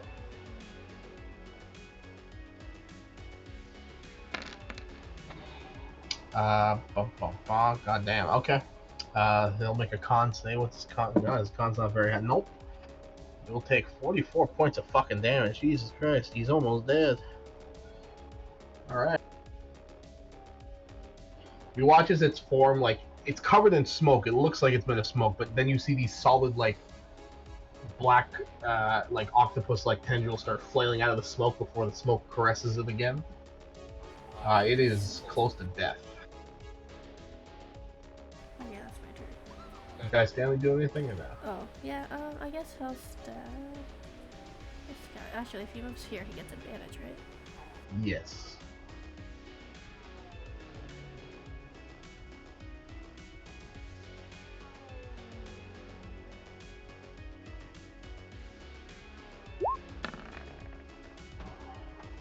That hits.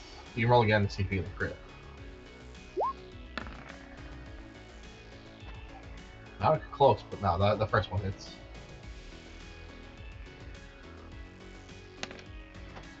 Eight slashing damage on that guy. Okay. Let me see that one. Okay. Gotcha. Okay. Anything else?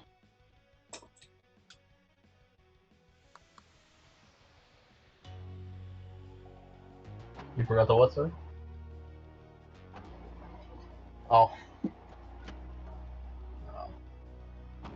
Alright, this bad boy over here.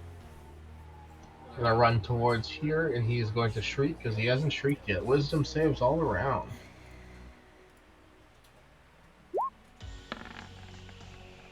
This is like a cakewalk for Nikai and Arya. Meanwhile, Vaughn's fighting for his fucking life. Alright, Azra, what did you roll? Wisdom save? Yes. Okay. God damn, you failed 3 in a row. 21 points of psychic damage, Azra.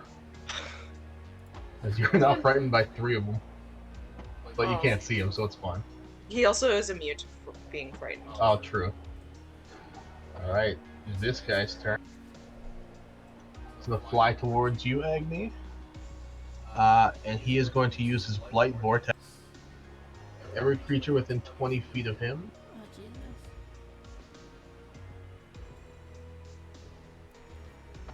not going to affect his elemental friends. You guys need to make a strength saving throw. What kind of damage is this? This is going to be bludgeoning and necrotic. Okay. How does this work for Azra? I will explain once everyone rolls.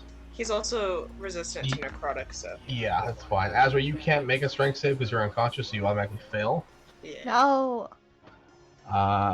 But... Okay, and then Guy Stanley.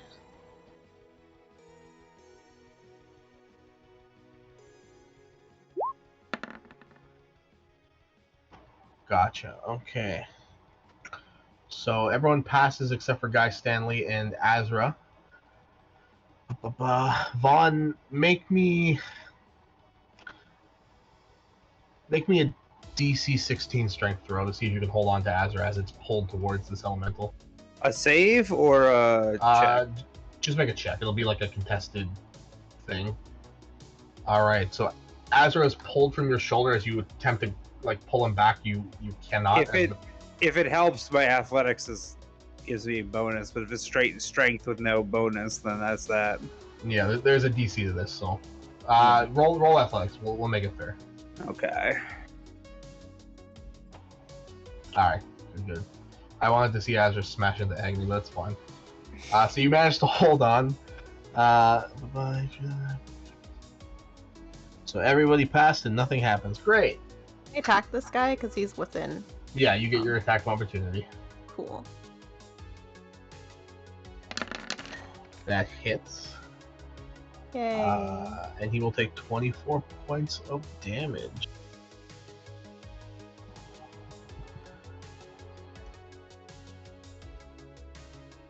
Alright, the fun part is they all have Blight Vortex. Go ahead, Vaughn. Okay.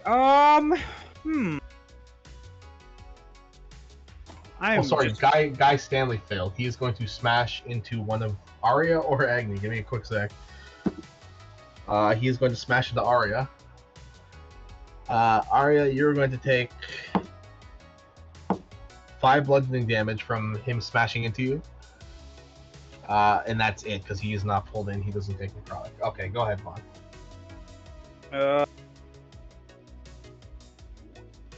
God, I want to do something, but if I do it, it's gonna kill. It will absolutely burn Arya to a crisp.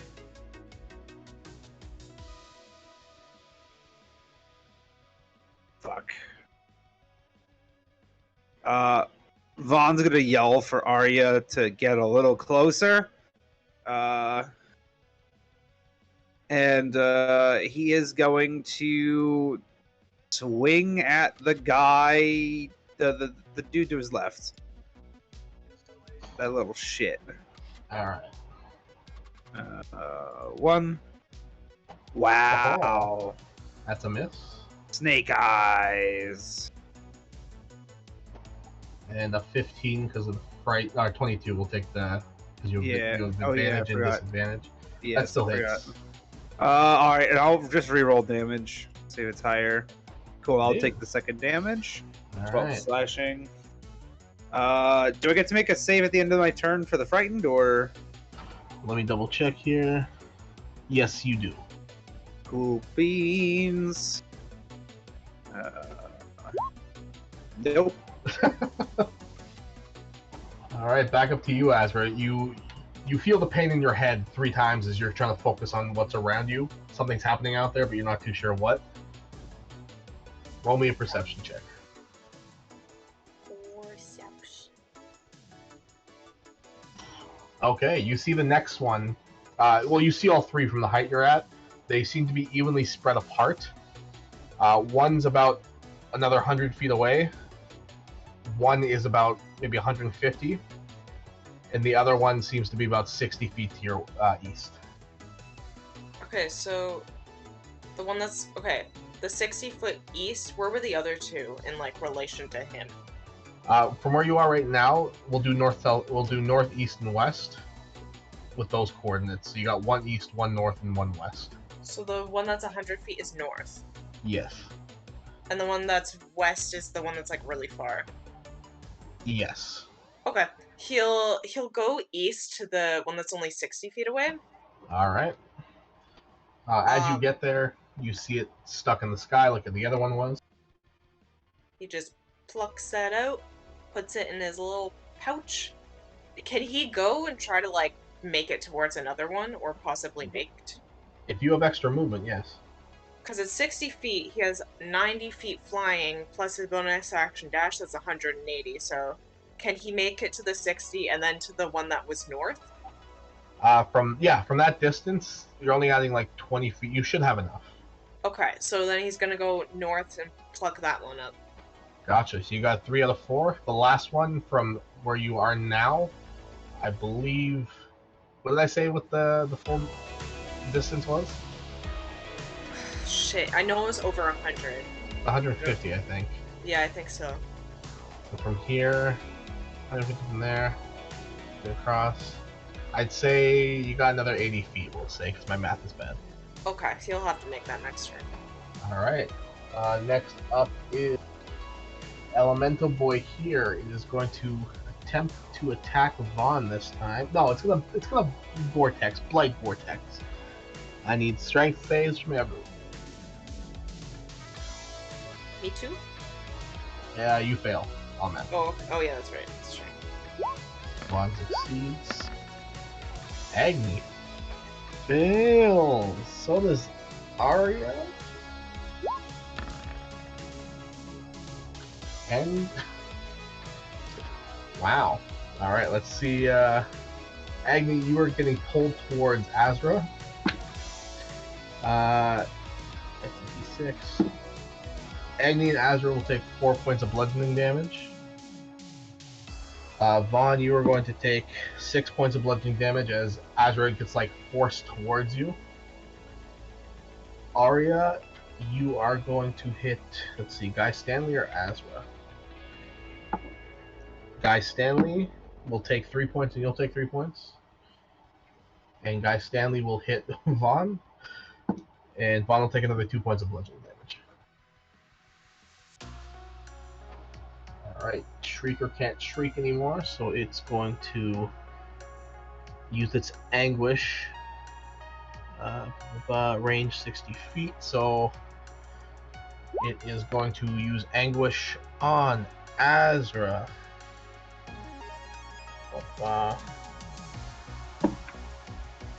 Azra, does a 20 hit? Yes. You're going to take 14 psychic damage, and you're immune to frighten, so no worries. You're not looking so good, guys. Gotcha. That's its turn. Another Anguisher. Where is he? There we go. The Anguisher that Vaughn is frightened of is going to Anguish Azra. 15 misses.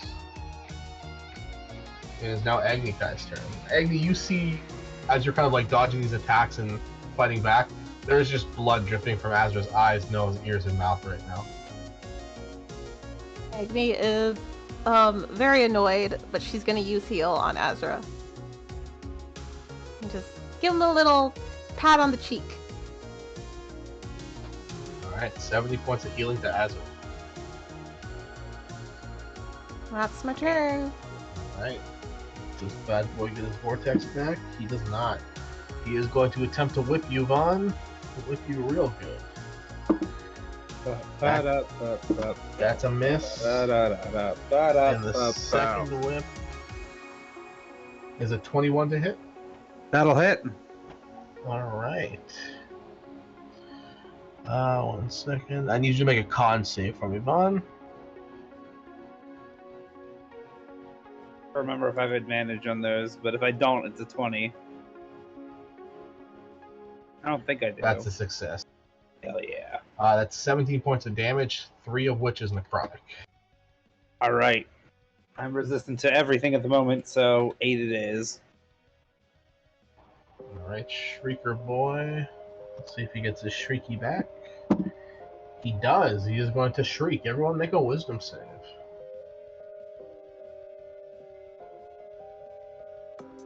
Oh, poor Azra and Vaughn.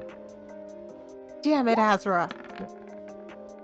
I mean, the good thing is Agni healed him, so he should be fine until he gets the next star. Till the next round, and then you're like at nothing. So, Vaughn and Azra's not frightened, but Vaughn, you're frightened of the one in blue now. Okay.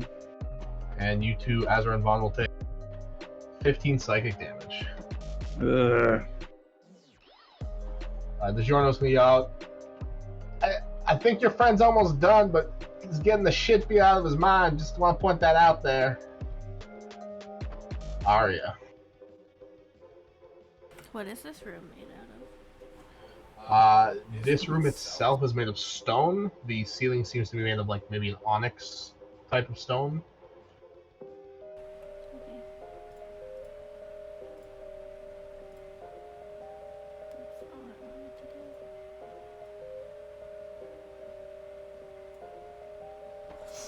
You gonna fireball those two? Mm-hmm. Alright, roll the damage, I'll roll the dex. They both failed.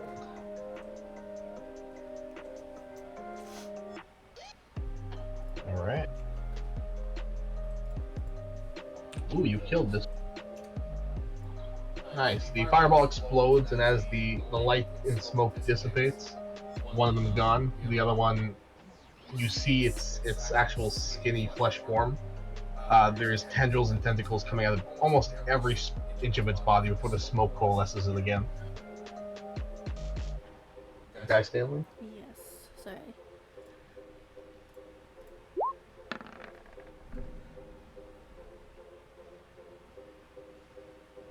You're 14 hit? 14 does not hit, just misses. That's it. Alright, Shrieker's turn. Let's see if he gets it back. He doesn't, so he is going to attempt to range attack Agnikai. They both miss because Agni's too thick. Angry Kai. Angry Kai. Alright. This guy, let's see if he gets his Vortex back. He does. He is going to Blight Vortex again. Strength saves all around, minus Azra.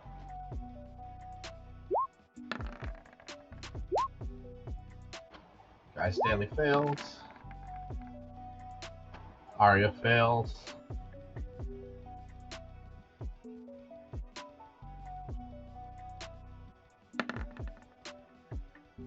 Agni succeeds. Arya, you are pulled into him. You're going to take 3 points of bludgeoning damage, and I think you're immune to necrotic, right? Okay. But currently, as you kind of fly towards the Blight Elemental, you are affected by its Blight. I need a Constitution saving throw. Yeah, Constitution saving throw.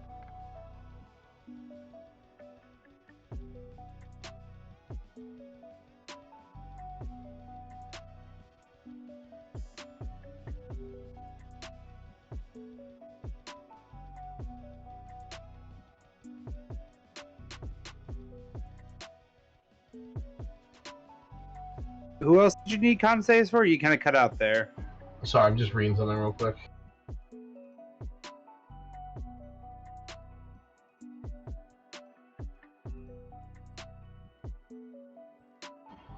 Come on. Gotcha. Okay, so Arya, you're automatically poisoned from failing that save.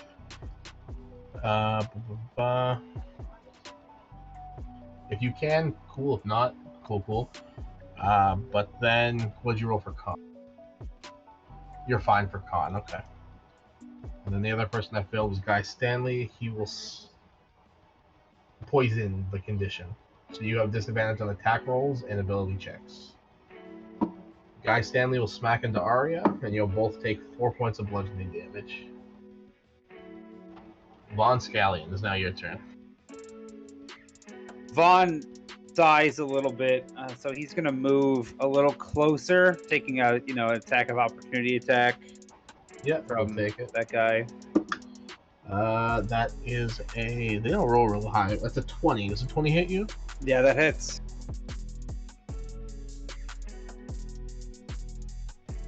So I'm moving Azure for a second so I can Alright, still 11 damage. Alright. Vaughn is going to I think with the newfound knowledge that Guy Stanley is just disposable, Vaughn is going to drop his rage, and he is going to grab one of his, I think it's the ruby? I gotta double check. He is going to... The ruby or fire opal? Yeah, he's gonna grab one of his rubies. He's gonna cast fucking Wall of Flame. Alright, draw it for me. Wall of Fire. He is gonna make it like the whatchamafaceit, the ringed one, and he is making it. Oh god. There's no line tool for me, so I'm just gonna freehand draw it. Basically, hope I don't fuck this up.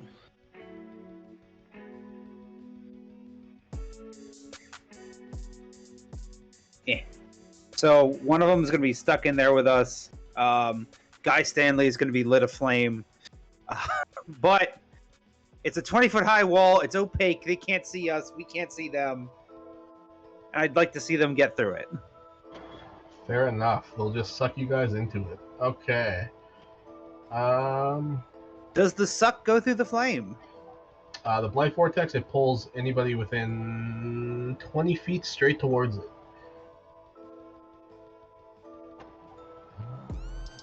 So do they have to be next to the wall or in the wall to make the save? If they're in the wall, they make the save, so that critter in there is fine. Gotcha. Okay, fair enough. Is that your turn, Vaughn? He's gonna try to make another wisdom save, but DC's not very high. Yeah, you're good.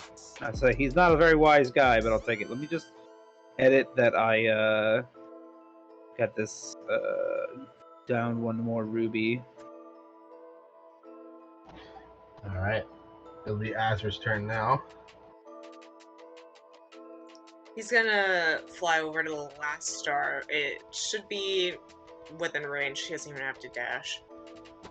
Alright, you fly over, you pluck the 4th star. You have all 4 with you. And now you know you just have to return to the start and insert them into the stone. Okay, he's gonna bonus action dash back. I don't know if he can make it. He has 100 feet left in his movement. You'll need a little bit more than that, but you'll be able to make it easy next turn. Okay. Alright, Blight Elemental. Let's see if he gets his suck back. He does! Everyone make me a strength saving throw. Is Guy Stanley unconscious right now? Alright. I guess technically Guy Stanley needed to make a dex save, but... He's fine. He's immortal.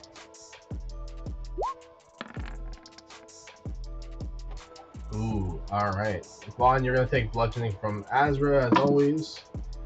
You take 0 because I rolled a 1 for damage. No, it's actually a 1. He's not raging. Oh, you take 1 damage. Arya, since Guy Stanley is prone, you are pulled directly into the wall. 1 second, I'm going to get rid of the moon. One more, let me select you guys. Okay, so you gotta make a dex save for the wall of fire. You also get pulled into him. You're gonna take 2 points of bludgeoning. You are pulled into him. You fall prone. And you are immune to necrotic. And you're still poisoned, so that's fine. I think you pass Vaughn's DC, so you only take half at 21, so 10 fire damage. You're in the wall. You're in the fire right now. A creature takes the same damage when it enters the wall for the first time on a turn, or ends its turn there. Okay. So the creature is going to take, I guess... No, you'll take. Did you? No, you passed. You'll take half. The creature's not in the wall. It's still in its original spot. Oh, I know, but it deals. Okay, so to each creature that ends a turn within 10 feet of that side, inside or inside. Gotcha. So it's radiating outwards, burning everything. Gotcha. Deck save. It rolled. I don't think you. I think you only make the save when the wall appears. It says on the one side of the wall, selected by you when you cast a spell, deals 5d8 fire damage to each creature that ends its turn within it. But it only mentions the save when it first appears. Okay, so we'll just take the damage then. Oh. Gotcha. 69 again. Okay. So Shrieker does not get a shriek back. It is going to. The only person that sees is Zarya, so it's going to make its psychic attack. That's a miss. That's a miss. Agni Kai. Kai is going to use Beacon of Hope. What radius is that? I believe it is 30 feet. Let me see. Yes, 30 feet. Gotcha. So you guys have full healing if you heal, and advantage on, I think it's wisdom saving throws and death saving throws? Yep.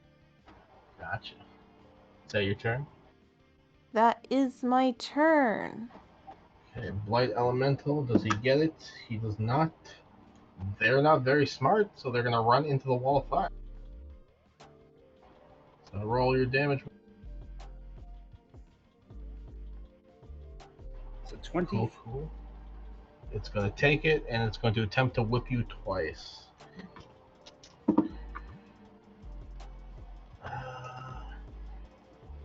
21 for the first one, and 11 for the second. First one will hit. Gotcha.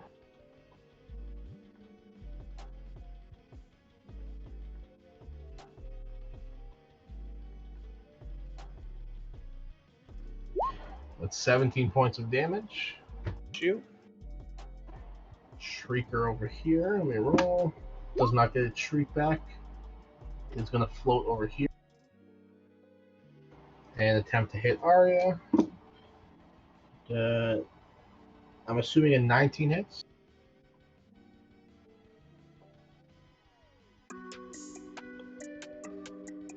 That's 13 points of psychic damage. Or 15, sorry. Oh, what's it?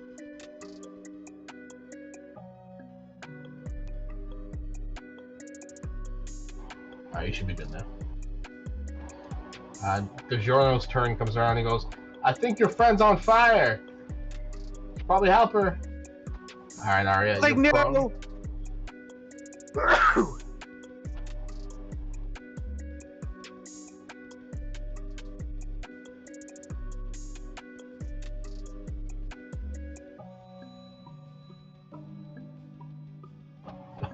Okay.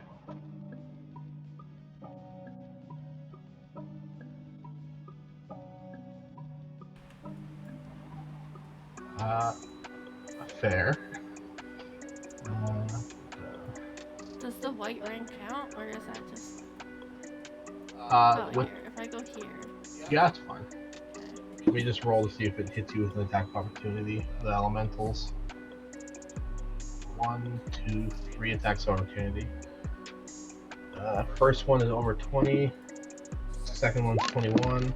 Third one's over 20. So they're all gonna hit. You don't take the product, right? No.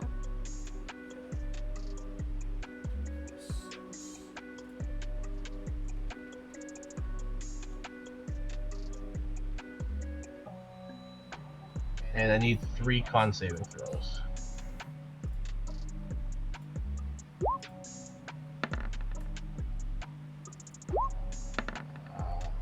You failed the first one, so it doesn't matter. So you're poisoned still, and you take 44 points of slashing damage. And I need to make 1, 2, 3, 4. Oh no, DeGiorno. Okay, 1, 2, 3, 4. Dexterity saving throws.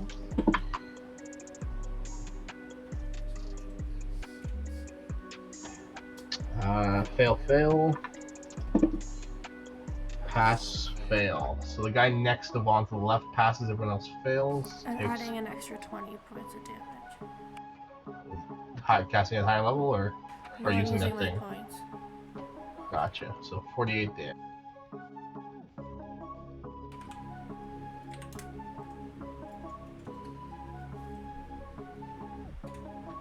Okay, so the Shrieker on the left looks on death's door.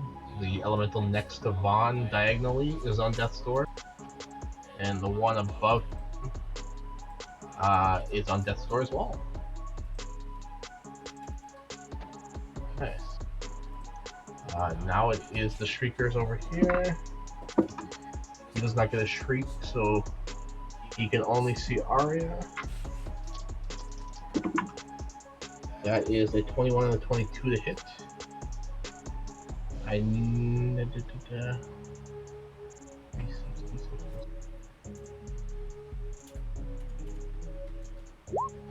So that's 31 points of psychic damage total. She is down for the count, and her teammates don't know.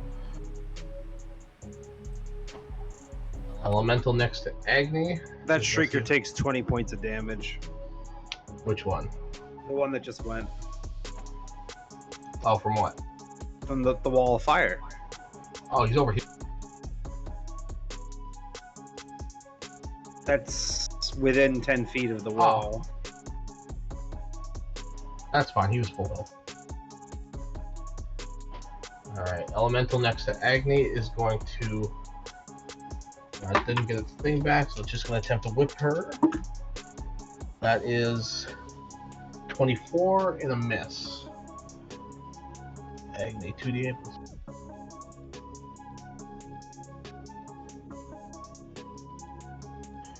Agni, that's 20 points of damage onto you. Okay. And I need one con saving throw. Shit. That is a success just on the dot. Oof. Von Scallion. Bond's like, man, I sure hope Arya's okay. As he just is gonna recklessly just hack at this guy next to him. It's a 28 to hit. 28 hits. Ignore the 4 rage, it's just 10 damage. And then he's gonna try again. 23 Alright. to hit, and Yeah, you cleave through it. he dead? Yeah, he did. I guess I can't reach to the wall, so Bond's gonna step over here and use his bonus action to beat on this boy. Now, quick question, when this one was attacking, oh wait, no, never mind. Ignore that. Now he has disadvantage at Agni. I'm a fool. Hiya! And I'm gonna reroll damage Nice. for 9 instead. Alright, this thing still looks healthy. Azra. He's just gonna go that last little bit and fit those crystals in the slots. Alright, as you guys are in the midst of this battle, Vaughn, you just finished slashing out. Agni, you notice, you hear the sound, and you see out of the slot behind you a crystal pop out. And it's now just sitting in the slot. Oh shit. It is the Elemental's turn. See if he gets the Vortex. He does not. It's not very smart, so it's gonna walk through the wall of fire. Put him right here. Ooh, it's still standing. And it's going to attempt to... We'll swing at Azra at disadvantage. That's definitely a miss. And that's definitely a miss, so nothing. Agni-Kai, it is your turn. Agni-Kai is going to grab one of the crystals. And she's going to shout at Vaughn to cover her, and then closest pillar to her right now would be that one? Yeah, they're both evenly divided on the room. My circle's just looking shit. How high up are they? Just about 20 feet. Oh, that's not too bad. She's to use her movement to get to this one then. She'll fly up. Alright, you can insert it in. Yes. Alright, you take the crystal and you jam it in the hole, and you see it begin to light up. In a small radius around it, the stars begin to light up as well. Pretty. From your angle, you see another crystal over here. Oh. Would she also see Arya lying on the ground? I mean, maybe, if she's very perceptive. Yeah, Arya's on the ground. Oh no.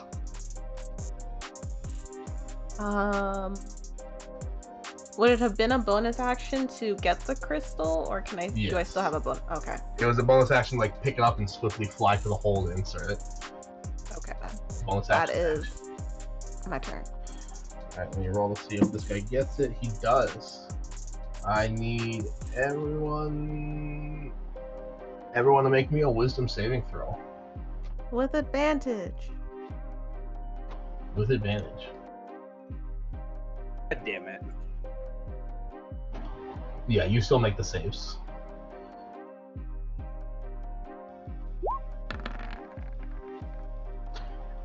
The only person that failed was Vaughn. Sir Vaughn, you'll take Go the again. 18 psychic, and you're now frightened of the guy on the left. Shoot. But you can't really see him because of the wall, so you're fine. The Jordan's gonna yell out, I think your wizard friend's unconscious, just letting you know. Make me a death save, Arya. With advantage.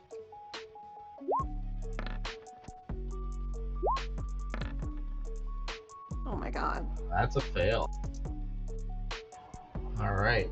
The Shrieker is going to make 2 of its Anguish attacks. 1 on Agni and 1 on Arya.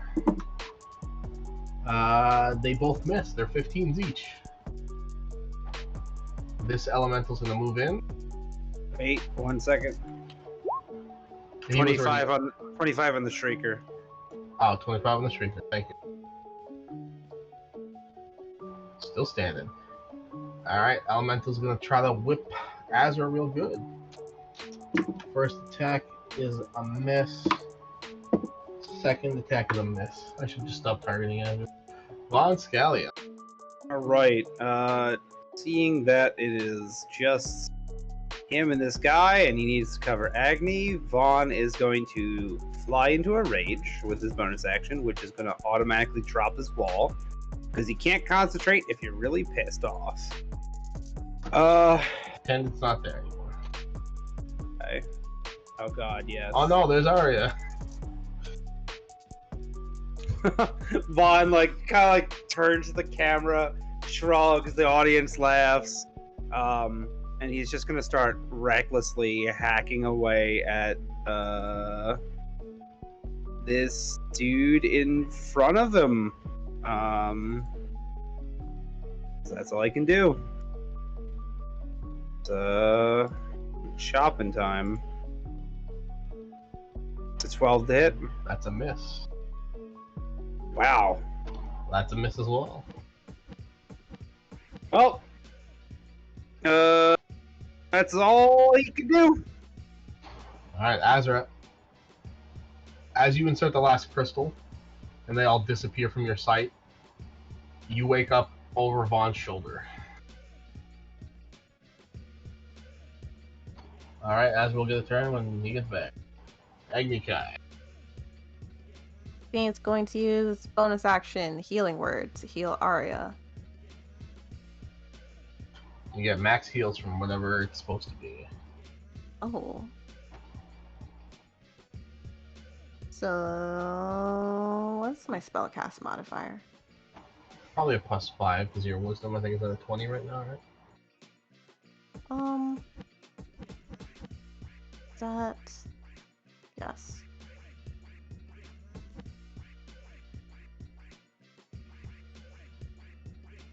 So it's gonna be 9 total for Arya. And then I'm going to fly towards the next crystal over here. Alright. You can just use your action to grab it instead of a bonus action. That's fine. Okay. That's pretty much all I can do. Okay, Shrieker. So I'm gonna roll, see if it's a shriek back. If it's not, walls down. It is going to continue to try to get Azra, who's now conscious. That's a miss, and I'll do one on Vaughn.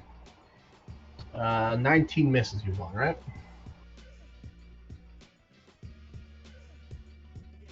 It would help if I was unmuted. Actually, no, 19 hits, just barely. Oh, okay. So it hits you with its anguish. It's 3d6 plus 3.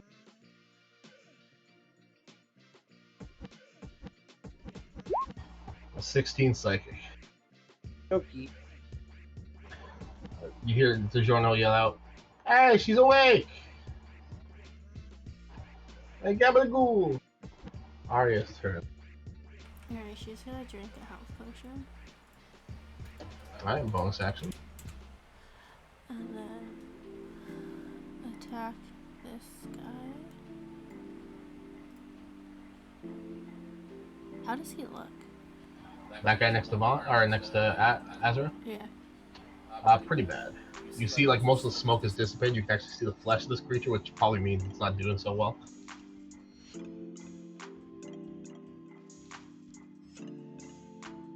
Well, I only really have one option. It might be a little overkill.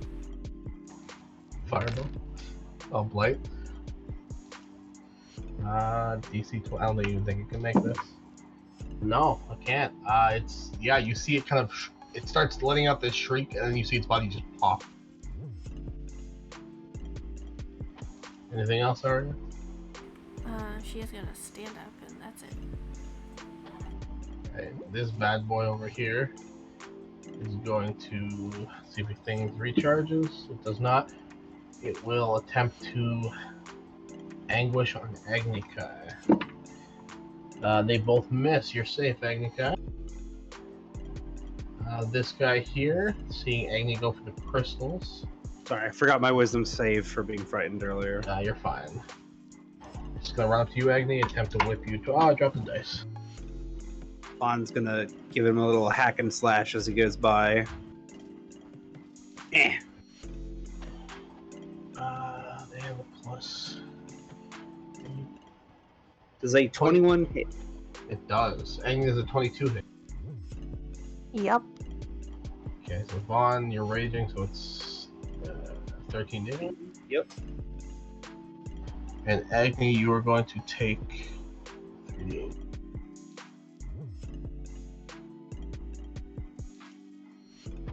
$19 points of damage as the necrotic whip of this thing hits you. I need a con save as well.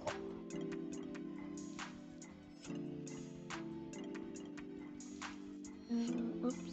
Not advantage for that, just regular. Ooh, you succeed. Almost barely. Von Scallion. I'm gonna let Adrian take that turn for Azra since he's back with soup. Alright, so Adrian, take 2 turns. I take 2 turns? Well, sorry, no, it's Vaughn. So you take 1 turn, and the next turn you get another turn because you missed one. Okay, he's just gonna do the same thing as before, slotting those crystals in. You did them all already. Oh, he did them all? Yeah. Oh, the You're awake right now on Vaughn's shoulder. Oh, and shit, he just let okay. you go. Oh, okay. Did he take any damage in the last round? No, I don't believe so. Okay, then, I guess these things are still around and everybody is still flailing. There's 2 of them on the map. Yes. He can fly, so do any of the crystals still need to be slotted in the ceiling? Yeah, you only see 1 in the ceiling right now, and Agni is next to 1. Okay, he's gonna grab... Where's another one? It's the two opposite you. So, Yeah. okay. He's gonna... Fucking hell. He's gonna move there. And he's gonna grab one, and then he's gonna fly up to the ceiling. How high is the ceiling? You'll be able to get there and insert it with your speed. Okay, then that's what he's gonna do for his turn. Alright, you put the second crystal in, I'll say right here. You see as you plug it in, it lights up and a small radius of stars light up, so that side of the room on the bottom is all lit up right now. All right, Vaughn, take your turn. All right, Vaughn is just gonna straight up drop his hand axe and fly forward as he pulls out Frostbrand, and he's gonna try to bring it down on this guy. Recklessly, of course, and you know what? He's gonna use Great Weapon Master as well.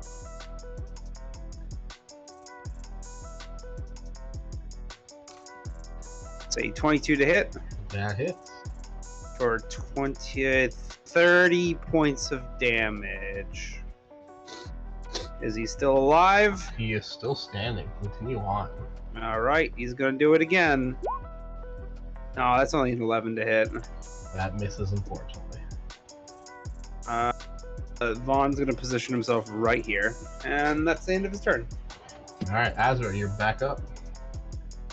Alright, he's gonna fly on down and grab the other crystal on the other side. Okay, you have so much movement speed, you can just insert another crystal if you want. Okay. He will move over this way because it's further from Agni. Okay, so you managed to do so. 3/4 of the room are completely lit up already. Agni Kai.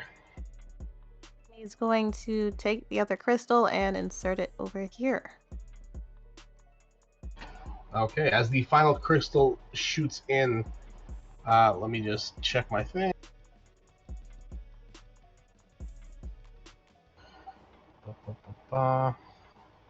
You guys see a sea of light erupting from each little tiny star as the miniature moon in the center of the room begins to levitate, spin, and expand as it completely engulfs the room. As your vision comes back to you all, the room sits empty except for a sea of stars and a large lit up moon on the floor. All the creatures are gone.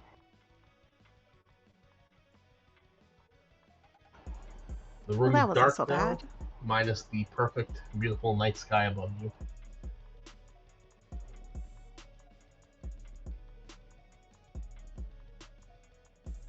Oh.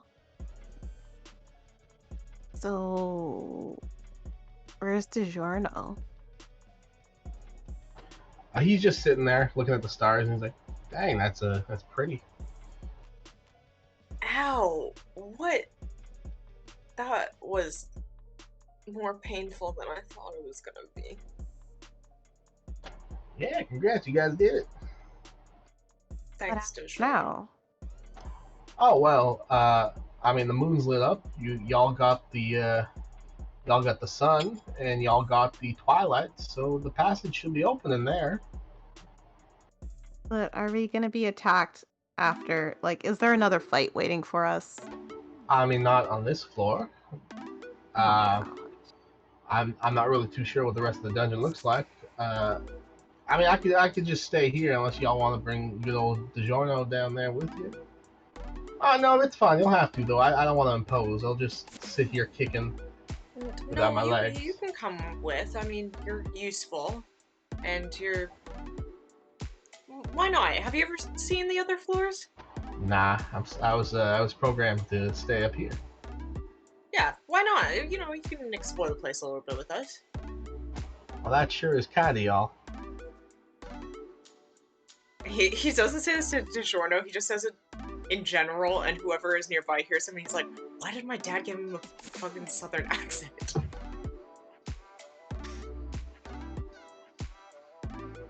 Sombre, DiGiorno, the noises. Next thing, we're gonna find a robot named Delicio.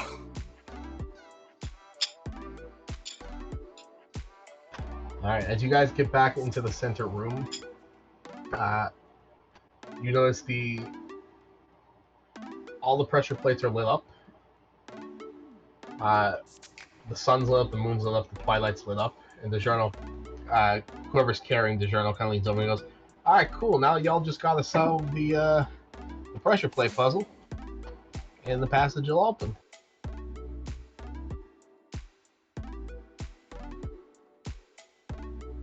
There's Gee, another Should we end it puzzle? here? Oh, yeah. Yeah. Is it just- is it like an easy puzzle? Because if it is, we could probably do it. But if it's Y'all, if it y'all As know, it is, we probably couldn't. y'all know what a veil puzzle is? A what No. puzzle? Oh well, okay. Somebody step on the center platform for me. Anything, we'll dive into that. Okay, I gotta draw this real quick. All right, so Agni, you do that.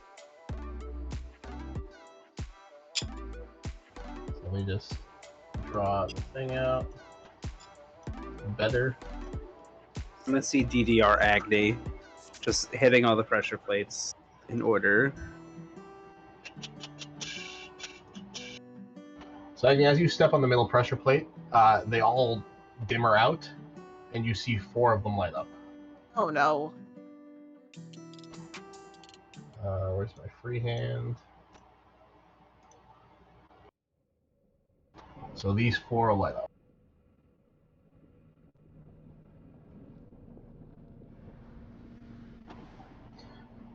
All right. Good luck, guys. He's gonna slide across all of them. Okay, which ones are you touching first? She's going diagonal, so like this. Okay, so from diagonal top to diagonal bottom. Yeah. And just like All right. slide across them.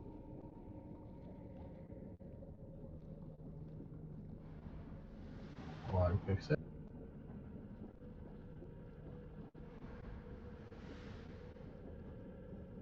All the ones you touch turn off, and it's just the one in the corner now. Well, I can't solve this shit. Fine was just gonna go step on the one in the corner.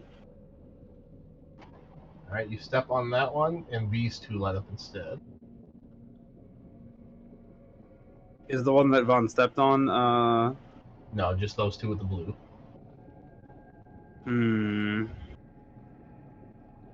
Vaughn's gonna step on this one. Step Now on that. we'll so I'm just trying to make it easier for you to. You know, that light turns off. Okay. I like brute forcing these puzzles. Vaughn's gonna step on this one again. All right.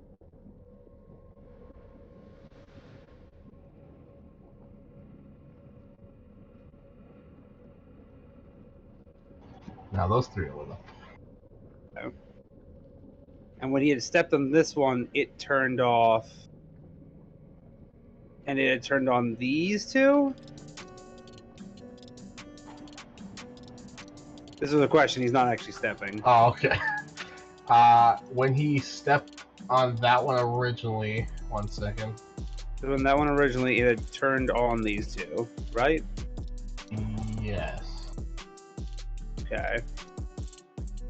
So Juan's like, oh wait, I feel like I've played games like this with Anna in our dreams. I'm really good at brute forcing them. So Vaughn's gonna step on this one, mimicking what he saw Agni Kai do. Not the slide, of course, just. Alright, and then. Oh, So I gotta keep switching between tools and doing this. yeah. Yeah, when I realized what you're doing, I'm like, oh man, Dylan, you're a brave man doing this to yourself. Try my best, dude. Okay. Vaughn will step on this one. Now moving out of the way. Alright, 1 second.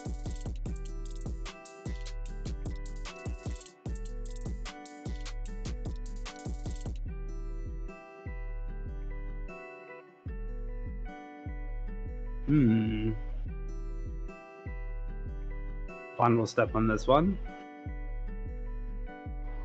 Alright, 1 sec.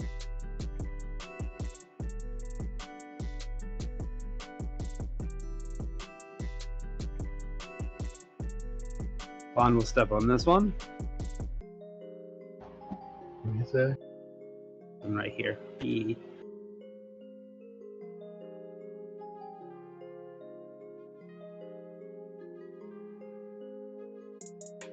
He's gonna step on this one. Jesus.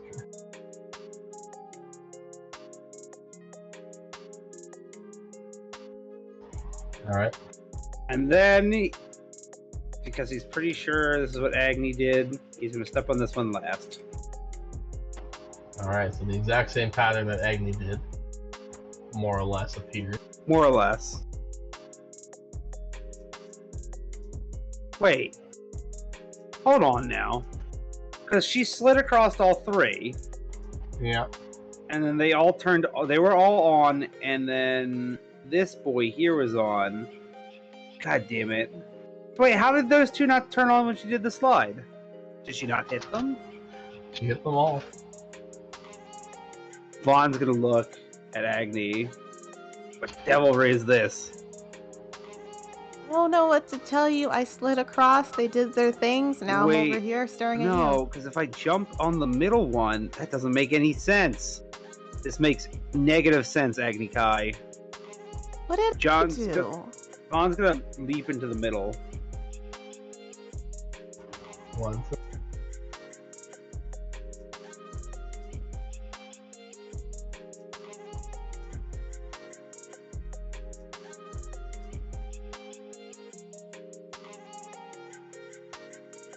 And then he's just gonna jump up into the air and land on the middle one again. All right. Goes back to exactly where it was. Damn it. Oh, I can just move these guys.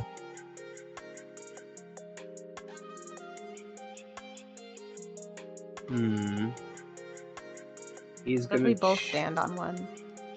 No, I mean, we might try to overload the system. We just jump a whole bunch. Vaughn will try this one because he doesn't think he's tried that yet. The one middle right. Yes.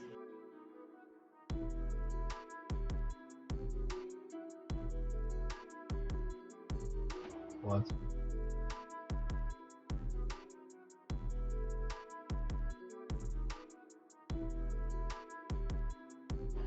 Okay. Oh, this somehow made it worse.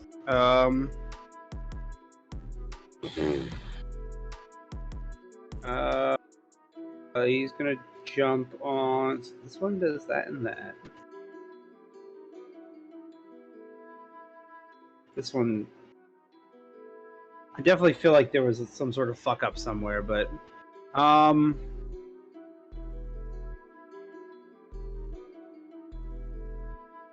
Vaughn will jump on. Oh god, do we want to get all the lights on or all the lights off? That's a great question. Do you want to actually do the puzzle, or do you want to just have Arya roll intelligence? I'm gonna have should roll Vaughn roll intelligence. intelligence. All right, go ahead.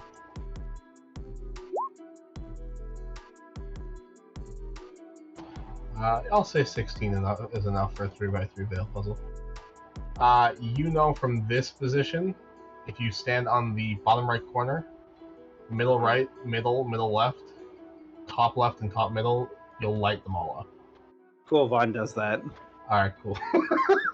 It's like, that's his roll. He's like, oh my god, wait, I'm supposed to light them all up. Not get rid of the light once we trigger it. And just boop, boop, boop, boop, boop. I'll say for the sake of this, I feel like Arya solved the puzzle like 10 minutes ago and has just been watching you jump around. Arya is like Jump dying around. on the floor. She is not paying attention to lights. That's true. Vaughn, as you You hit need the to be final light, you see the sun and the moon that's in the middle. They begin to slowly open up, and below you is a large pit leading downward. Okay, we should stop here. No one go in the pit.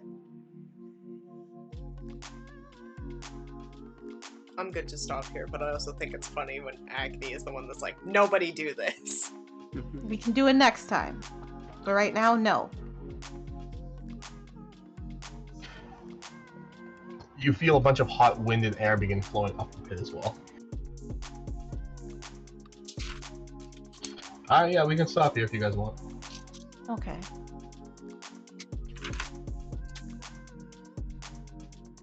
When's the next session?